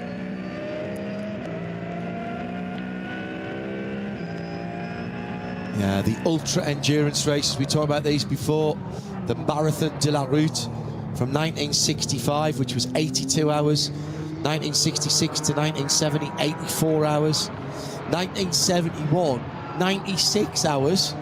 And in 1970, one of the winning drivers was one Helmut Marko in a Porsche 914-6. Some serious stuff. That was on the full track, on the Gesamtstrecke. Crazy. 96 hours. I don't even want to know how this day to work. I suspect substances that you wouldn't be allowed today. I'm sure somebody will correct me, but I think I remember Fangio, before he was circuit racing, was doing Argentine rallies of 5 days on his own. Yeah, and all competitive through that time. Yeah. Hello to Basil. Thank you very much indeed for the kind comments about the coverage. Must give some kudos to our Nürburgring TV team and our German colleagues as well. They're down there in the pit lane, whereas Peter and I are in the Global Broadcast Centre, so a lot of information being passed up by Oliver and Michael and our German colleagues as well, working on the German stream, with a reminder that anytime you want to watch the NLS, the past races, or watch them live, go to the official YouTube channel, support the creators. And also for tomorrow's race, if you want to catch the early running for qualifying, that's on the German channel. All the times are there. Same for the 27th, which is when we expect Max Verstappen to be back, but racing a GT3 Ferrari. So just a sort of public information there. So let me check the times now. So that was a 9:01 from the Black Falcon last time around. So actually has taken more time out of Joel Sturm, the leader. So the second half of the Nordschleife was clearly a better run for Mike Stursberg. And the gap now is only a minute and a half. 9:23 to 9:01. Now, some of that is because of the pit stop, coming out the pits. So let's see. No, he's losing time now, though, as Sturm continues, Joel Sturm at the head of the field. He's also now only 40 seconds ahead of the charging Tim Heinemann. His first 2 sectors, Heinemann's first 2 sectors, quicker than both the cars ahead. Yeah. 5 seconds gained, so 10 seconds gained, 5 seconds in each of the first sectors on the second place, and 4 seconds on the leader. So I think, barring some kind of bizarre incident with the giant pink fluffy cat knocking the Falcon Motorsports Porsche off the circuit with its left front paw in a thick of peak. It's the Nürburgring. Or another downpour, possibly slightly more realistic and possible stroke probable. Or an incident with a slower car, still possible probable. This has been a really good drive by Julian Andlau and Joel Sturm. The interest at the moment is Mike Stursberg in that gold and red car in second, going wide, getting onto the slippy part of the track. He was, what, half a car's width off the dry line there, Peter, and then almost ends up in the barrier. Yeah, that's the problem with the dry line, right? There's an edge to it, and he just dipped his wheel onto the damp, and it just ran him wide. Yeah, outside wheel onto the damp, loaded side of the car, zero grip. Didn't panic, though, didn't brake. Used the steering. On and off the steering. Bit of throttle. Yeah. Come on, I can get you round. I can get you round. But it's difficult for him. He's passing a lot of slow cars, so his tyres are getting into the wet and they're probably losing temperature. So it's always the challenge here when there's only one line. Sector 3's just gone through. He's lost 7 seconds to the leader. His time, a 2:14.7 in that gold and red car. Very striking livery for Black Falcon Team EA. And we'll wait a moment or two to see what Tim Heinemann could do. He's taken 10 seconds of the 39 that he needs to catch. There'll be a couple of laps at the end of this one.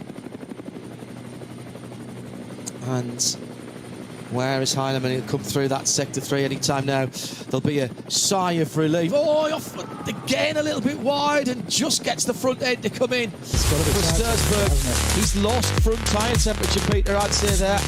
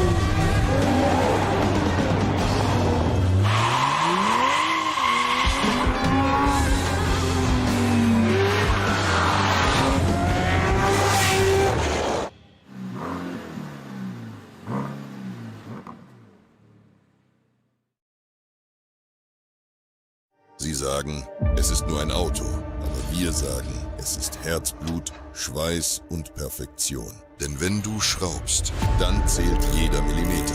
Dann bist du in deinem Element. Du willst mehr als nur fahren, du willst es fühlen. Die volle Kontrolle, eine optimale Straßenlage. Wir wissen genau, was dich antreibt, denn wir teilen die gleiche Leidenschaft. Egal ob auf der Straße oder auf der Rennstrecke. Wir sind immer an deiner Seite. Wir sind H&R. Offizieller Partner der Nürburgring Langstreckenserie.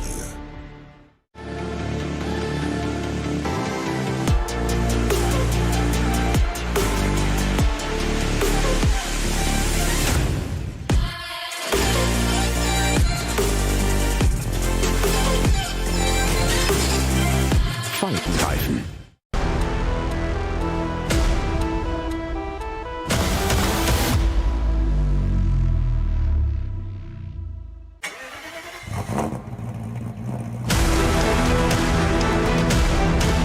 Hol dir jetzt dein eigenes Motorsporterlebnis nach Hause. Dein Online-Shop für Simracing-Hardware und Zubehör. www.simraceshop.de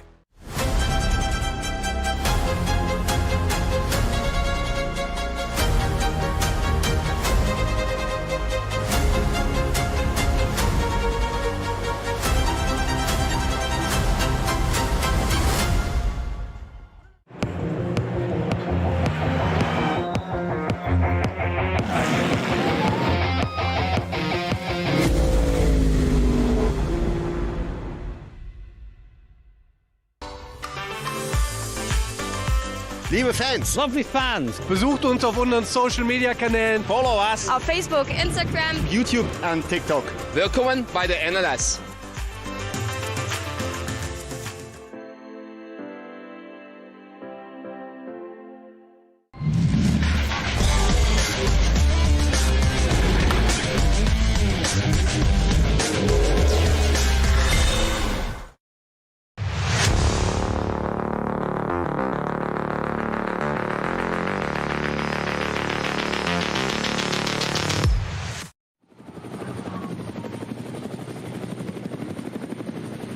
So the pass for second that we had been anticipating has occurred, and Tim Heinemann has gone by Mike Stursberg. Mike's back in the pits actually with what will be probably only 2 laps to go. So the Black Falcon, red and gold number 48, pitted at the end of that last lap, but was losing time to the 2 Falcon cars. Now, in fairness, they are nailed on, unless there's a problem with that car, they are nailed on for an overall podium, and that Black Falcon car, Mike Stursberg, will win in SP9 AM in 3rd position overall, ahead of the 2 Pro-Am SP9s, so long as they can get that car out and complete the last couple of laps.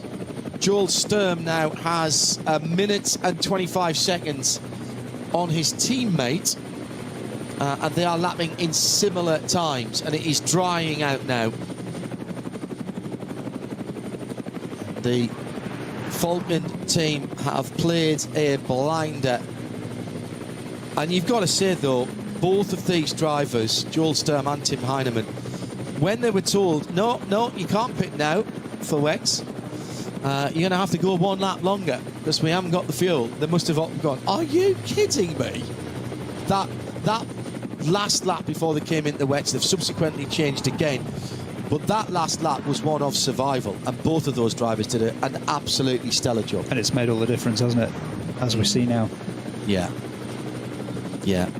I mean, as it stands, if they'd gone on 1 lap earlier, they still would have had to change, and it would have been slightly less dangerous.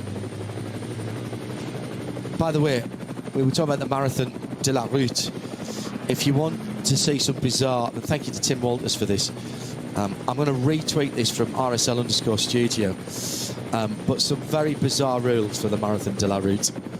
Remember, that was at one stage a 96-hour race. No, absolutely not. Before anybody suggests it, no. We haven't got enough people. You're not getting enough marshals nowadays to be able to do the shifts, I don't think. And we haven't got enough people to do shifts in the studio. So we do the first 12 hours and the last 12 hours, go on holiday in the middle.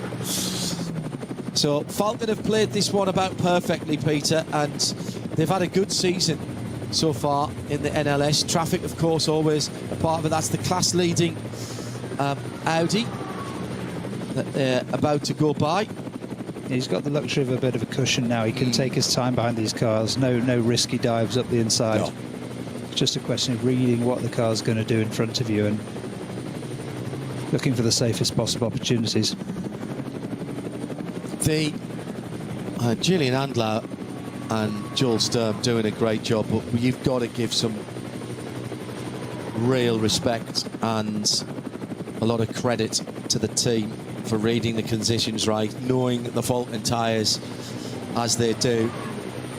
And this will be yet another 1-2 for the 2 Falcon Porsches. In fact, that's 2 in a row, isn't it? If they can bring this one home. Pretty certain they had a 1-2 at the start of the season as well. That result is on another piece of paper that I'd have to look away from the coverage at the moment, which I don't want to do. Last lap, he's timed this right as well. I think it will be last lap next time around. And he's still coming through, one of the Mühlner Motorsport Cayman Cup cars. Cayenne Cup, there's an idea. When it was really raining, that could have been a good car. Yeah, the old GTS with the big 4.8. Yeah, very nice. Very nice indeed. I was just talking about that the other day. George Howard Chapel who you know, of course, legendary from Aston Martin, now with Ford and Multimatic and various people. He's still got an old 4.8 first gen Cayenne GTS. Glorious machine. What a rumble that is. More traffic again for the leader. Into the Caracciola carousel, and then climbing up to the highest point of the track. Right now, Joel Sturm will have been talking to his team. What's the gap? Back to my teammate. Do I need to hustle? No, you don't. You absolutely don't. Done the hard work. Yeah. Yeah. No doubt at all that he's done the hard work. And Julian Andlau before him, of course, who was the opening driver. Julian listed at the ELMS this weekend, and some thought that he might not be able to take part, but it would seem that he is going to be here. Really busy GT weekend. The endurance race at Suzuka, ELMS for a 4-hour race with GT3s involved at Silverstone.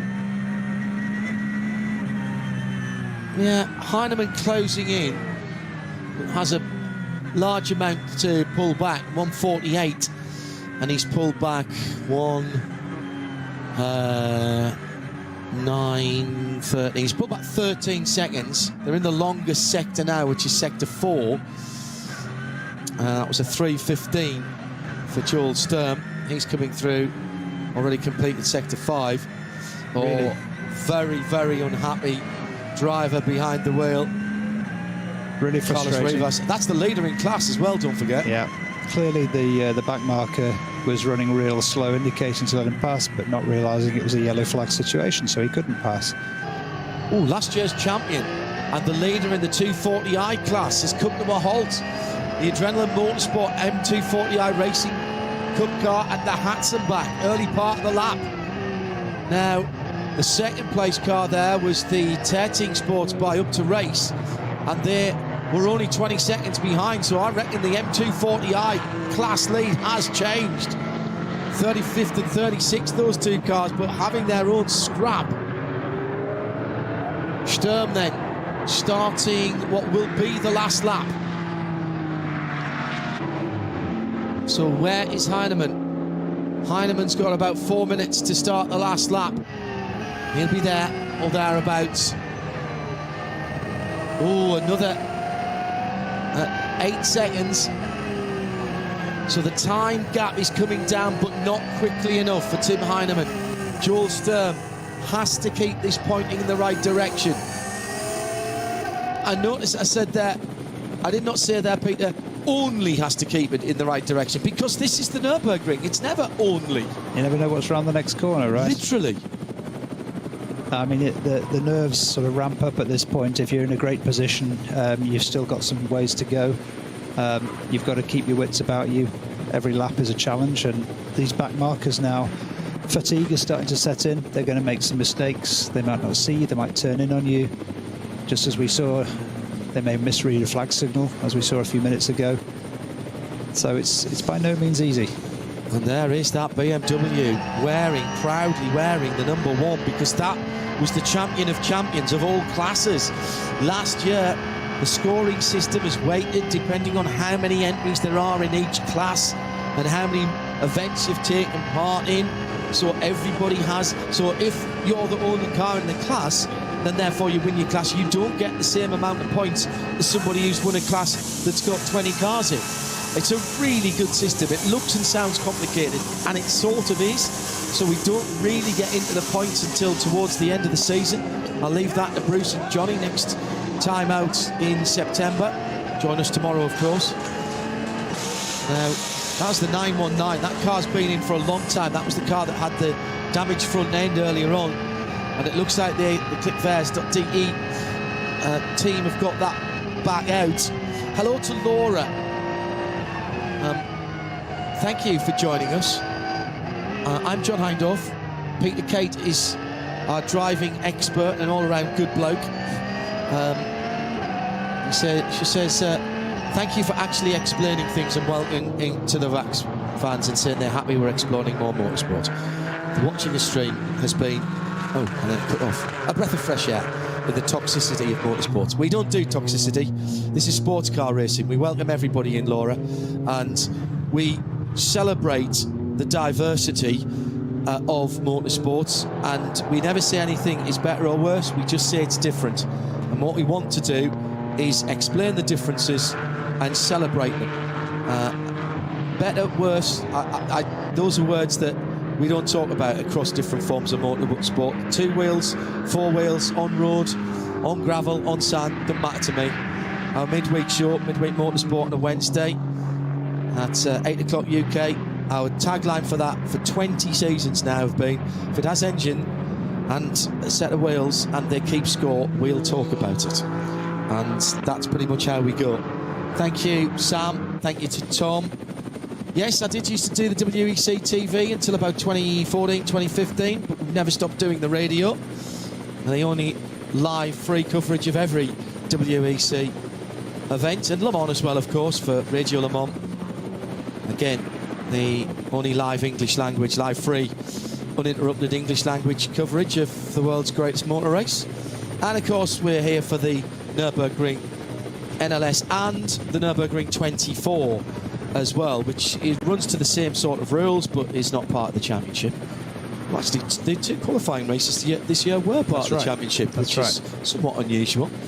And if you like what we do, we also cover some classic events as well with Peter Auto. We'll be down at Bathurst early part of next year, and we also do very similar series where GT3 cars the top, which is the Creventic 24H series. Next round of that coming up is the Barcelona 24 hours last weekend. Actually, same weekend as the next NLS race, but that finishes on the Sunday, so you can tune in on the Sunday morning maybe. Watch the start and then tune in on into the overnight and onto the Sunday morning.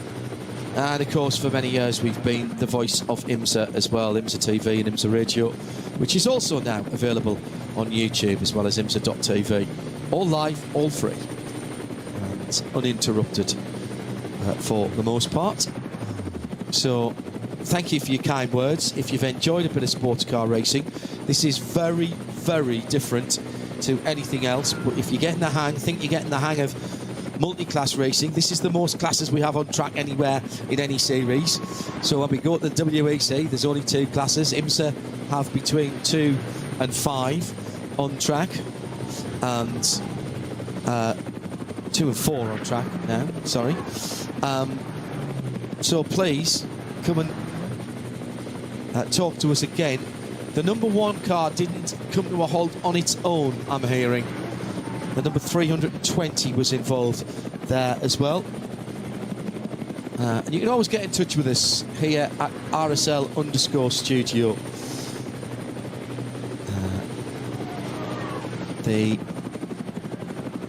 We will answer, if we can, any questions that you have to try and enhance your understanding, enjoyment and enthusiasm for the sports that we are covering. There's no such thing as a daft answer or a daft question. So please, ask away. Come back tomorrow as well. We'll happily talk you through any questions, points arising you have from what you've seen today. Well, Falcon to be the class of the field today. Rain or shine, as the Verstappen car just goes a lap down with his teammate in it there, another lap down, but cruising to a mid-field finish in class. Last time I looked, that's still 7th for Chris Lullum. Yes, that's an amazing result. That's a really good. Qualified 6th in the wet, with Max doing the qualifying, then starting the race doing the first 14 laps, and Chris will have done 10 laps or thereabouts. But Falcon, with their drivers, with their setup, with their pace, with their tactics, they've had all the right cards and they've played them all in the right order. Can't argue with that today. And that's about as good a run in difficult conditions. We saw both of the cars off with wheels on the grass at various stages. But in round number 7 of the NLS for 2025, it is the number 3 crew of Joel Sturm and Julian Adler who will win from their teammates in the number 4. The gap's going to be somewhere over a minute at the end. And congratulations to them for this first of 2 races this weekend, the doubleheader, and the winners of the 65th ADAC ACAS Cup, the 4 hours. It's another 1-2 for Falcon. Get a feeling their championship is going very nicely. Tim Heinemann finishing off the race for the number 4 crew as our German colleagues are talking to the winners. Still plenty of classes to be decided. Let's have a look at the Cup 3 Pro. No, that was 42 seconds. That's all right. Looks like Carlos Rivas, despite being held up a little bit, is still going to hold off Müller Motorsport. Here's the second of the Falcon guys coming through now. Falcon cars coming through now. They can't party tonight, but it's a nice way to kick off the weekend, Peter. Indeed, indeed. Interesting, their lap times are still well off a full dry time, so that last few laps on slick's real challenge just to keep your head and not make any mistakes. Hello to AI, to Alpha, actually, Alpha VK. Thank you for the kind words. And please be he's tuning in tomorrow. Thank you, Alpha. Now it's a little more of a wait for Stursberg. So we promised you 4 hours, and we're already 4 hours and 5 minutes into the race. So we've covered that off. Now, battles in the other classes. We need to keep an eye on this. With the Cayman class, definitely the Cup 3 car was getting closer. That was... Where's Heike gone? Yeah.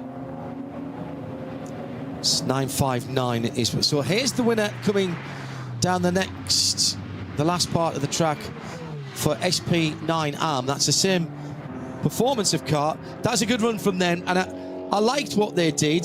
They gave it a go for the overall, but ultimately the class win will get them the points as well. Yeah, there was a point, wasn't there, where they had to make a decision for the good of the class win, and that's what they did. Came in for a last stop, put the new tyres on, and brought it home. And finish only a minute. What? Oh no, Heinemann's gone through. Yeah.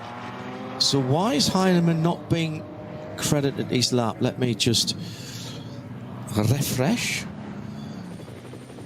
Yeah, it was 1 minute 26 between first and second. Another 1 minute 22 between second and third. We're waiting for Christian Cronjes in the Aston to come through. That is another class winner. To the line now, the light blue and white Cayman, as they come across the line, almost together. So that was the couple of Cup 2 cars, I think. And remember, there are 20 classes here. Yeah, there they go. Yeah, that was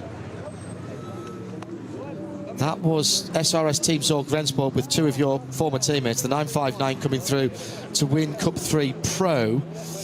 But I think that the car behind, that definitely wasn't the Stegman car, the WNS Motorsport car. So that, I think, was the SP7 70 car that came through, the Black Falcon car. Yeah. So still waiting to hear if there's any penalty applied for that incident that took out the number 1 car earlier on. Oh, puncture right at the end for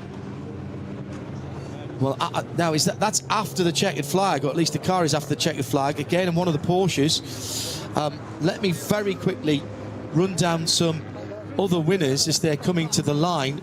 Hyundai Elantra number 467 wins its class. I'll just catch up from where we were. BMW FK Performance Motorsport wins SP8T in 18th position. SP7, the Black Falcon number 70 Porsche. TCR, the Audi RS3, that's the Goroyan RT by Shaky Racing, the 777, one of the two red Audis that take a victory in class. AT3, only 8 seconds at the line between the two Max Kreuzer Racing Audis, 10 and 333. AV Racing by Black Falcon win the SP10 AM category in the 163 and 32nd. BMW 240i class. So that was the P13 Sports by Up to Race, who got that. They inherited that at the end with the demise of last year's champion and the car that was leading the class. So 36 for the 680 will give them the top step of their podium. The VT2 rear-wheel drive class, the number 500 Adrenaline Motorsport BMW takes the victory. Adrenaline multiple winners always in that class. They're number 540th position. The Hyundai i30N wins Cup 2 AM, the number 913. Who else have we got as a class winner? Keep on going down, John. So be him not. Yeah, the V5 Porsche Cayman, number 440, class winner, was down in 56th position. BMW 325i class, just a minute between the first 207, wins it in 61st position from the 111 in second. That's the Breakel Racing car. V6 Adrenaline Motorsport Cayenne S, the number 396, much more of a road car based formula for those guys, slightly older cars as well, 981s and 982s.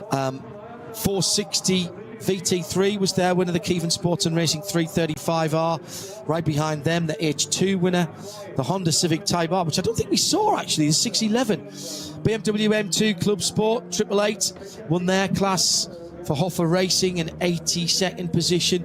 SP3 was won by the number 275 BMW 318 Ti Cup, just ahead of the 254 SP4 winner in a 325 Ci. Lots of BMW classes, as you might expect here in Germany.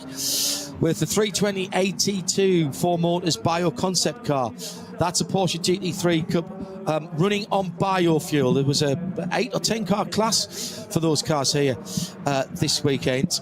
The V3 class was taken by the number 529 in 94th place for the BMW 318i. The 321 Audi, we mentioned, they were their class winner for Goroyan Racing by RT by Shaky Racing. And there's one more. Where's the H4? There it is. H4 class Hoffer Racing BMW, a mighty old E46 M3, and the family Kroll out there who we watch all the way around the world. The 605 then coming in 109th position and taking their class victory, albeit in a class of one, but they got it to the end.